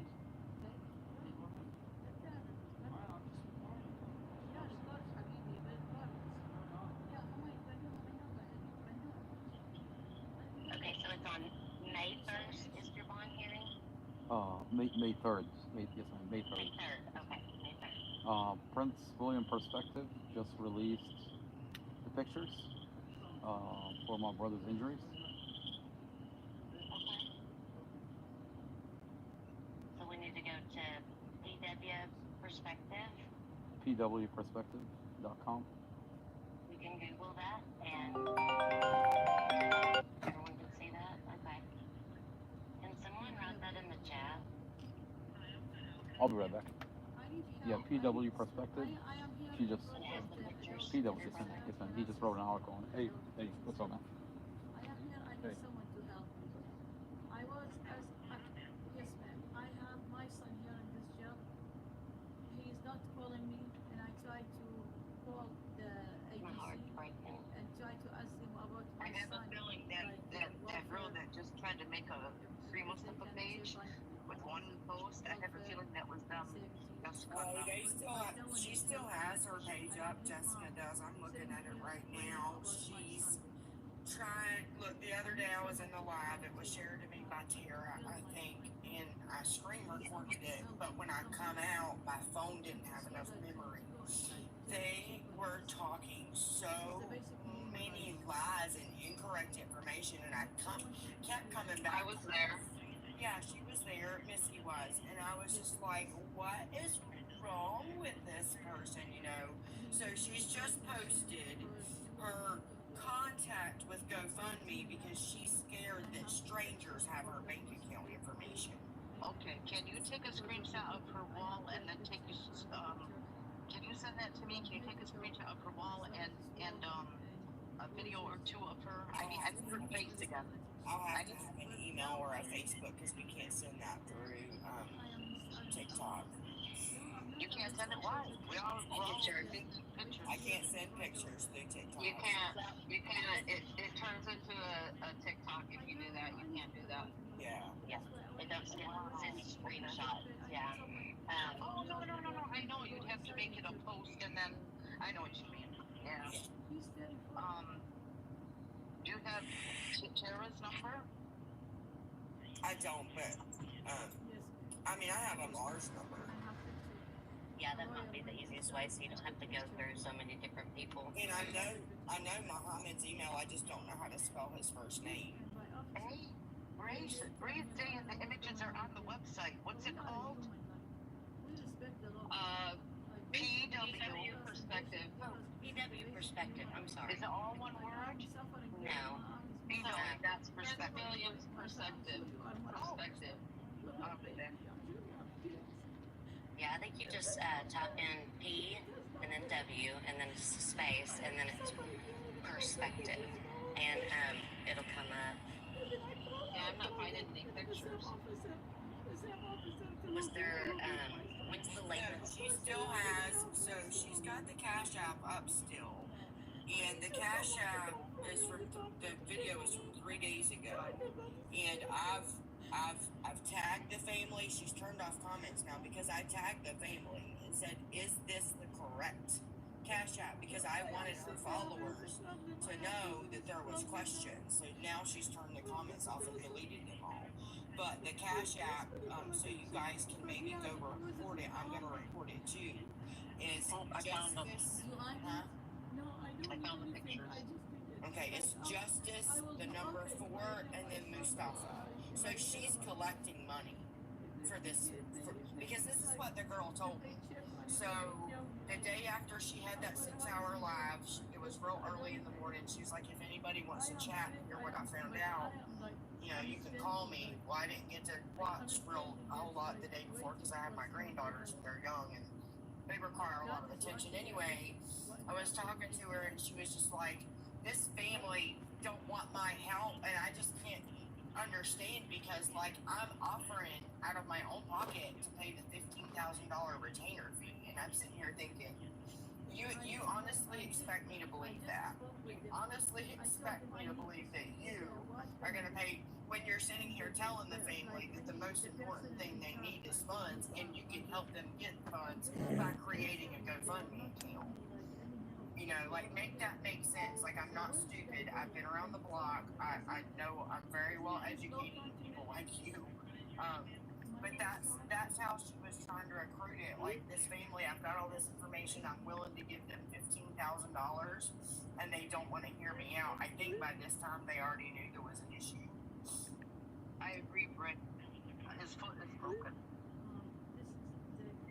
But yeah, so I mean, they still have the page up, so I'm gonna let Amar know that the Cash App, which one it is, so he can go report it as well. Please, that girl still do it. You know, she called the cops on herself to try to get, I don't know who in trouble, and they told her just leave the family alone. Yeah, she just. Yeah, I was there on there watching that. Like 5 videos, 1 to 2 hours ago, like a bunch of videos. I'm gonna. Okay, you can record those? I can send you. Do you think she has you blocked? Yeah, because when I look for her, that page is gone. Yeah, she blocked. Well, what I can do is I can screen record it and get it to Amar because that's the only contact number I have. I'll give you my number if you'd like. Yeah, I don't care. Okay. Actually, he said he doesn't care about it. Guess what? It's easier to send through email because some of the clips are longer and they won't send from phone to phone. Okay, right. Would you prefer the email? That's fine. Whatever you prefer, whatever you think. I'm gonna leave for just a second, and I'm gonna go look at the pictures myself. Do you still have access to her?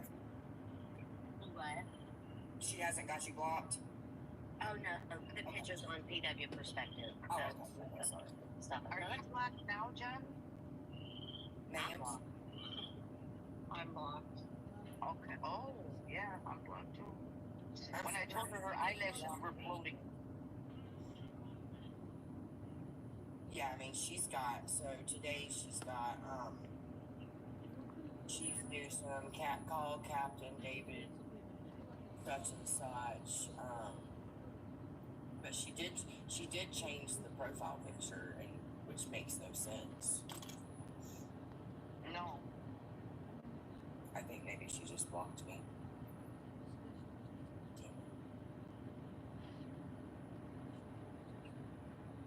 Amar, is that scar on his head from May? All these injuries are from the 19th. But what about the scar that's on his head? Let me see. Let me look at it. So she's watching the live. She just blocked me on that TikTok. Wow. I have other TikToks, though. I can go look at it. Oh, the scar. You're talking about this? Are you talking about this? Yeah. Yeah. So we found the Cash App she's using, Amar. I don't. Send it to him, please. It's Justice, the number 4, Mustafa. Justice number 4, Mustafa.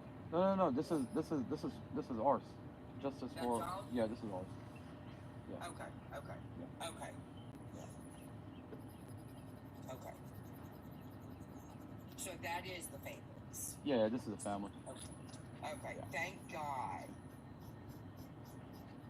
So do you think that scar is from May? okay?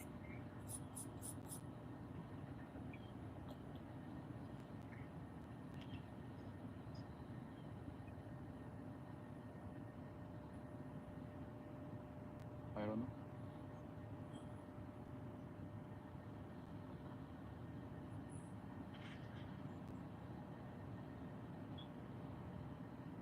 That's horrible.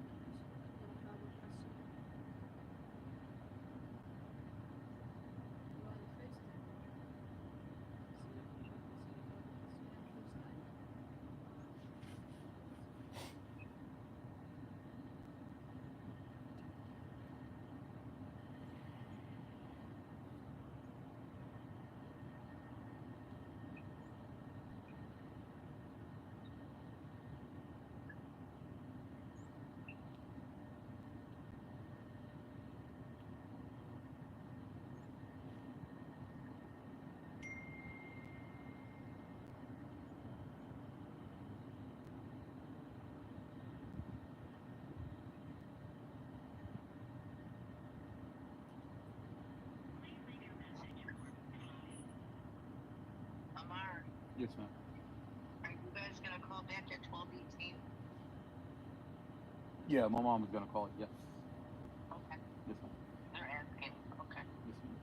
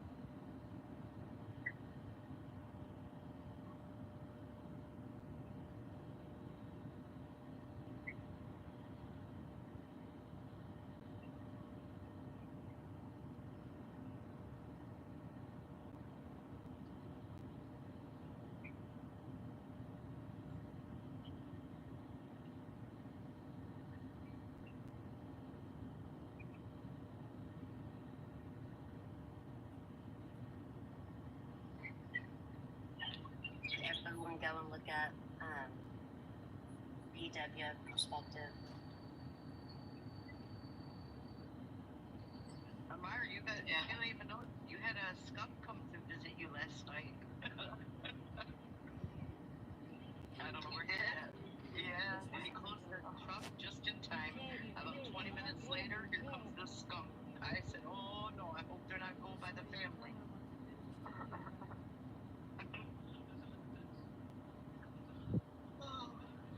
No, Queen Bee, they're not on TikTok. It's under PW Perspective.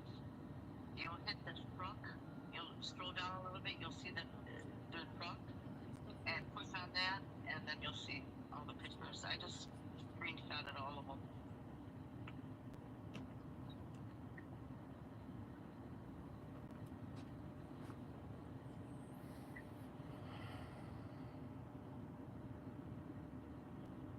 Was that the first beating or the second one?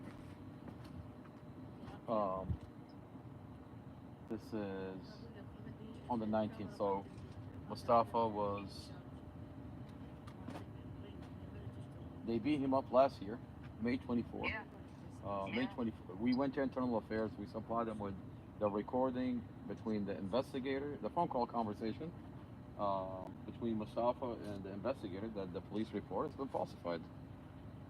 Correctional officer with enter my brother's cell, beat him, essay him inside the jail, and deny him medical. That was May 24th of last year.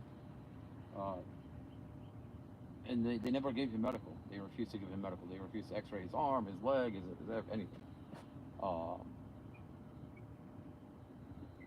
And they said nothing happened, that he slept on water. Nothing's going on. Like, there was no beating, there was no anything. That's what they said. But the FBI says there's a CCTV where he was carried unconscious from one room into another room. There's an inmate that came forward, witnessed, that was across from my brother, witnessed what happened. I have a recorded statement on my page. An inmate came forward. The FBI says, oh, we can't find the inmate. Did you talk to the inmate?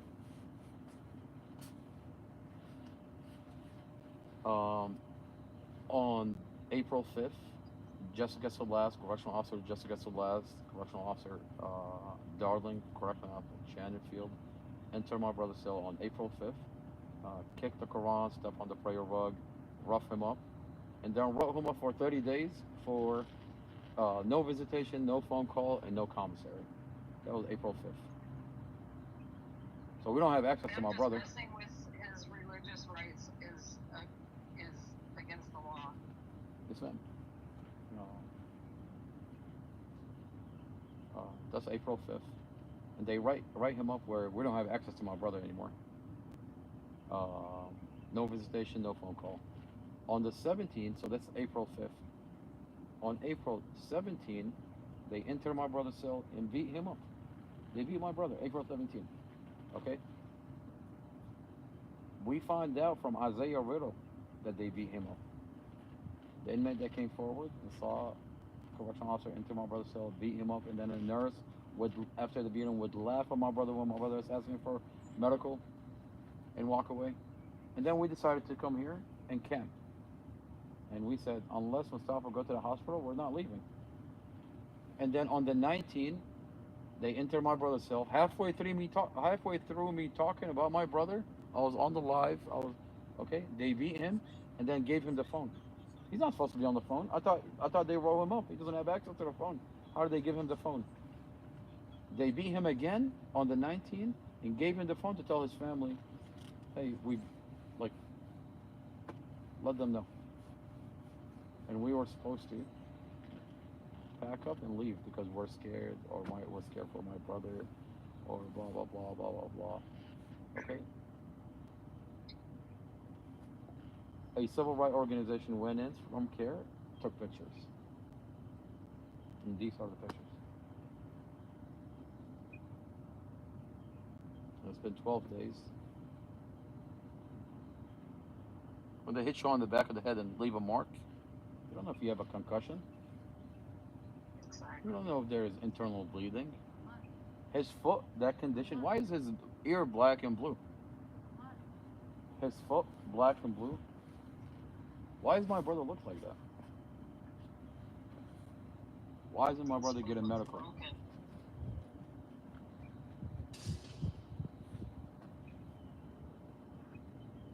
We're not asking for anything. We want my brother to the hospital. That's all we're asking. Are we supposed to wait until he gets unalive inside this jail? And then they're gonna say, I don't know what they're gonna say. So, this is where we're at.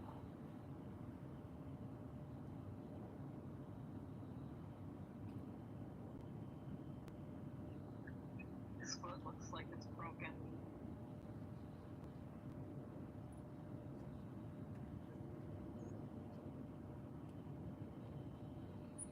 Yeah, it really does.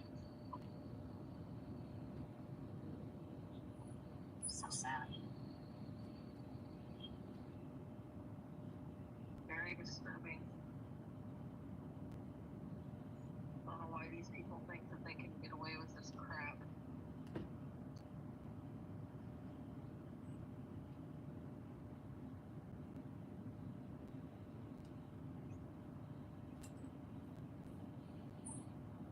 Sometimes it just has me, especially when I try to explain stuff to my husband about it, I'm without words sometimes. And so the other morning before I got up, my husband was up for work, and he said he watched some of the YouTube and some of the different things, and he was just like, now he can understand what I was trying to articulate to him, but it's almost to where you can't even put it into words sometimes. It's so sad, and the things that have been done to him.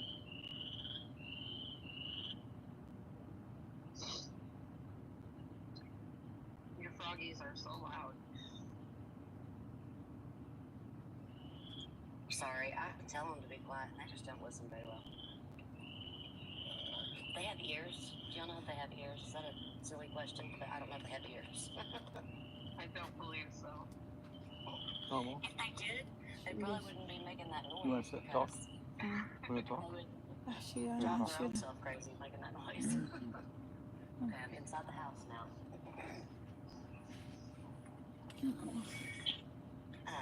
Did Mama السلام عليكم Love you, Mama. حبيبتي. I love you. I love you too. الله كريم. الله أرحم الراحمين. الله أرحم الراحمين. I called them, they don't care. No one cares. I called the non-emergency. And you're gonna call them back, right, Hasha? I'm gonna call this jail. What did the non-emergency say? But non-emergency, I called them. One of them hung up, didn't care. Other one said she's gonna like take the call or she what she can do. No feeling, Mama, no feeling. They don't have feeling. There's somebody that said salam everybody's saying they love you, they hope for the best for you. Thank you for your support, Wallah. Inshallah khair, everybody's here for you. Inshallah, Habibti. Thank you. God bless all of you. Thank you very much. Wallahi, I am tired.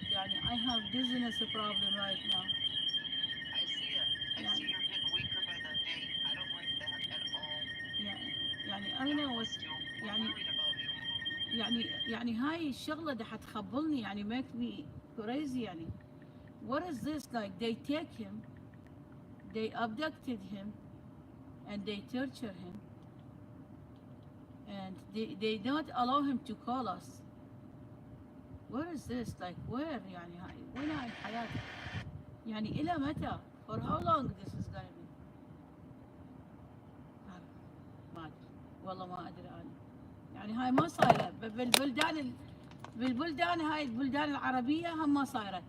No, if it wasn't for care organization taking pictures, they would tell you nothing happened. أي والله. Nothing happened. Yeah. Okay, they would tell you nothing happened. تعرفين الكير هاي المحامية مالتهم بريف والله.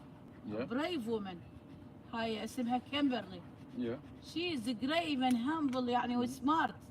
She went inside, took picture and came out. غصبا ما عليهم. شوف شلون سمارت. Yeah. ولا لو عليهم يقولون ما ضربنا مثل هذيك السنة لما أخذوه. Yeah. When they took him, they said no. You lie. We did not beat him. That's what they are saying. Yeah. Even though, Amen. Even though there was witness saw everything last year when they beat him. He saw everything, and told us. It's recorded. Allah yarhamah. Mandy, she wants to know when did this start? How many years ago? I don't know if it's 2 years or almost 2 years. No, my brother has 1 been year. in solitary confinement for 1 year. Yeah. And he hasn't even had his day in court. He hasn't even sat in front of a judge yet. ما يخلوه يحكي. They don't give him chance to talk. Like so the he judge doesn't know. The Yeah. judge doesn't know the police report is falsified. Yeah. Doesn't know that he has home videos. Doesn't know he has a dash camera. Doesn't know that there is a police report that says the brakes didn't work. Doesn't know anything. Like this whole thing doesn't make sense anymore. Yeah. You should never have to wait a whole year to see a judge ever. واحنا كنا نتظاهر نسوي مظاهرات كمان. We were protesting. We were protesting in front of the jail. Same place, the other side, in front of the court. Yeah, every day. I don't know. Everyone has a right to a speedy trial. You know why? You know why Mustafa it took it's over a year and he hasn't had a trial.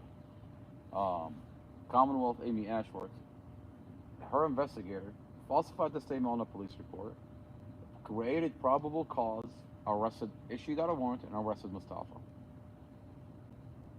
Commonwealth Amy Ashworth charged Mustafa with involuntary slaughter based on those statements. She wasted 12 months on the dot, dropped the charges, and then used the same investigator that falsified the police report in front of a grand jury on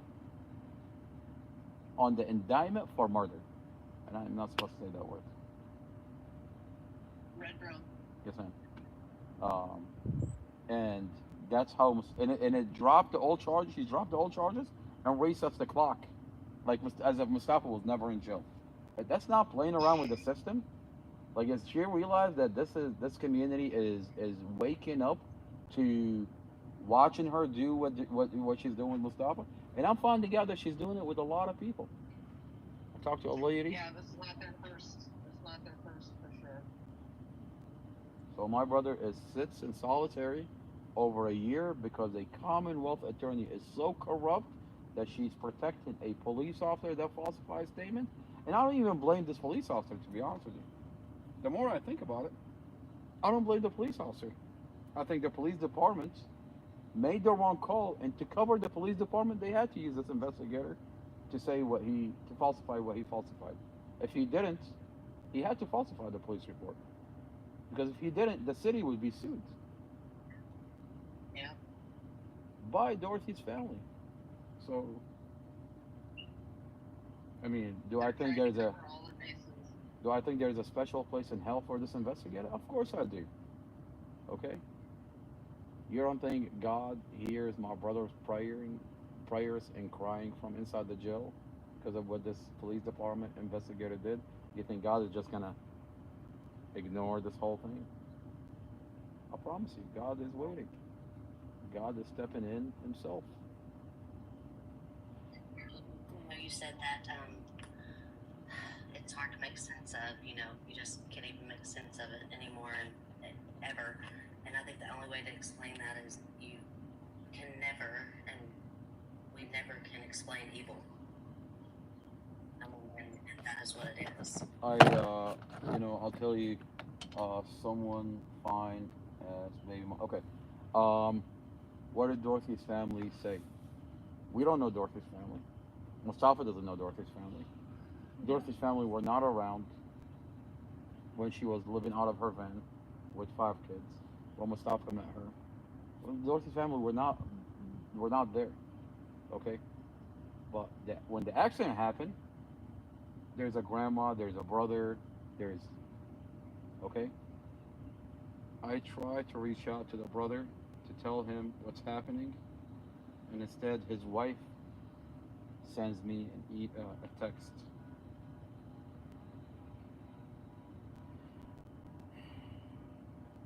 Just reminded you, I don't know if y'all were planning on it, but they said to call back at 12:18. Yes, ma'am. Yes, ma'am. Can I call from your phone? Let me just read this text, so that way. I get this text from Derek, Dorothy's brother, wife. His wife is texting me. Now, if that was my sister, I'll try to put myself in his shoes. If that was my sister, I would want to know. I would want to find out what's happening. Now I get this text. This text doesn't make sense. And I'll try to make sense of it every day. You don't know Mustafa. You've never Mustafa. Mustafa is the only person that cared about your sister. Mustafa adopted the kids. And you send the family this letter? Your entire family needs to stop contacting my husband. Lose his number. At this point, it is harassment. His sister and niece were unalived in an accident that your brother caused. Whether or not he intended to is not the question here. His action caused the unaliving of two humans, of our family members, and your family continuing to reach out to him is disgusting. The only time your family should have ever reached out would have been to express your condolence. But that never happened. Your mother called him crying about her son. He is still alive, her still alive son, while Deanne, Dorothy, and Empress both were in a morgue. Lose his number, your text will be sent to the prosecutor. Really? Really? Really? That makes sense? Amar, can I have her number? Yes, ma'am. Thank you. Text it to me. Wow. They're disgusting for this. And she was abandoned by her whole family. Her whole family. And until now they all want, you know what's going on. Lawsuit, money, that's it. Unbelievable. But what they don't realize is it's all in the discovery. It's in the 72-page discovery. That police department made the wrong call. They ground transferred someone. They said they're stable. The girlfriend and the 5-year-old baby. They said they were stable. They ground transferred them. And 3 pages later, they're like, they're not stable. Why would you not airlift someone that's you helicopter Mustafa, my brother? He was in a coma. You helicopter him. Why would you not helicopter Dorothy and Empress? If that was my sister, if that was my daughter, I would sue the heck out of the city for making the wrong call. Are they not understanding what's happening here? The community sees it. And I promise you, what's in the dark is always going to come to light. They're ghetto. They're ghetto. That's the bottom line. They're not good people. Yeah. They don't want the truth. They want the money. That's all. Look at your mom. I'm watching her on YouTube. Oh my gosh. I wish I could be there tomorrow. Yeah, Omar. I wish. God bless you. My husband, he's on a huge job. As soon as he's done, but he's got a deadline. Ma'am, I appreciate you. God bless you, ma'am. No, we're coming. Just when, I'm not sure. Can you please go hug Mama and give her a kiss from all of us? So we can see it on YouTube. Yeah, you're waiting.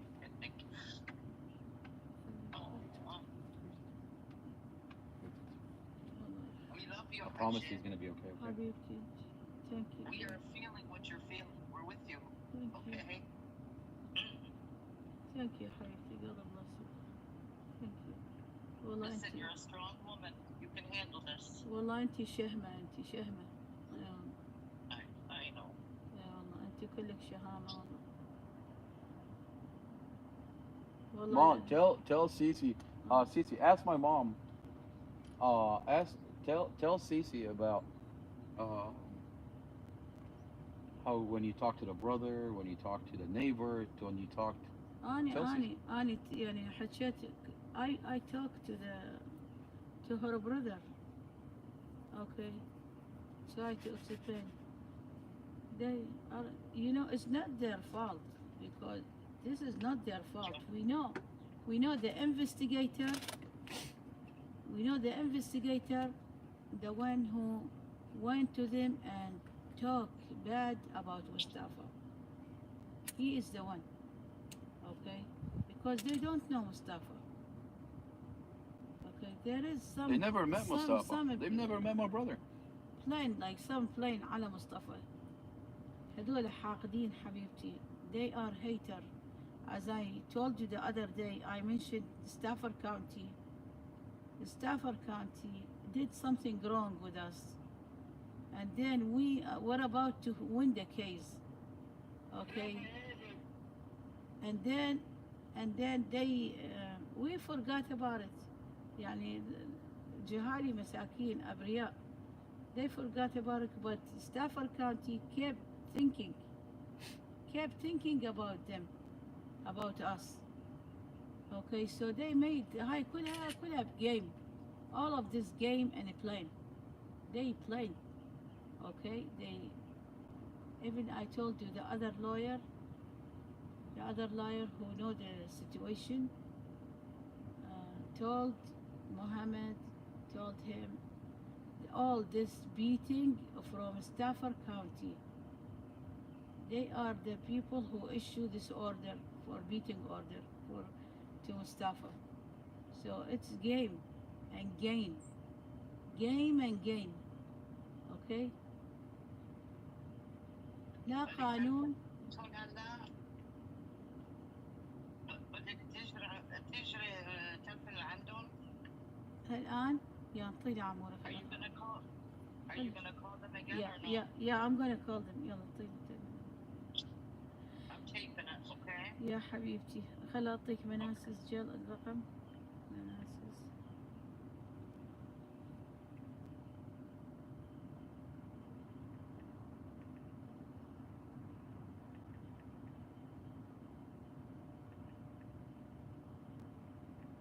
My device, don't say the phone number on the line, please. No, no. Listen. Just 1 second. Don't prolong the line, please. No, no. Just 1 second.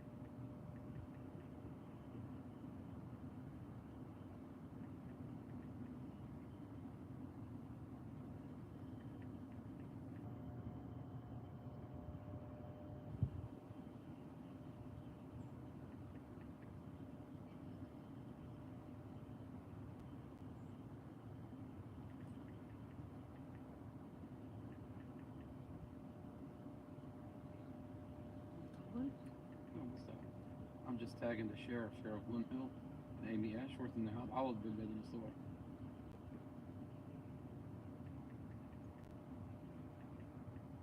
On Twitter.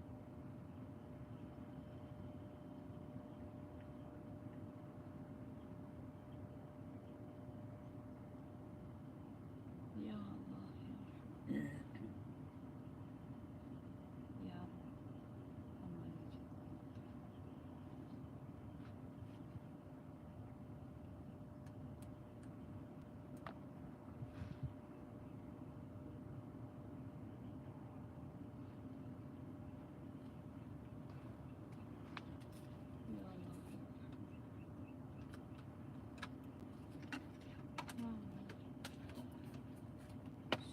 No, I'm just trying to end the phone.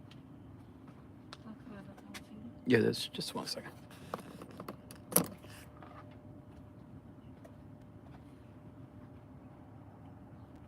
إيش بتستخدم هاي الشارجر؟ No, this is good.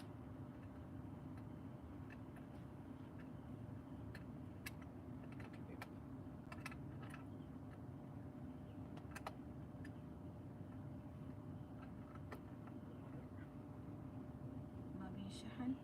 No, it's 9%. ممكن شو هذا الرقم؟ Okay, just 1 second.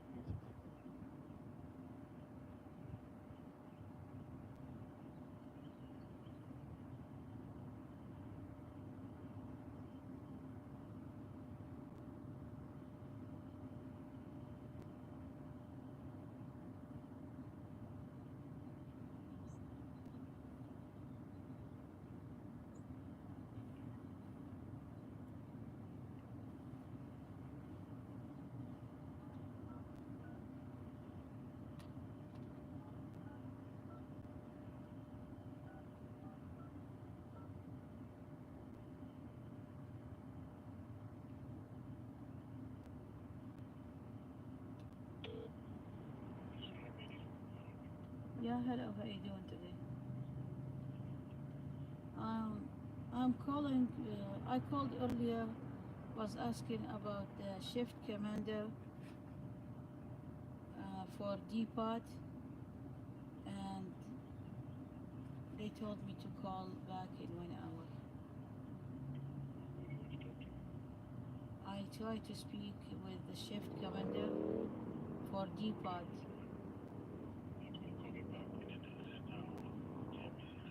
In an hour? But they just told me call in 1 hour, and I was waiting, and I'm calling you now.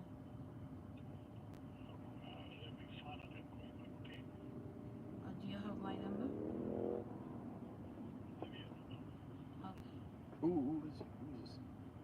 May I know who I'm talking to?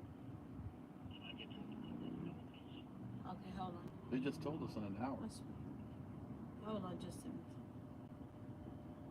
Okay, her number مالتك 571 277 5384.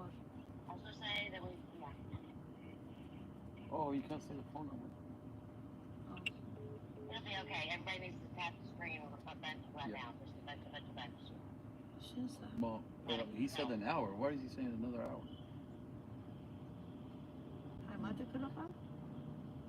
Oh, yeah. So this is you gave him this number? Yeah. Okay. So. No, Ma, this is not the right number. You gave him this number? Why would you give him this number? This is the news. Okay, good.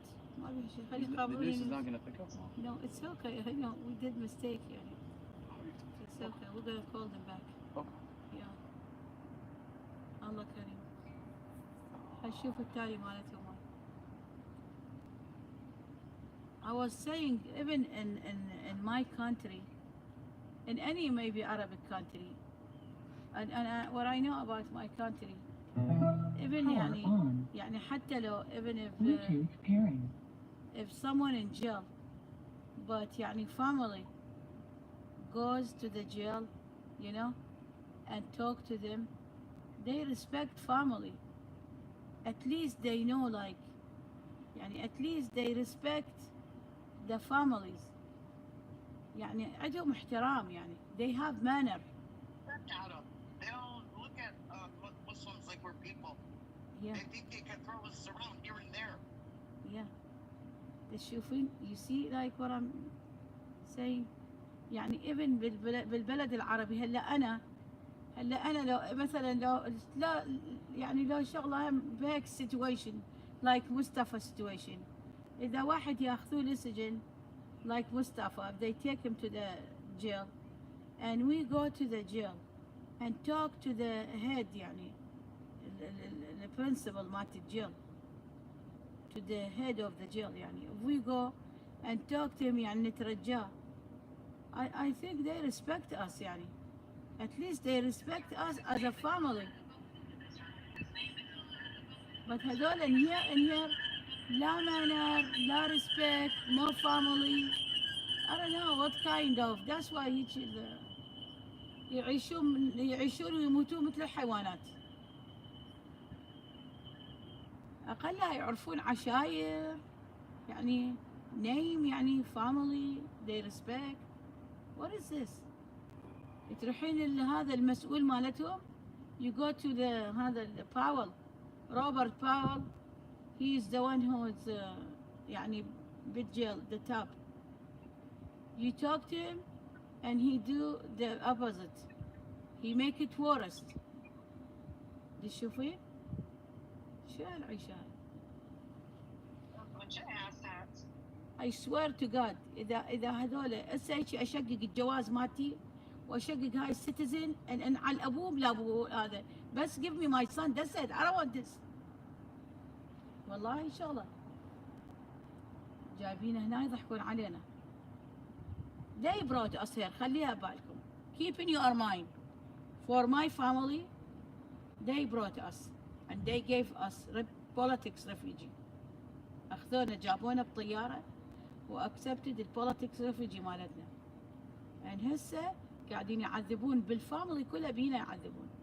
ليش؟ Why? I have a little bit of good thoughts for you. I don't think they're going to touch him anymore, and I don't think they're going to unalive him. There is too much heat on them right now. This has never happened before to them, Hajjah. Yeah. You guys did this. You guys are angels for doing this. They have never had anybody expose them but you guys. Then, I don't think they're going to touch him anymore, and I truly don't believe Sisi حبيبتي, Sisi حبيبتي والله, we left our country not for like يعني living or يعني we have something يعني missing. we يعني احنا بالكانتري ملوك اصلا. my husband يعني هو يعني ابن ملوك, زين طلعنا بس for justice يعني, طلعنا احنا يعني حتى نحقق العدالة بهالأرض هاي. هذول قاعدين يستغلونا ماما. They are taking advantage. I swear to God, Iraq is safer. والله I safe. swear to God, Iraq is safer. Okay, I can tell you that a billion times. With everything that's happening, Iraq is safer. At least there, they'll tell you we're unaliving you, and they'll tell you we're coming for you. Here, حبيبتي they ناس do it by the عشاير. book. They do it by the book professionally. Well, they do it in a private jail within a community, and they tell you and lie to you that this is a safe. This is not a safe community. It's not a safe. They do it one family at a time, and the way they do it, there's a media blockout. The community is not finding out. As a matter of fact, I'll tell you, me sitting here, I ran into a lady earlier, and she told me her husband is inside. His health condition has gotten so bad that he's got a feeding tube inside, and then she wants to come forward and talk about what's happening with her husband and with Amy Ashworth and what they're doing inside. And then she sends me a text. I'm gonna read. It's more disturbing than what's happening to her husband inside this jail and inside the court system. Let me pull it up for you. If that's not, if you don't think the community is terrified, she tells me, I don't have any videos to get this time. I wish, do me a favor, I talked to you and I just told you what's going on and I broke down in front of you and I didn't want to do that, but please don't mention my name and anything. I want my fiance to stay safe and come home to me safely. I understand your pain. Manassas is a hard jail.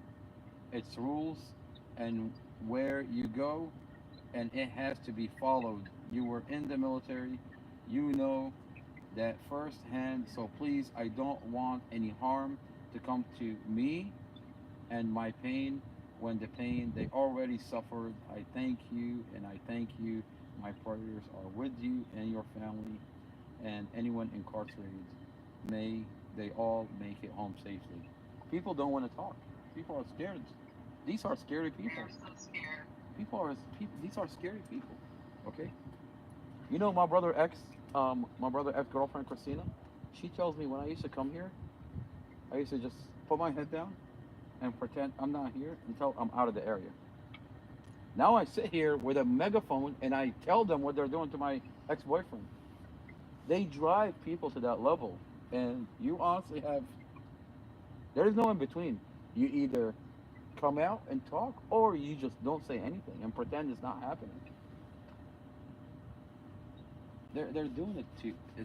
They're destroying this community one family at a time, and they do it professionally because there is no media coverage. The media's not going to tell you what's happening. Okay, there's 6 people that got unalived here. The media has a professional script. Okay, they always tell you. Until your family came into this, they were controlling everything. That's true. That's true. Julie Carey. I was after Julie Carey. Julie Carey is the person that originally reported on the investigator falsifying my brother's police report. But she didn't say he falsified the police report. She told the community the narrative of the police officer. She silenced my brother. Julie Carey silenced my brother on day 1. She said investigators say, if you look up the news article what Julie Carey aired out, the news clip, she said investigators say MUSTAFA ALJAZAIRI drove into oncoming traffic intentionally. 5-year-old Empress was not properly restrained. That's a year ago. And then you watch the dash camera. 5-year-old Empress was restrained, properly restrained by her mother. So when Julie Carey sits there insinuating that MUSTAFA didn't properly restrain the baby so he can go unalive the whole family, you watch the dash camera, Dorothy is the one that restrained the baby. But the investigator sees it. He has the dash camera. Julie Carey didn't verify anything. She didn't do her job. She just took the investigator's word for it. And and she just ran with what the investigator said. How is that fair? The community, you painted Mustafa as a monster, and then a year later, I sat down with Julie Carey since day one. I let her hear the audio with the investigator and Mustafa. I showed her the discovery where Mustafa's statement were falsified. I let her watch the dash camera.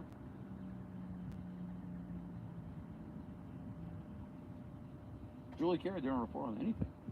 The only reason Julie Carey reported on my brother is because our family decided to come out. We were protesting. We were loud. We told this community what's happening. Every day we go in front of the courthouse, in front of the jail, and we told a year ago. But we didn't just come out. I mean, we were scared. We were scared just like everybody else until they beat Mustafa. And that stayed him inside the jail. It's like something just broke. It's like something inside of us just broke. And we had a threat from Casey Stevens. Casey Stevens threatened us. Casey Stevens threatened us. He said, if you come out, God for your family.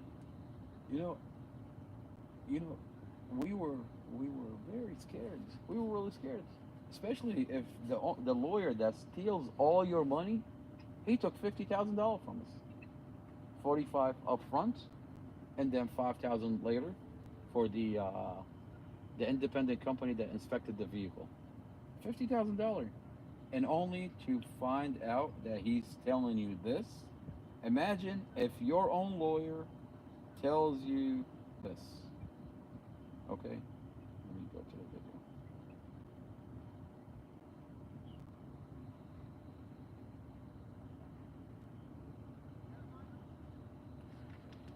We're telling the lawyer the police report is falsified. We're telling the lawyer where's the dash camera. We're asking the lawyer why are they hiding the evidence. And then we tell the lawyer, if you don't give us a dash camera, if the prosecutor doesn't give you the dash camera, I'm going to go public with the investigator at Prince William County falsifying my brother police report.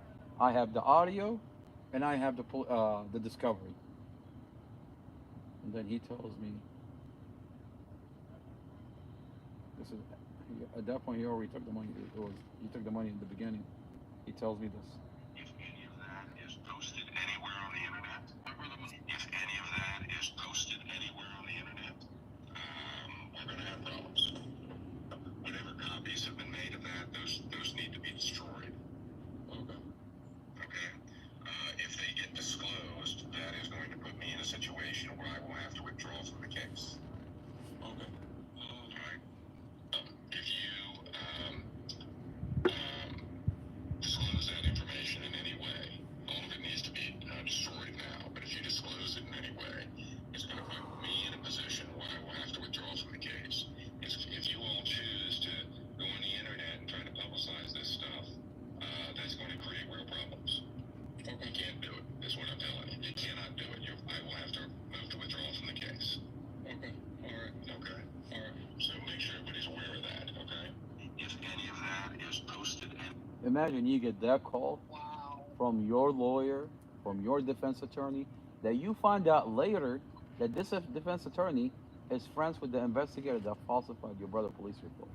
Back in 2016, he got in a vehicle accident, a DUI, fled the scene. The same investigator that was on scene that the lawyer got, this guy, the Casey Stevens. All you have to do is look up Casey Stevens, Google Casey Stevens.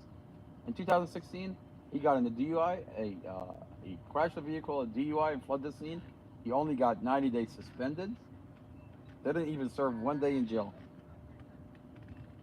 And the crash investigator was Robert Drum. That's conflict of interest. The same lawyer that's friends with the investigator is telling you this after he took all your money. I'm glad you have that recording. I'm glad I have that recording too, man. Because if I didn't have this recording, no one would have believed me. Because I'm looking at this and I'm still processing all this. I don't know, and I'm sure that you've probably already done this. Yes, ma'am. But have you reported them to the Board of Ethics and given that video, emailed that video to them? So I think you're talking about the Bar Association? Yes. Yes. So, okay. my brother Muhammad, we went to the bar association. We filed the whole entire thing. It's a long, stretched out process, but we're going through it. We're going through it, and I promise you, by the time we're done, yeah, it's a slow process, but I promise you, by the time we're done, that lawyer is not going to be able to do this to another family. None of you should ever have to work a day in your life after this. These people. I just wanna go back to the simple days when me and my brother, I would pass out my business card from my simple, small roadside assistant company and sell heat warmers with my brother. I just want to go back to those good old days where I can sell heat warmers with my brother. Yes, ma'am. I understand completely. Our whole country is in a mess. The It world's really in is. a mess. You know, it's like they're destroying this country. They're destroying this country one family at a time, one community at a time. And you find out they're doing it across the board in a lot of the communities. But they do it professionally, where because the media is in their pocket, in the police department pocket, in the private jail pocket, is you you don't hear about it. And when this happens to you, you think this is an isolated incident, that this is only happening to you. I have to go through the court system, oh, the lawyer, blah blah blah blah blah, and then you find out that this is all you have to do is just like stick your head up and just look around. Look at your neighbor. Look at the person across the street from you. People don't talk because when we first went through this, we didn't know who to tell, and you think no one would understand what you're talking about. Why do you think I have a giant megaphone in my trunk? Because I went on Amazon, I bought the biggest megaphone, and I had this idea where I wanted to go in front of the court and I'm going to tell my brother's story. But that was right after that phone call conversation. And they're scared that the community is going to find out. And the fact that the community doesn't have a dash camera, and I had to go through and get that dash camera and put it on my social media. What do they think? Like, what do they think, that the community is not going to find out? Does Amy Ashworth honestly think that the community is not watching the dash camera? Yeah, I have a platform on social media. It's not a giant platform, but that small platform is enough to show the community what's happening.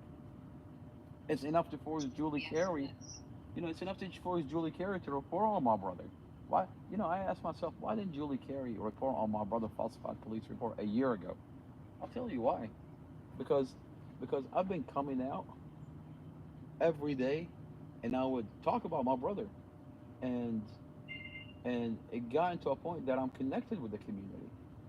That Julie Carey feels threatened because if she doesn't report on what's happening with my brother, people are going to call her out, and they're going to call her for the fake news that she is. Why isn't she here? I texted Julie Carey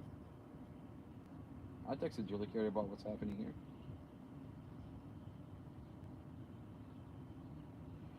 I'm going to go through the text. But I texted Julie Carey. I have a working relationship with Julie Carey. I have a professional relationship with Julie Carey. Okay? Me and Julie Carey is everything that's wrong with this town. Because she doesn't report on the truth. She takes the story and slightly turns it around. Or just simply ignores it. Yeah, the media is so corrupt everywhere. Yeah. But they've helped destroy everything. Yeah. Exactly.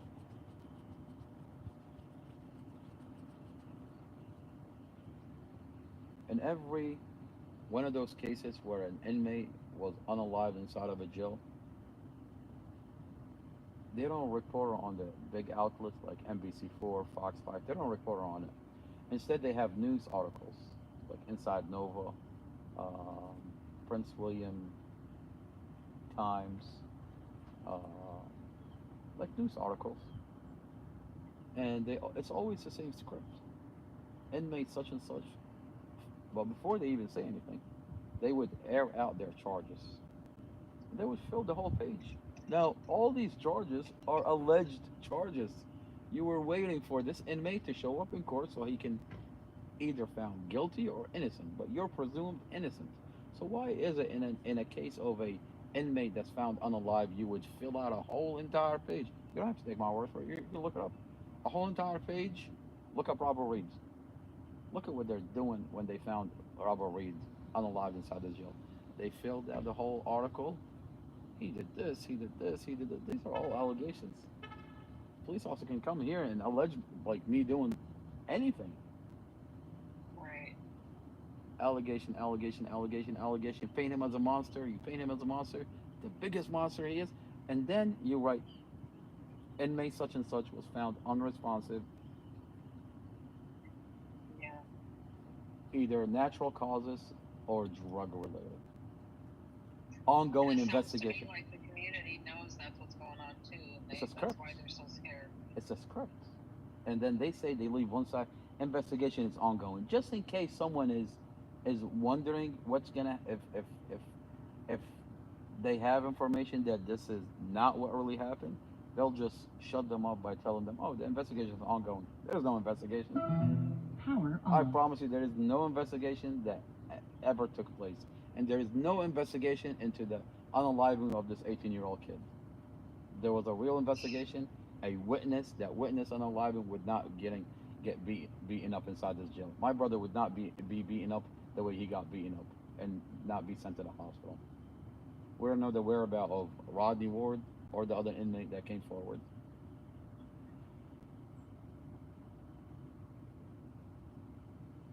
So yeah, the media. Those guys are.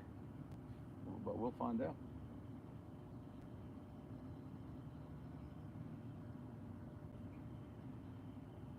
All I know is Isaiah Riddle is nowhere to be found. He got transferred off the unit.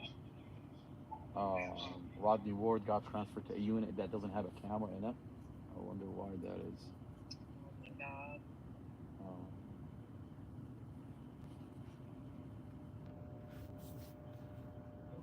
It would be nice if we could find a disgruntled correctional officer that maybe quit their job or something like that because of what was going on there, because they had some kind of a conscience. I've got one for you. To come forward. I have prayed for that several times. TD Hunter, I've got one for you. Now, Special Agent Lindsay Coulter, when she got assigned by the Department of Justice, May 24 of last year, 2023, asked my brother a specific question. My brother didn't know any better. He trusted the FBI. Okay, we trusted the FBI. She asked him a specific question when she sat down with him. She said, is there any correctional officer that you trust in here? He tells her the name of a correctional officer. I'll bring his name. It's in my notebook. He tells her his name. Within a week, they fired that correctional officer. Now,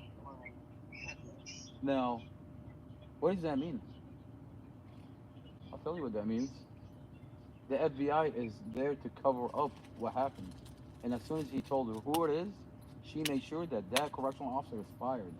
So that way he doesn't disrupt her cover-up for the jail. Let me bring his name. I'll be right back. Did y'all know that? I wasn't aware of that. This correctional officer was looking out for my brother was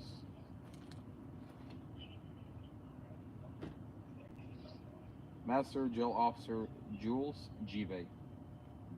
Have you tried to contact him at all? No, man. Maybe he. I don't know, might have, but we you know. if someone can look him up, if someone can locate him, if someone can reach out to him, that would be a very interesting conversation to be had. What is his name again? Yes, ma'am. It's Master Jail Officer Jules, Jules, Gbay, Gbay, and then his middle initial is G, as in Gordon.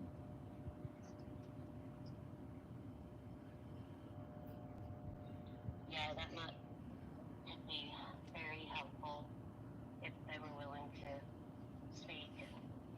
Now, an inmate came forward from last year when my brother was beaten up and I stayed inside the jail.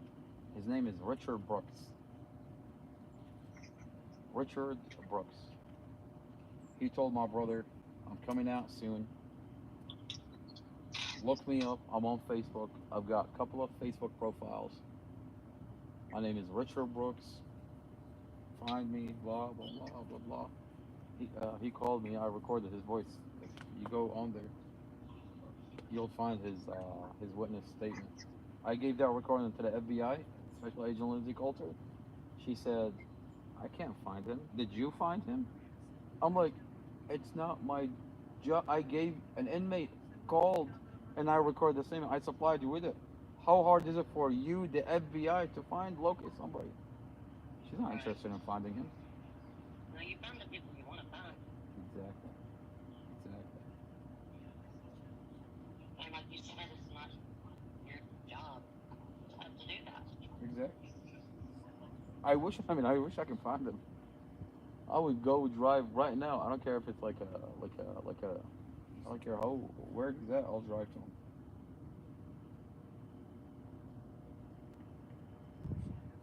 Will you say and spell the Jules correctional officer person again? Yeah. And someone put it in the chat while you guys said I apologize. They're just people that want No, you're good. How ma? No. It's quiet. It's a quiet generator. No. It's Master Jail Officer Jules Gbay. Okay. Jules Gbay, Gbay. The middle initial is G.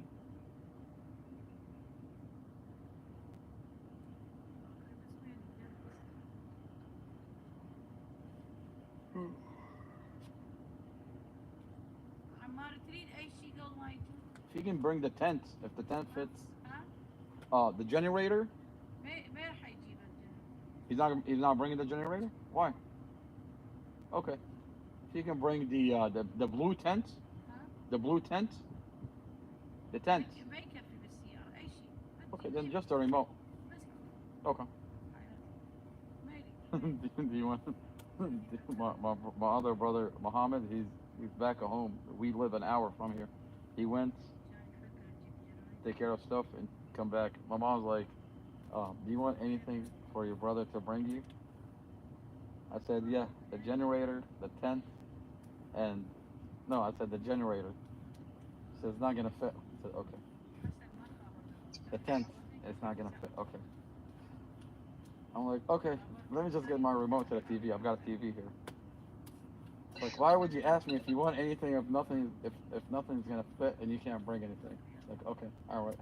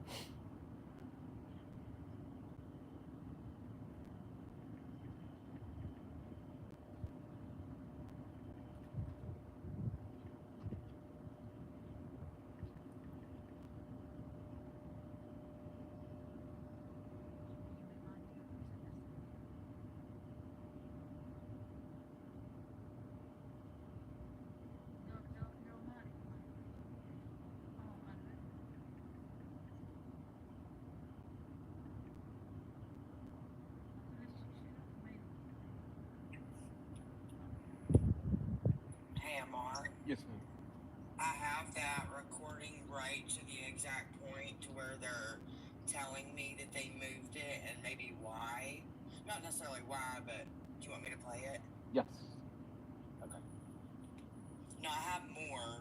I just got it to where it's direct to the point because I was on hold a lot, but Yes, ma'am. I've got it.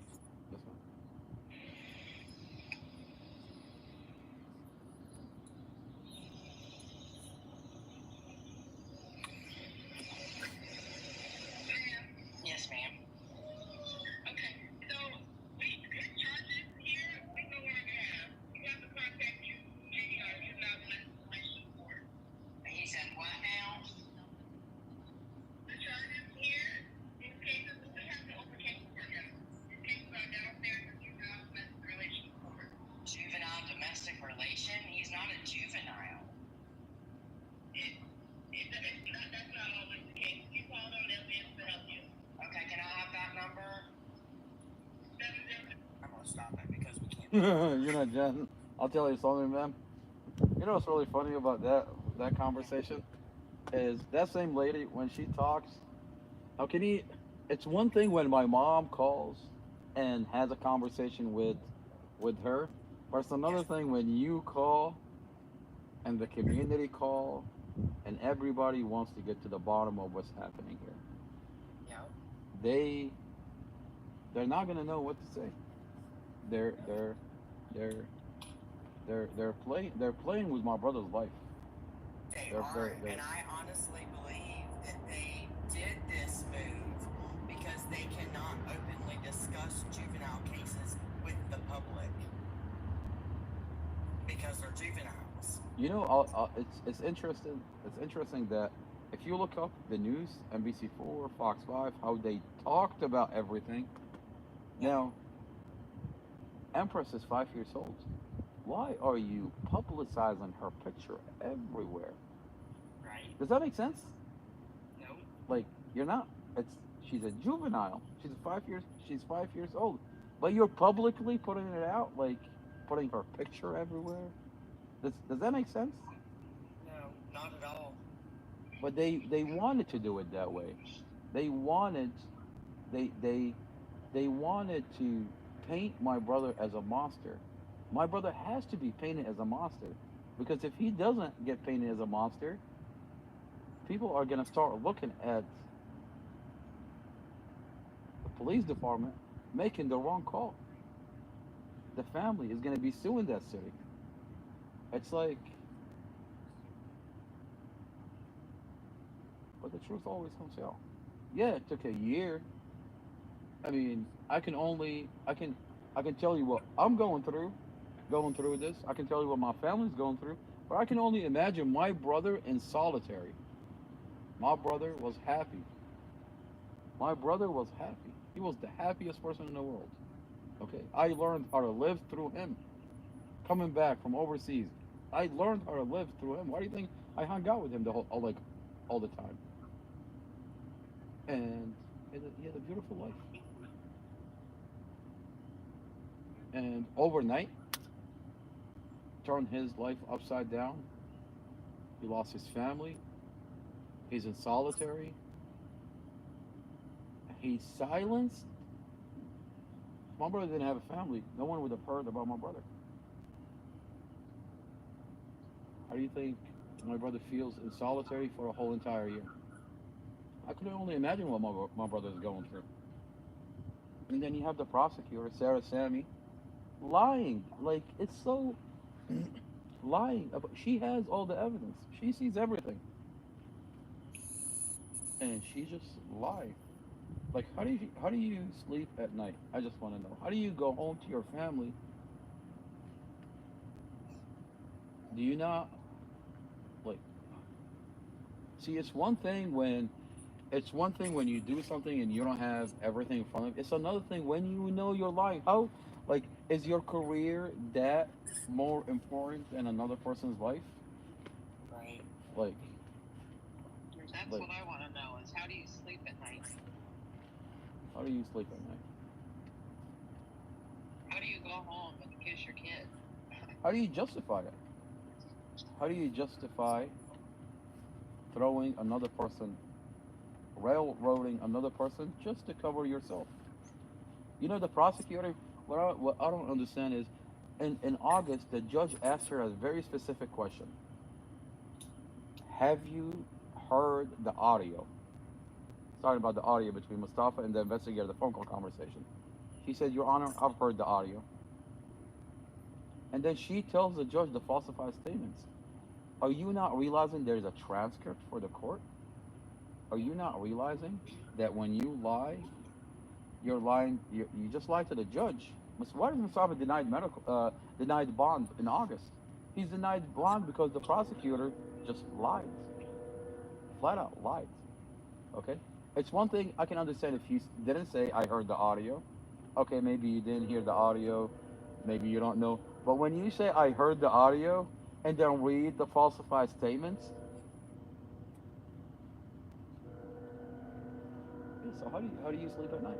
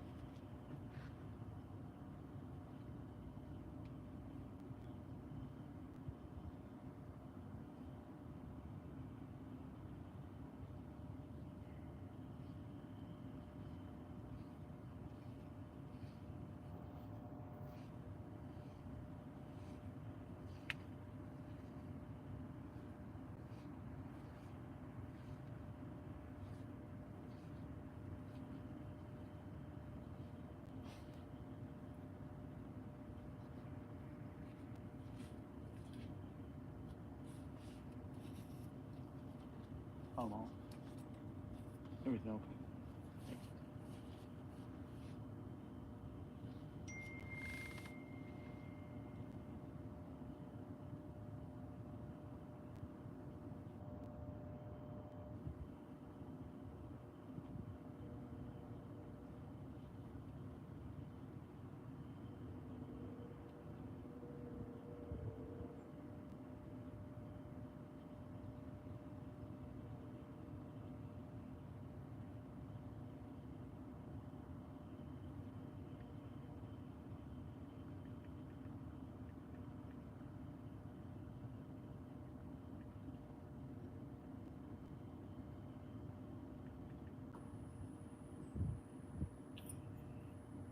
Someone's baby mama, when I spoke to them on Friday, I asked them, like, so if you can't discuss this, you know, how do we get information? And they said the family has to speak with a lawyer. Of course, you know, the lawyer can speak. Wait, Jen, what happened? The person that's in JDR, because it's called juvenile domestic relation over there instead of juvenile court. Wait, what do we have to do?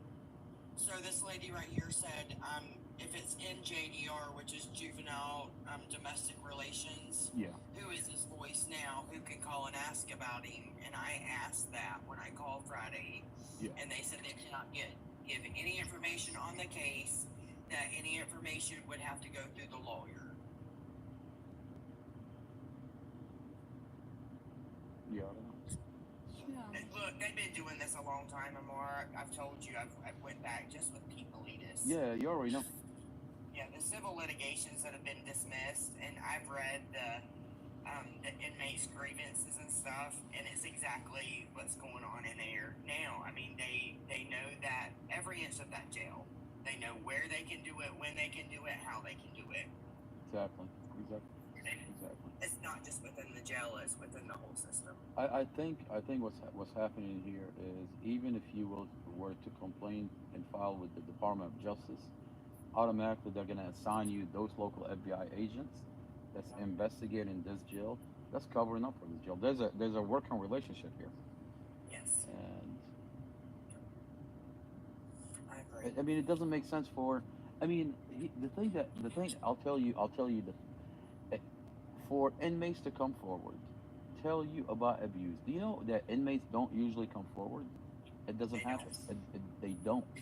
Okay, unless you abuse them so much that the internal process no longer works. What that means, if you take an inmate and you beat him up, you strip him naked, you stay him inside the jail, you deny him medical, and when he complains about it, it goes up to Major Harlock. It comes down where all of a sudden you take this inmate to a hearing process, and the person that comes in turns off the tape recorder, threatens you with solitary confinement, getting beaten up again, and then turn on the tape recorder, and then move around the wit, and then flip the script where now you're the one that assaulted the correctional officer, and they throw you in solitary. This is a different kind of level of abuse. That when these inmates somehow, some way heard about us protesting outside the jail, with like it became.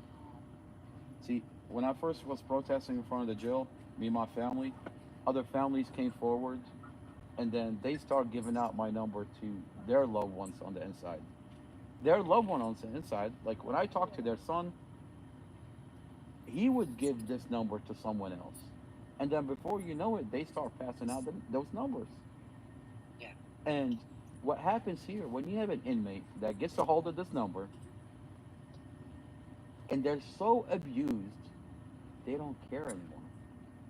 Yeah. They'll tell you, what else can you do to them? You already have them in solitary. You already beat them up. You already essayed them. You already denied them medical. What do they got to lose? I only get phone calls from Depot, if you notice, only from solitary. These all the voices on my page is solitary. Now this never happens, and then it's happening here.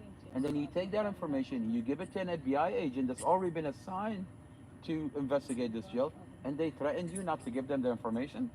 What does that mean? I know what that means. You know what that means. Yeah. This is a private jail that already purchased the local FBI agent. But my question is, there's a lot of patriots in this country. I know that.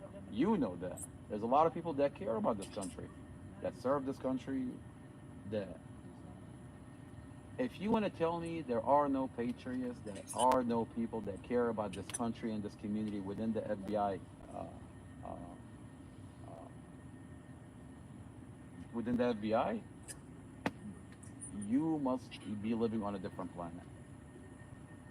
The reason we're here and we're loud, I've got a megaphone, who do you think I'm talking to? Who do you think I'm really talking to? I'm talking to those individuals. I'm talking to the police officers that cry every day over their fellow officers beating up on the community, abusing that badge and uniform. It's disgusting. You think every police officer in that Prince William County police that's okay with falsified police report, beating up on the community, abuse? No, no. They're destroying they're destroying this community. There's a lot of police officers that are not okay with this. I'm talking to them. That's sworn an oath to serve and protect. I'm talking to the correctional officers that that that that care about that badge and uniform. I'm talking to them. I'm telling them this is what's happening inside that jail that you work in. You got a family, I got a family. I know you're not okay with this. I'm talking to those correctional officers. I'm talking to the FBI agents that actually care about this community and this country. They exist. They're still there. Why do you think I'm loud? And I'm talking to the community itself. And I know that God is there and He's guiding all of this. So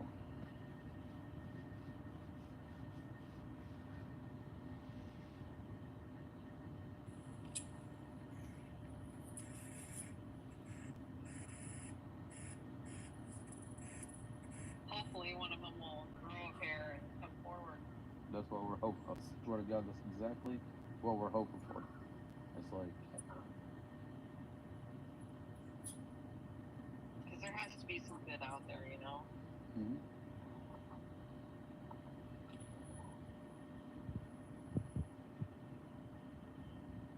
I know when I was in and I got out and I tried to reach out because I wanted to help the women that were in there. Yes, ma'am. I was completely dismissed from everywhere. Nobody would listen to me. Yeah. I was lying.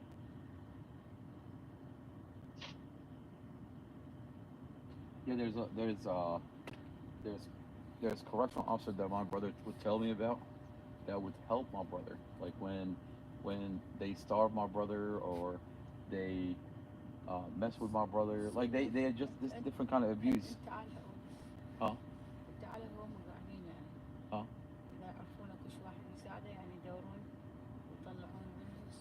Yeah. No, I'm just saying in general. I'm not gonna say who, Mom. Yeah. I had a couple that helped me too. Yeah. Yeah. You know what you know exactly what I'm talking about. Yeah.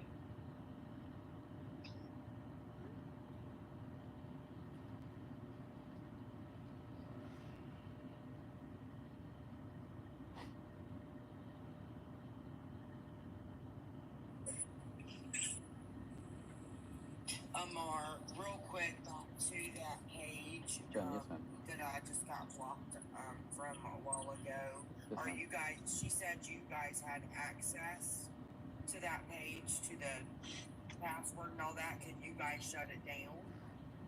No, okay, so we can't shut it down because her cell phone is connected to the GoFundMe, and we can't shut it down. What about the TikTok? Can you guys? She said you had access to the TikTok. We do not have access. We do not have access to the TikTok. She so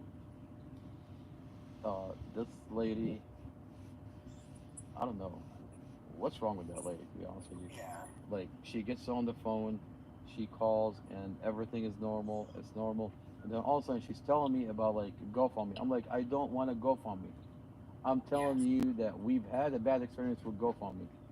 We done it before, collected money, generated money, and then it got shut down. It got sent back. We did it again. So I told her we do not want to GoFundMe, and she said no no no no no. I'm like, we're using a Cash App, and then she's like we can put like she said we can put the Cash App in there. I was like, so the money is gonna go through the GoFundMe to the Cash App. I was like, okay, all right, that sounds good. Okay, and then my brother calls me, and he's like, the money is not going to the Cash App. There's a checking account on there. I'm like, wow. What are you talking about? She specifically told me that it's gonna only go to the Cash App. That's why I said, okay, whatever. Like, okay, okay, do it. Okay.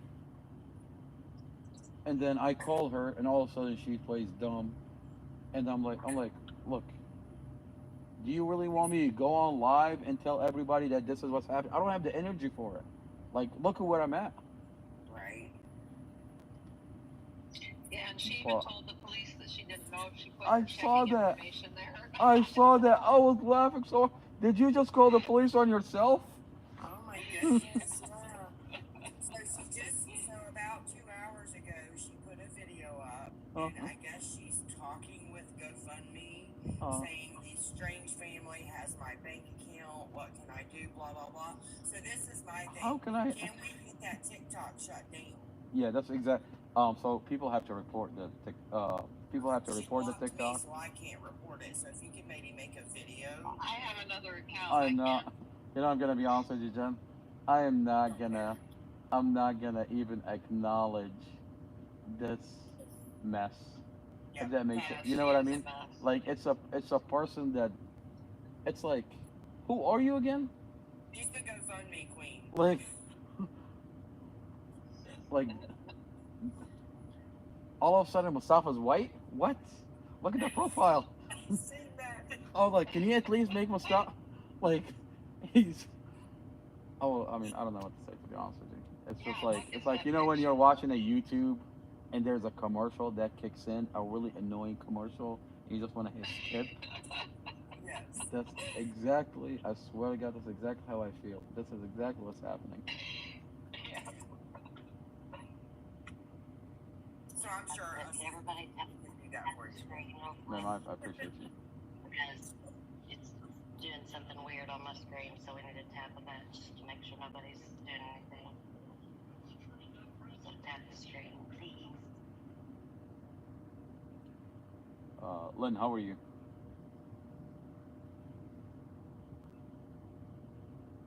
Lynn, can you hear me? You're muted, Lynn. Well, Lynn, you asked to come up, and you're muted.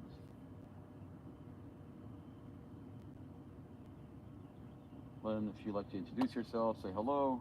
I'm gonna be back out. I need to lay down. I got a headache. I love you guys. Please stay safe, okay? Yes, ma'am. God bless you, ma'am. Love you guys all. God bless. Yes, ma'am. God bless you, ma'am.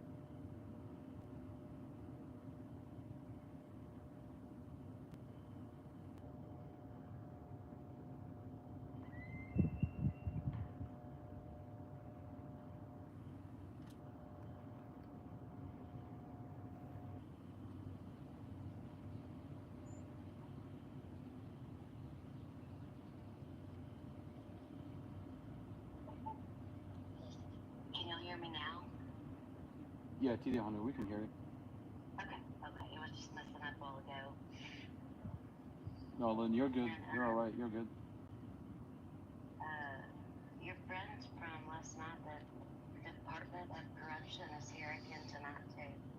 Steven, what? You saw him on here. No, I didn't see him. Steven, what's up, brother?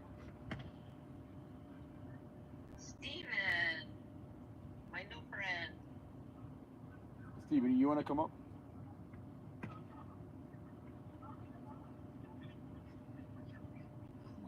Come on. Hello. Steven, what's up, brother? Hi, Steven. Just got done with taking a quiz. How'd you do? As of right now, I got 12 out of 24, but it's waiting for the teacher to grade the rest of it. Oh, open response on the rest? Yeah. Yeah. That's always fun.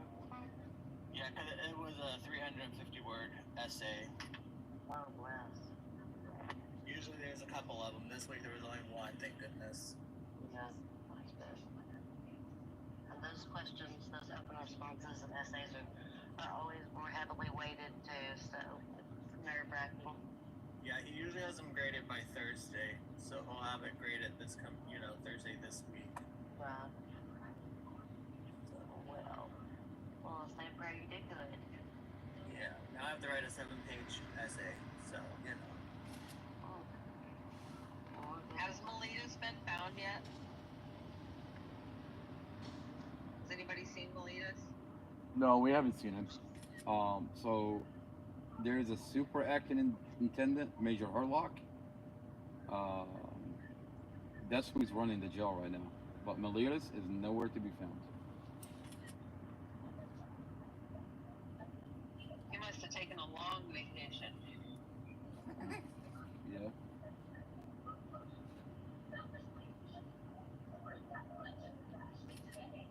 Hoping you'd go away. Hoping. Yeah. How are you gonna go away? You know, I'll tell you. How are you gonna go away when the family, Juan Campos' family, has pictures of his nose broken, face bashed in, a giant lump on the forehead? Like, how is that gonna go? You know what I mean? Yeah. You know, it's yet.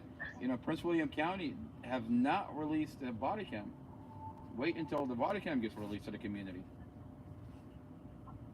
Hudson Chris's one. No, I don't work in that jail. I'm a stay-at-home mom.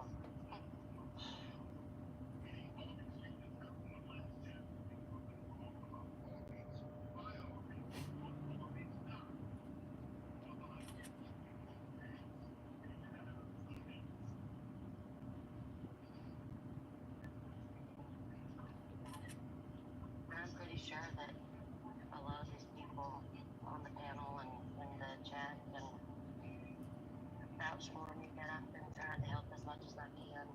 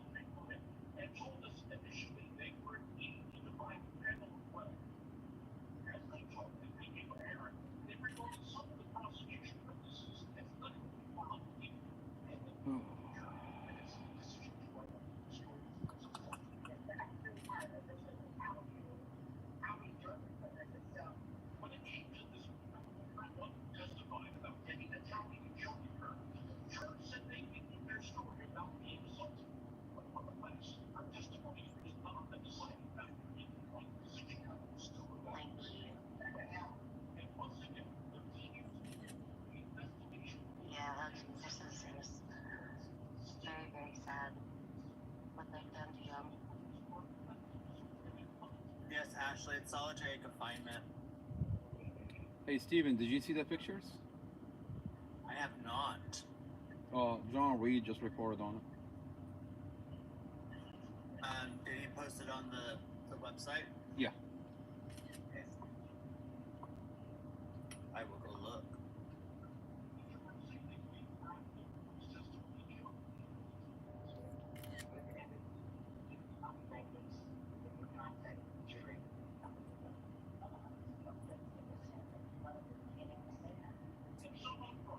No phone calls, Ashley.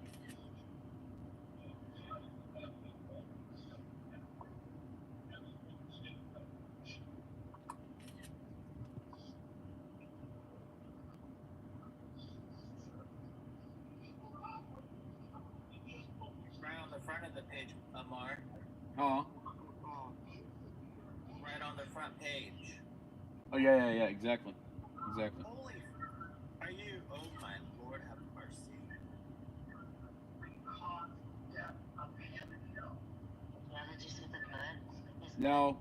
Now look at all the phone calls that we made out to Prince William County, and everything just makes sense. Why they wouldn't want to go in. They're lucky I'm not there because I'd be up there on those steps pounding that motherfucking door. This is bullshit.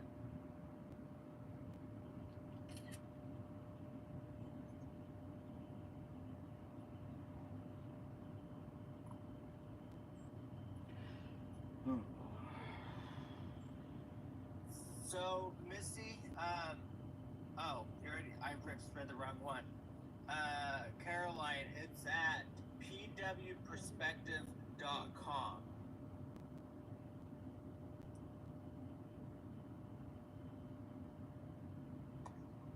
I can try and type it in the chat.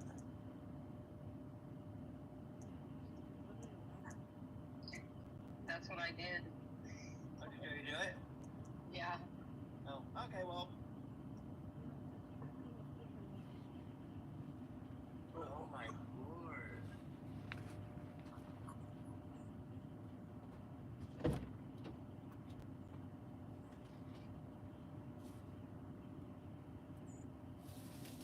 This is ridiculous.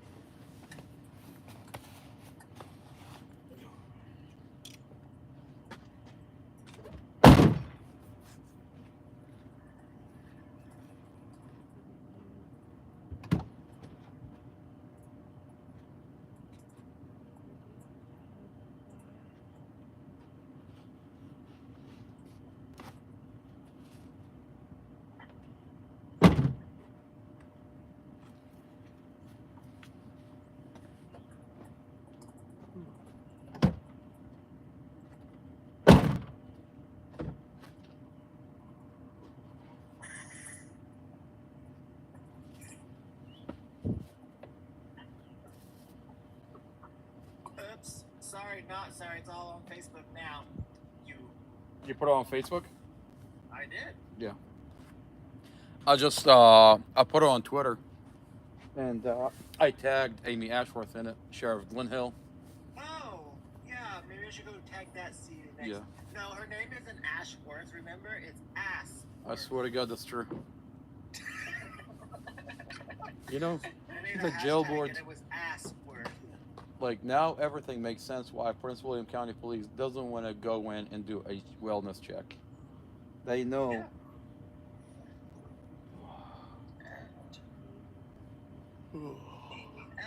I have a mutual friend with Amy Ashworth. Who? Stop. I don't know. I'm gonna have to go look. Yes. I was gonna tag somebody. Oh, the governor.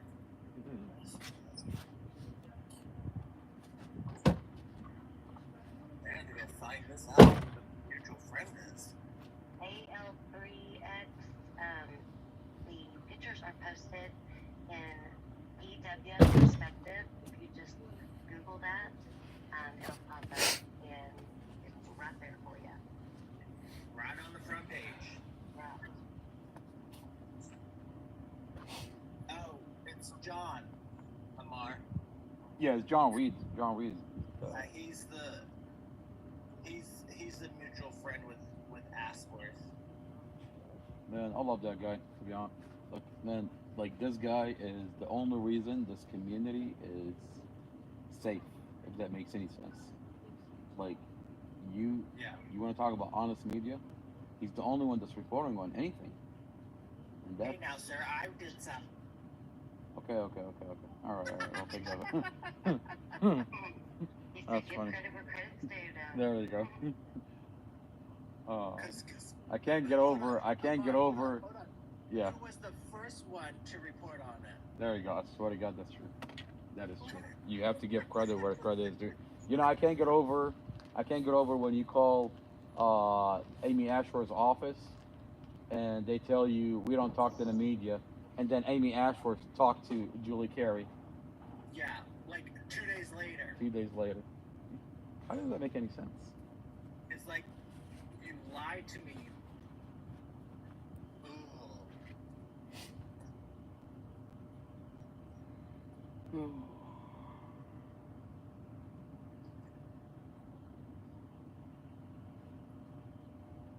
It won't let me tag the one account of Amy's for some reason. But it let me tag the other one that has 2,000 some followers on it. I think probably like her account is set up in a way, maybe. Yeah. Well, I went on one of them, so. Yes, it's not community friendly. Yeah.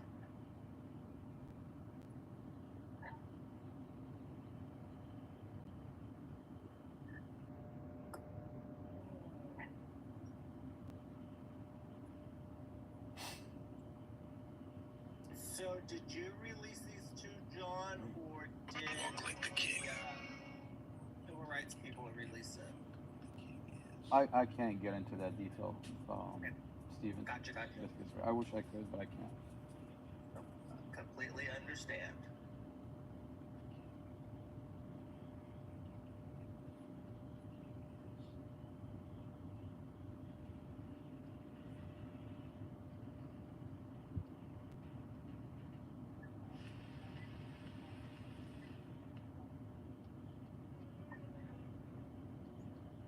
Stephen, do you know if I can copy and paste the link in the chat? Or is that against the rules? I don't know that. We can't put .com in the chat.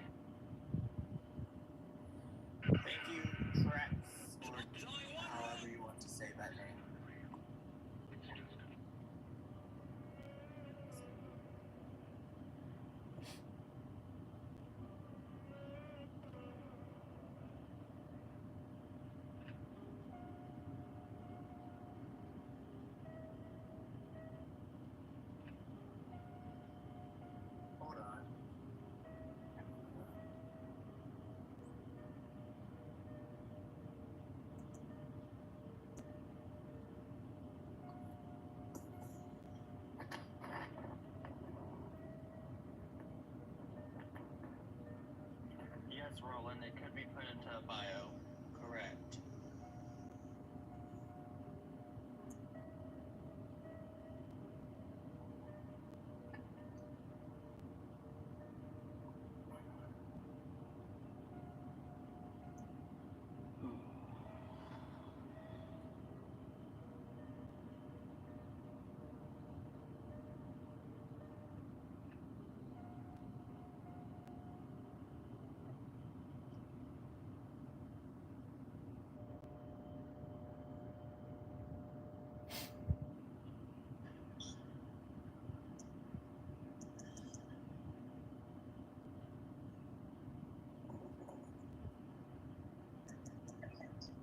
I have a link in my bio. Everybody should go and check out Abolish the United States Government petition. Being held on no bond and is being beaten while they are being held in prison.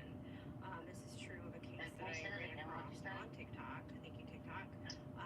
I have a link in my bio to Abolish the United States Government. Mustafa Aljazairi has been in jail since April 7th of this year, and he. Thank you.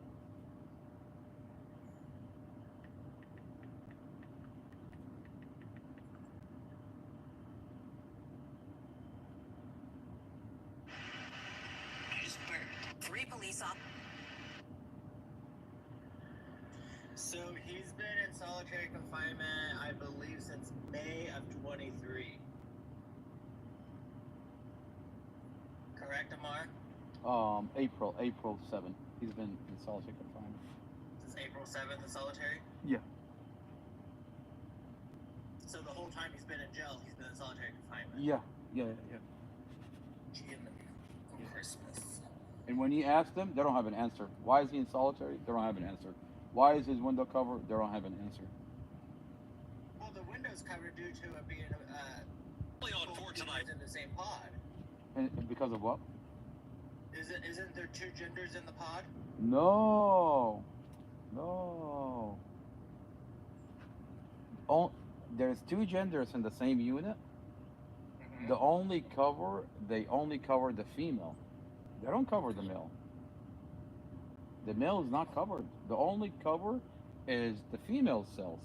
See, the female, the male and the male and the female are in the same unit on D-pod, right? But they only cover the female. His window got covered when the FBI got involved. When me and my brother Muhammad started supplying Special Agent Lindsay Coulter with information about other inmates that were coming forward, his window got covered.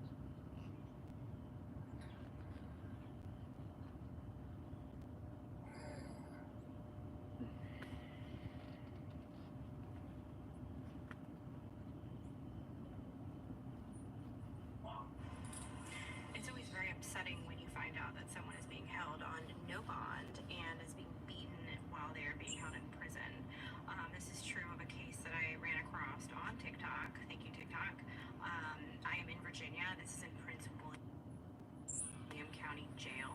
Mustafa Aljazairi has been in jail since April 7th of this year, and he has had no bond, and his charges are several charges of felony murder. So you think murder, oh my goodness, this must be serious. No, is it correct? It's always very upsetting when you find out that someone is being held on no bond and is being beaten while they are being held in prison. This is true of a case that I ran across on TikTok. Thank you, TikTok. I am in Virginia. This is in Prince William County Jail. Mustafa Aljazairi has been in jail since April 7th of this year, and he has had no bond, and his charges are several charges of felony murder. So you think murder, oh my goodness, this must be serious. No, it was a car accident. The whole case. A lot of that M word going around right there. Oh yeah, I forgot that I was listening to this. Okay. It's okay. Maybe if we tap the screen a bunch, it'll make it go away. Chantel, how are you, ma'am?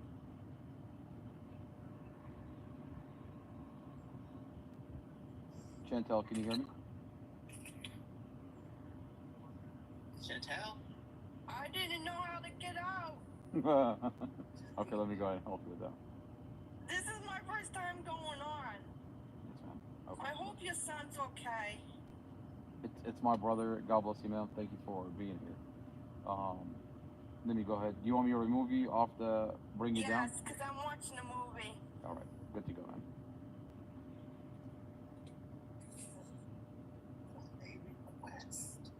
Oh my gosh. That was kind of strange.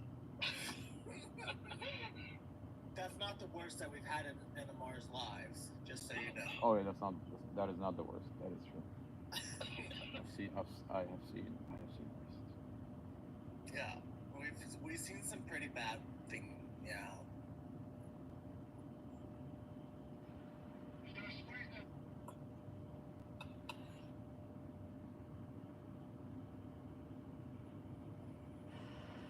It's always very upsetting.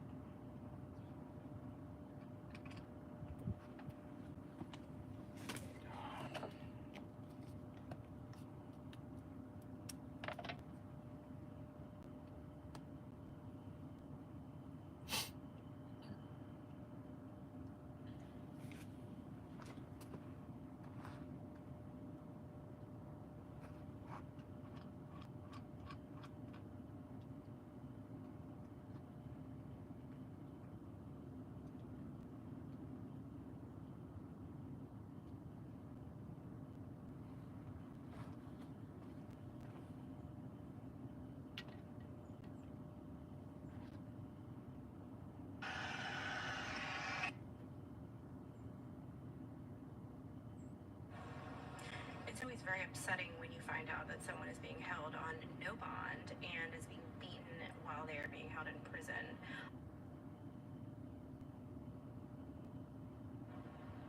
It's always very upsetting when you find out that someone is being held on no bond and is being beaten while they are being held in prison.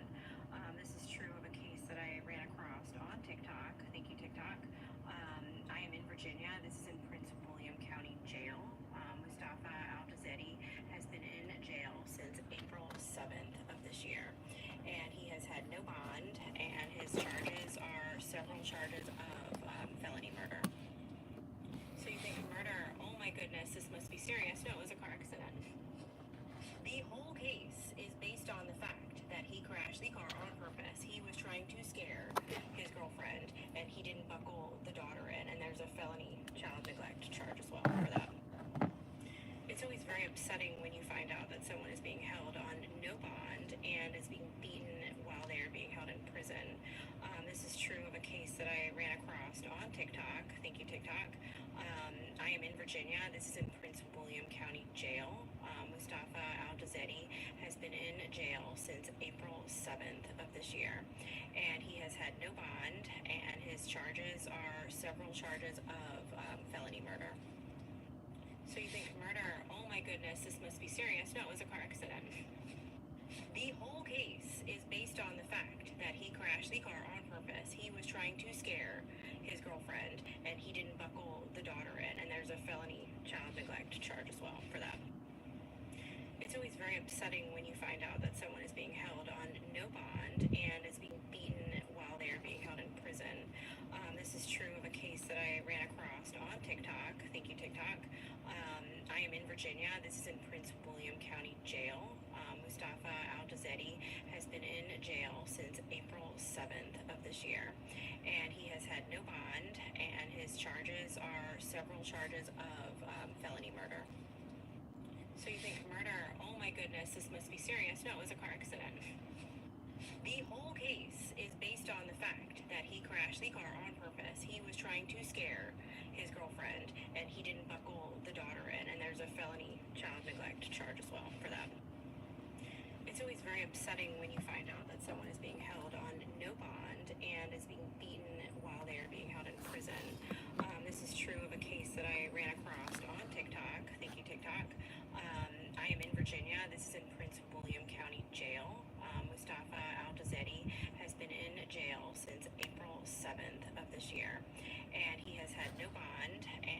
charges are several charges of felony murder. So you think murder, oh my goodness, this must be serious. No, it was a car accident.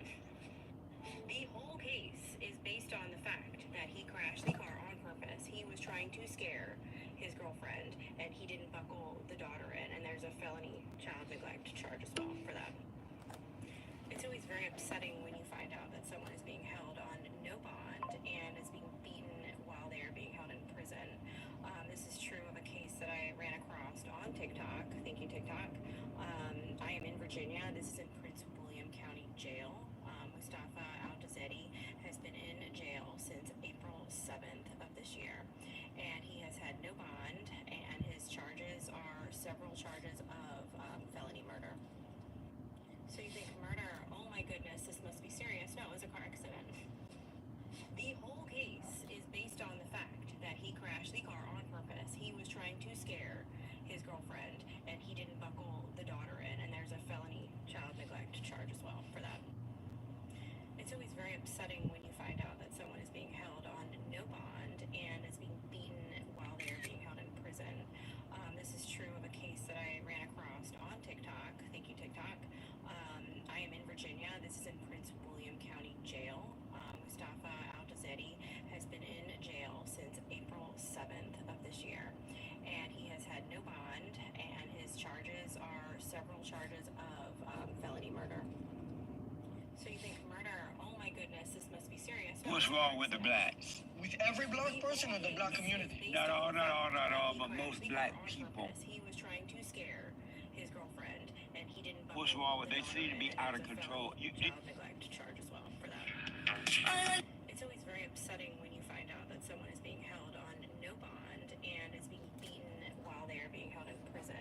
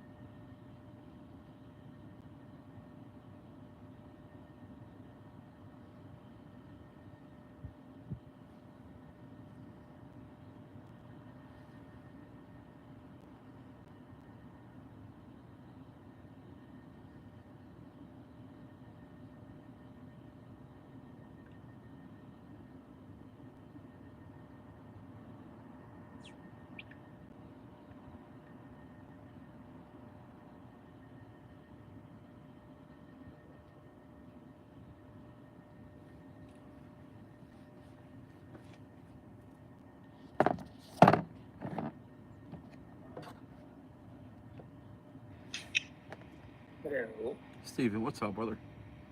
Not much. What's up with you? Not much, man. Just waiting for my brother to be sent to the hospital. Yep.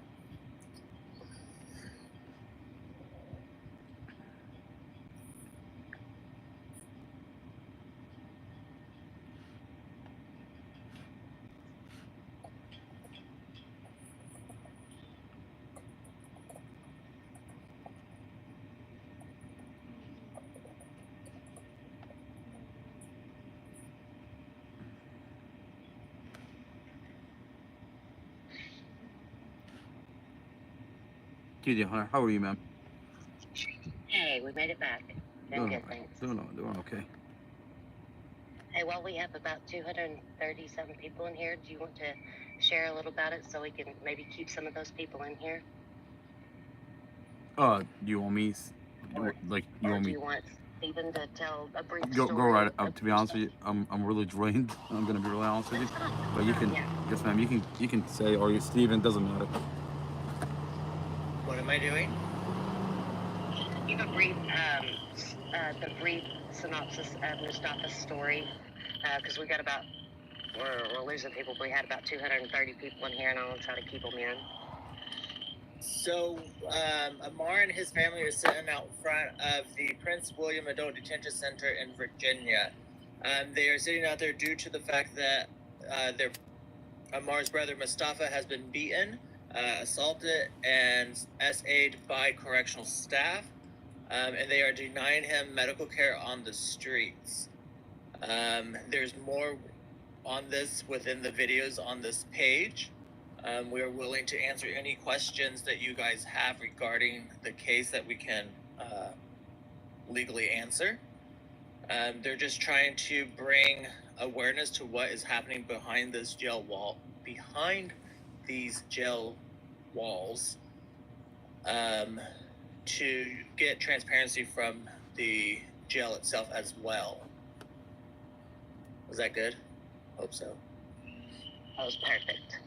I've been talking all day, so I had a thing today for a case here, and I repeated the same thing like 20 times. God. Oh my gosh, yeah. Yeah. And of course, I unmute my microphone and my frogs quit again. I mean, goodness. Anyway. For Variety, I just went over. So. You want me to do it? No, I got it. Okay. So Mustafa is sitting behind those walls at this jail in Prince William County, Virginia. He has been beaten and sexually assaulted by staff members within the jail. The family is trying to get Mustafa sent out to be seen by a doctor on the streets because the medical staff behind the walls are no good. They are more corrupt just as the police department itself.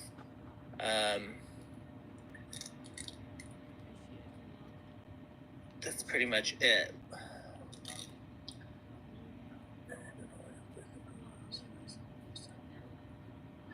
Yeah, Melinda, there's no progress.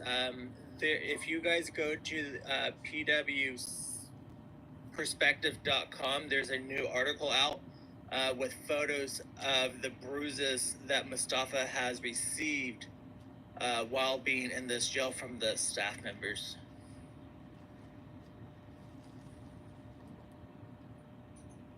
Yes, the family's been in front of this jail for 12 days.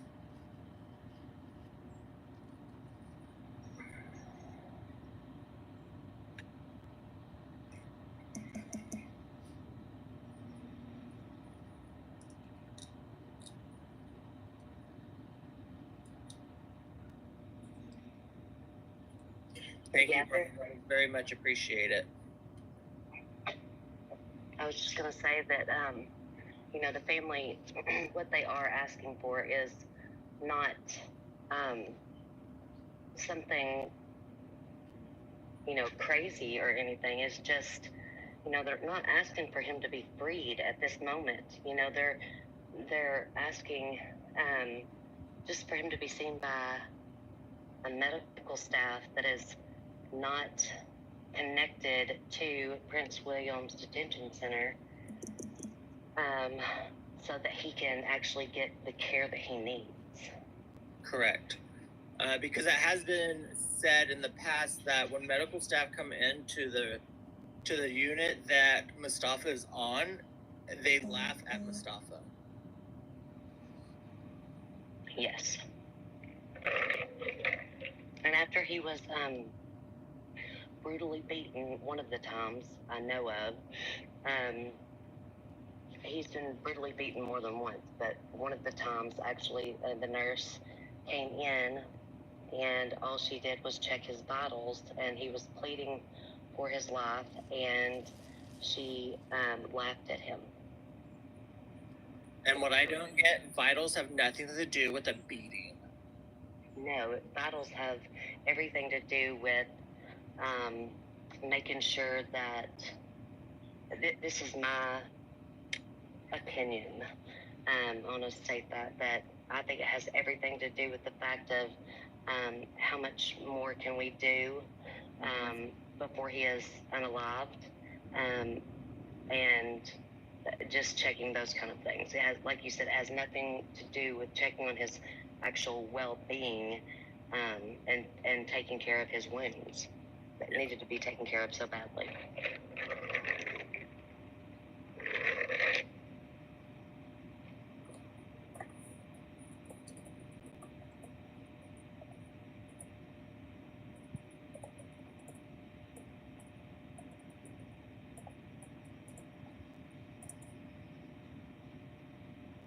Yeah, Brian, it's very horrible. Is the article the website not popping up in the chat? TD. No, I've seen it. Let's see, it's just a little bit back. Maybe like 6 comments back. But it is EW perspective. You can also Google that. You just, I don't know if people are having trouble. I'm going to look it up real quick. Hang on, I'll be right back. I'm going to Google it.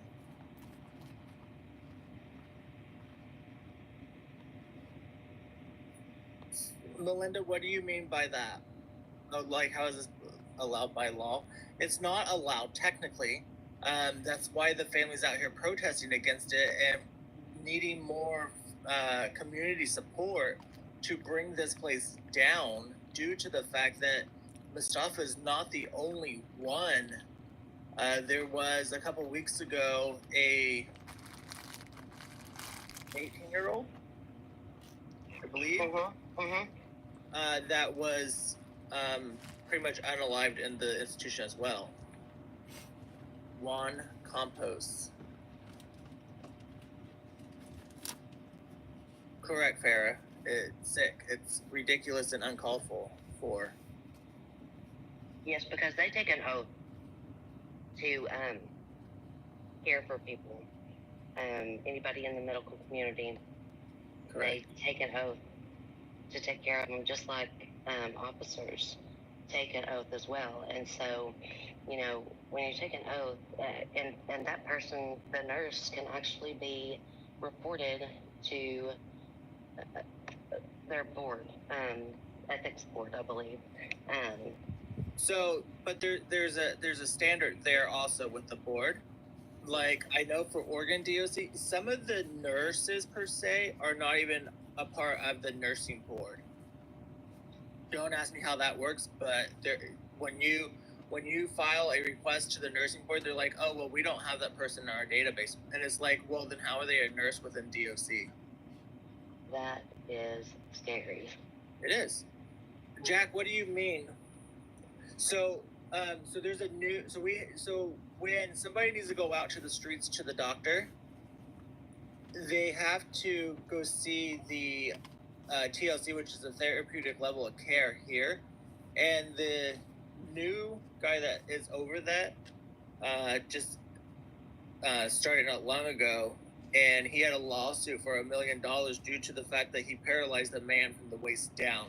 And now he's on the inside dictating who can and can't go out and see a doctor. Scroll down in the article. It's past that, and then you have the YouTube account, and then it's the photos.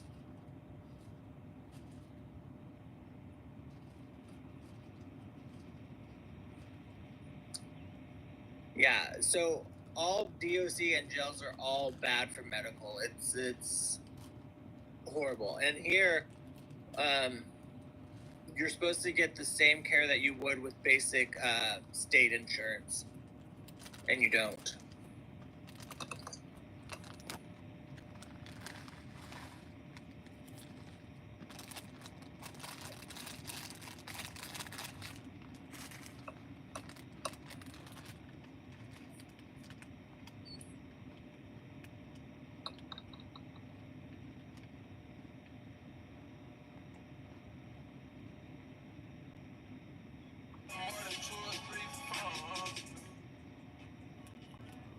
I'm awake.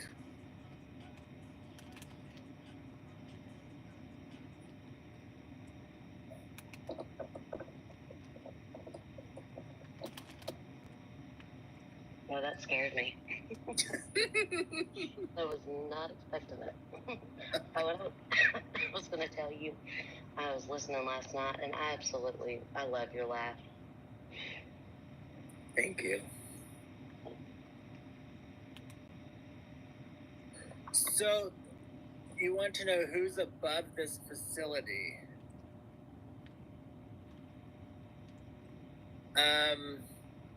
So the board that looks over this facility is people that work within the facility. So, just like Amy Ashworth, she's a part of the jail board. So, they police theirself.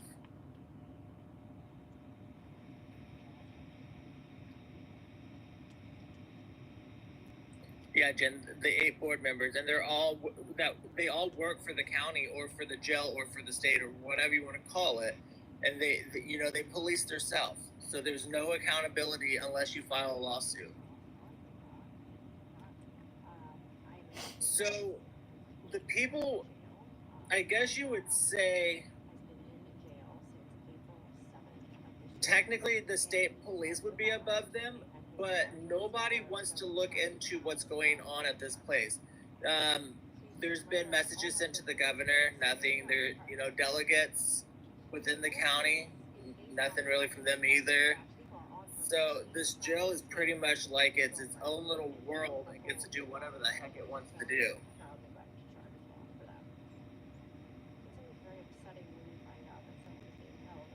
Do they have some type of union? A union? Yeah. Normally, COs and stuff would fall under a union, I believe. They do, okay.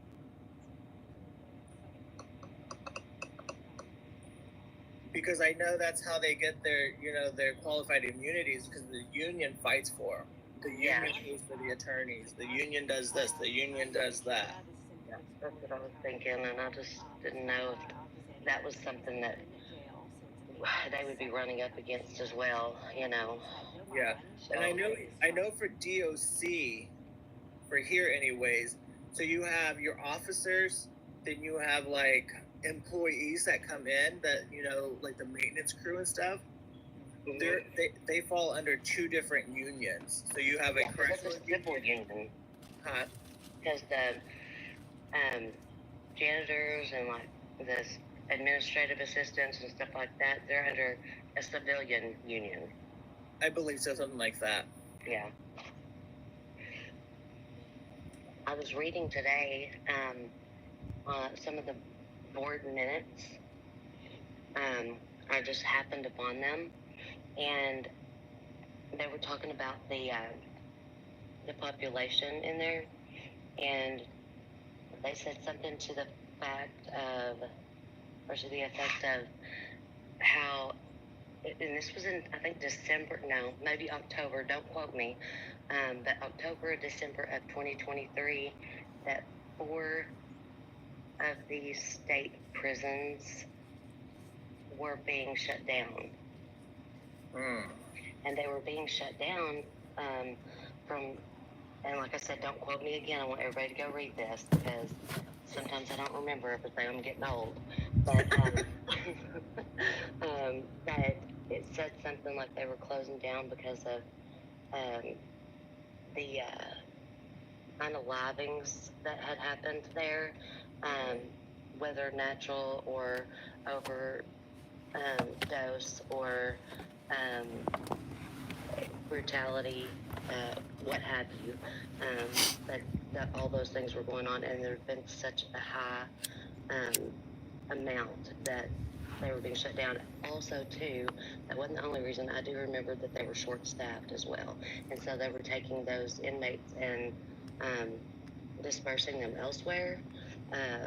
But because it didn't say that in the minutes. The minutes just said that there was 4 that were closing down, but these were prisons. These weren't actually like county jails. But when I read that, I went and Googled like why they were being closed down, and that's when I found like some articles and different news clips about why they were being shut down. Wow. Yeah. So have you looked at the ADC's webpage? I have not. Okay, so I'm going to read this. The agency overview. The Prince William Manassas Regional Adult Detention Center serves Prince William County, including the town of whatever these places are. There's some weird names. Triangle, Dumfries, and Haymarket. The jail also serves as an serves the independent cities of Manassas and Manassas Park. The detention center mission is to provide safe, secure, and helpful housing of prisoners, ensure staff safety, conduct rehabilitative programs that reduce recidivism following release, and to do so in as cost-effective a manner as possible. Well, I think that I did actually read that because I think I Googled Prince William Detention Center mission statement or something like that because I'm like, they have to have some sort of mission statement. Mm-hmm. They all have a mission statement, but do they follow it? Oh, no. No, because like the first, I think, sentence that you read, they had already violated every part of their mission statement.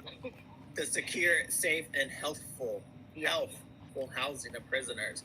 Yeah. Bull crap. Yeah, that first part of it is just like, you might as well not even read on because they've already like contradicted themselves so many times in that first sentence. Secure, safe, and helpful.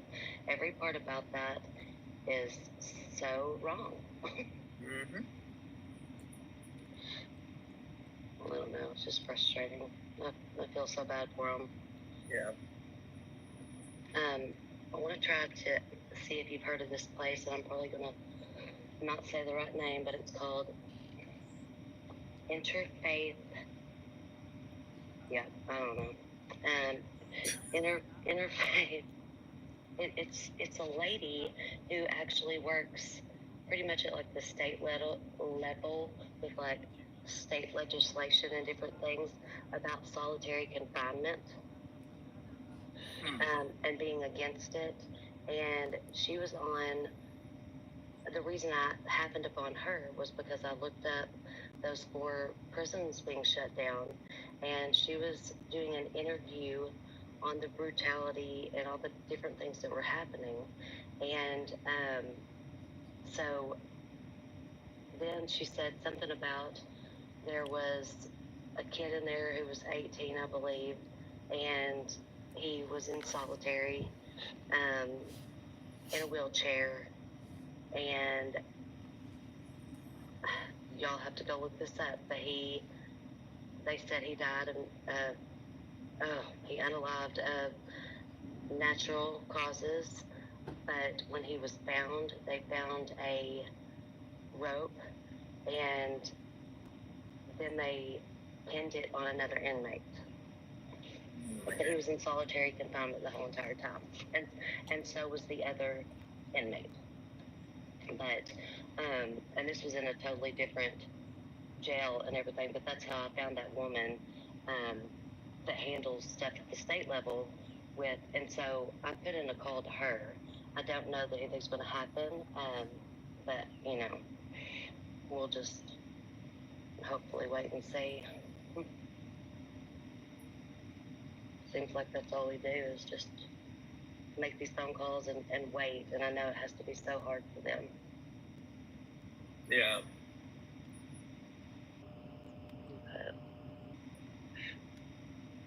So, you were explaining a little bit about what you do last night, and I didn't hear all of it. Do you mind telling me what it's called and explaining a little bit about what you do? So I am an ex-inmate in Oregon. I did over 6 years. I got off parole July of 23.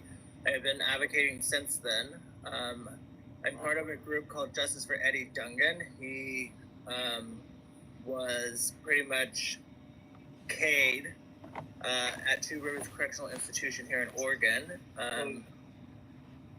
So since then, I have been helping the family put together protests and stuff like that. I reached out of Oregon because not many people here in Oregon want to speak out about the injustice of the prison system due to retaliation. And then I picked up, so Amar was technically my first prison article that I ever wrote. I became an independent journalist on Newsbreak. And so I've done 2 or 3 for Amar. I did one for a lady in Georgia that her husband had stage 4 cancer. I believe it was colon cancer, and he just recently passed away due to them not giving him adequate care. He was on chemo medication. He got 10 of the 20 days. And then they were taking his painkillers away and ended up giving him just Tylenol. They moved from one facility to another, and then the other, 2 days ago, I woke up, had a message on my phone that he passed away. Yeah, it's horrid. And then I've done kind of one out of Alabama, of a guy that the family had a secondary autopsy done on his body, and come to find out he was missing major organs out of his body. So now there's a lawsuit going on about that. Yeah. I've talked with people out of Texas, and then just the justice stuff for Eddie here. And then I'm also going to school for criminology and criminal justice. That's amazing. Yeah. Margaret, I don't know what you're trying to do, but we keep putting where to go in the chat. If you go to the website, it's the first one on the website on the home page, and you click on it and scroll down, and the pictures are underneath the picture of Mars Jeep. And also, I'm going to put it just like I did it. I did P, and then W, and then perspective. Thank you, Renee. I appreciate that. If you put it in just like I type it, Margaret, in the Google search bar, when you go to Google, it should pull it. That should be the very first thing that pops up on your search.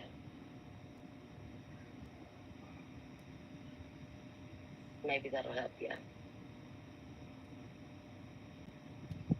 So yeah, I just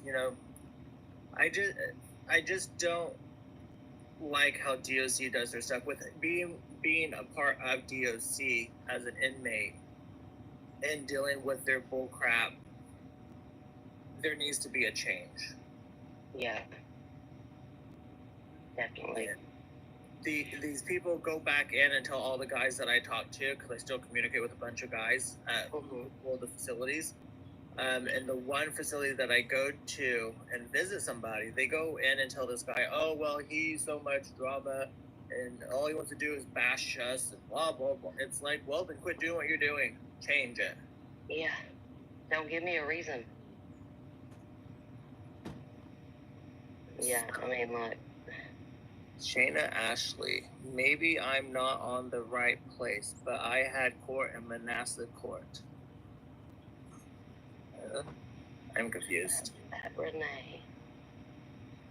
She's saying that to Renee. What did Renee say? ADC is owned by the city of Manassas and Prince William County. So then they can be sued. People can sue the county. Okay, hey, Shayna was saying that her sister and her had court in January, and they remember seeing Amar and the family outside. And she said, I'm so sorry that you're going through this. Oh, I just see that now. I didn't see that a while ago until you just said something. Yeah. Yeah, we got you, Shayna. We just have to scroll back a little bit. I think we were talking. Probably. Like I said earlier, I can't talk and read at the same time. I get confused or I start saying what I'm reading. So.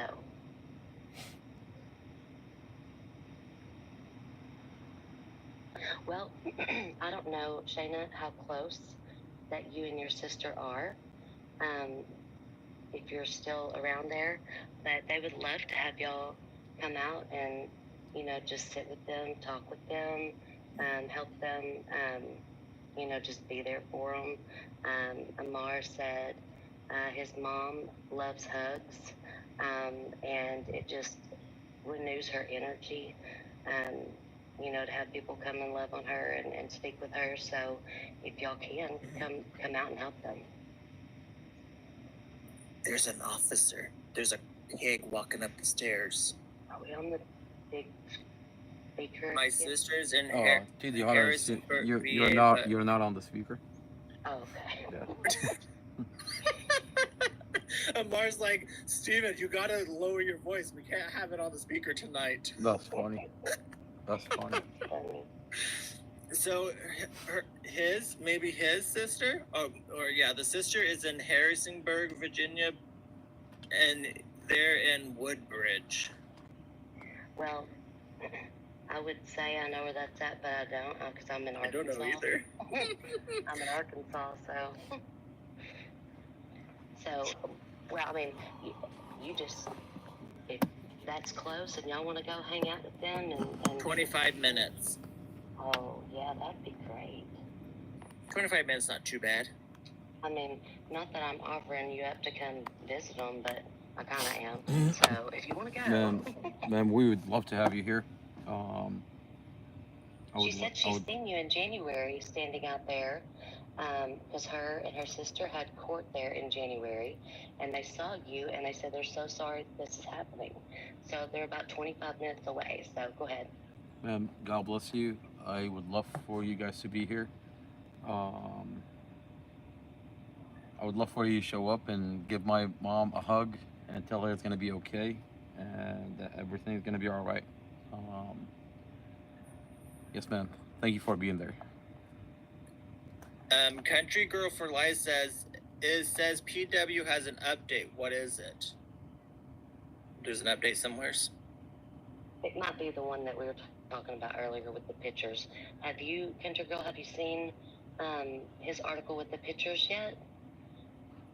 If you have not, I'm assuming that is what you probably are talking about or referring to. But he did do a new article today, and it has the pictures of Mustafa. So it'd be great if you went over there and looked. And then you can share that out on all your socials. Scroll down and you should be able to see the ones of Mustafa. Yes. The pictures are at pwperspective.com.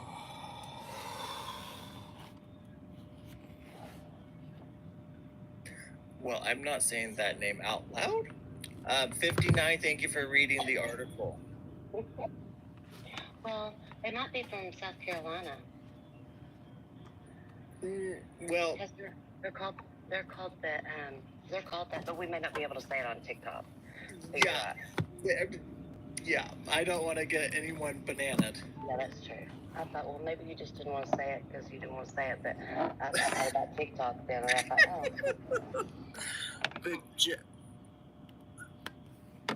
So it should be underneath a little bit of the article. It's the first thing that pops up on the website. The jail operates under authority granted by Title 53.1, Chapter 3, Article 5 of the Code of Virginia. So let's read that code. Let's see. Yes. Title 3.1. Chapter 3.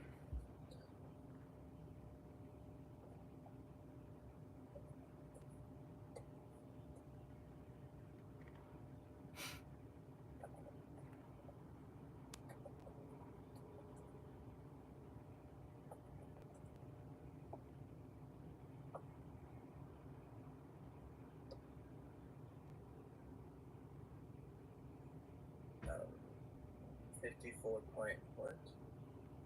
53. Why did Google bring up 54 when I typed in 53? That is rude, computer.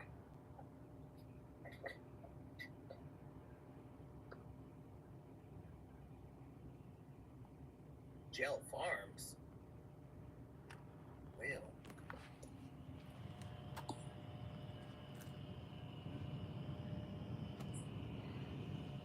So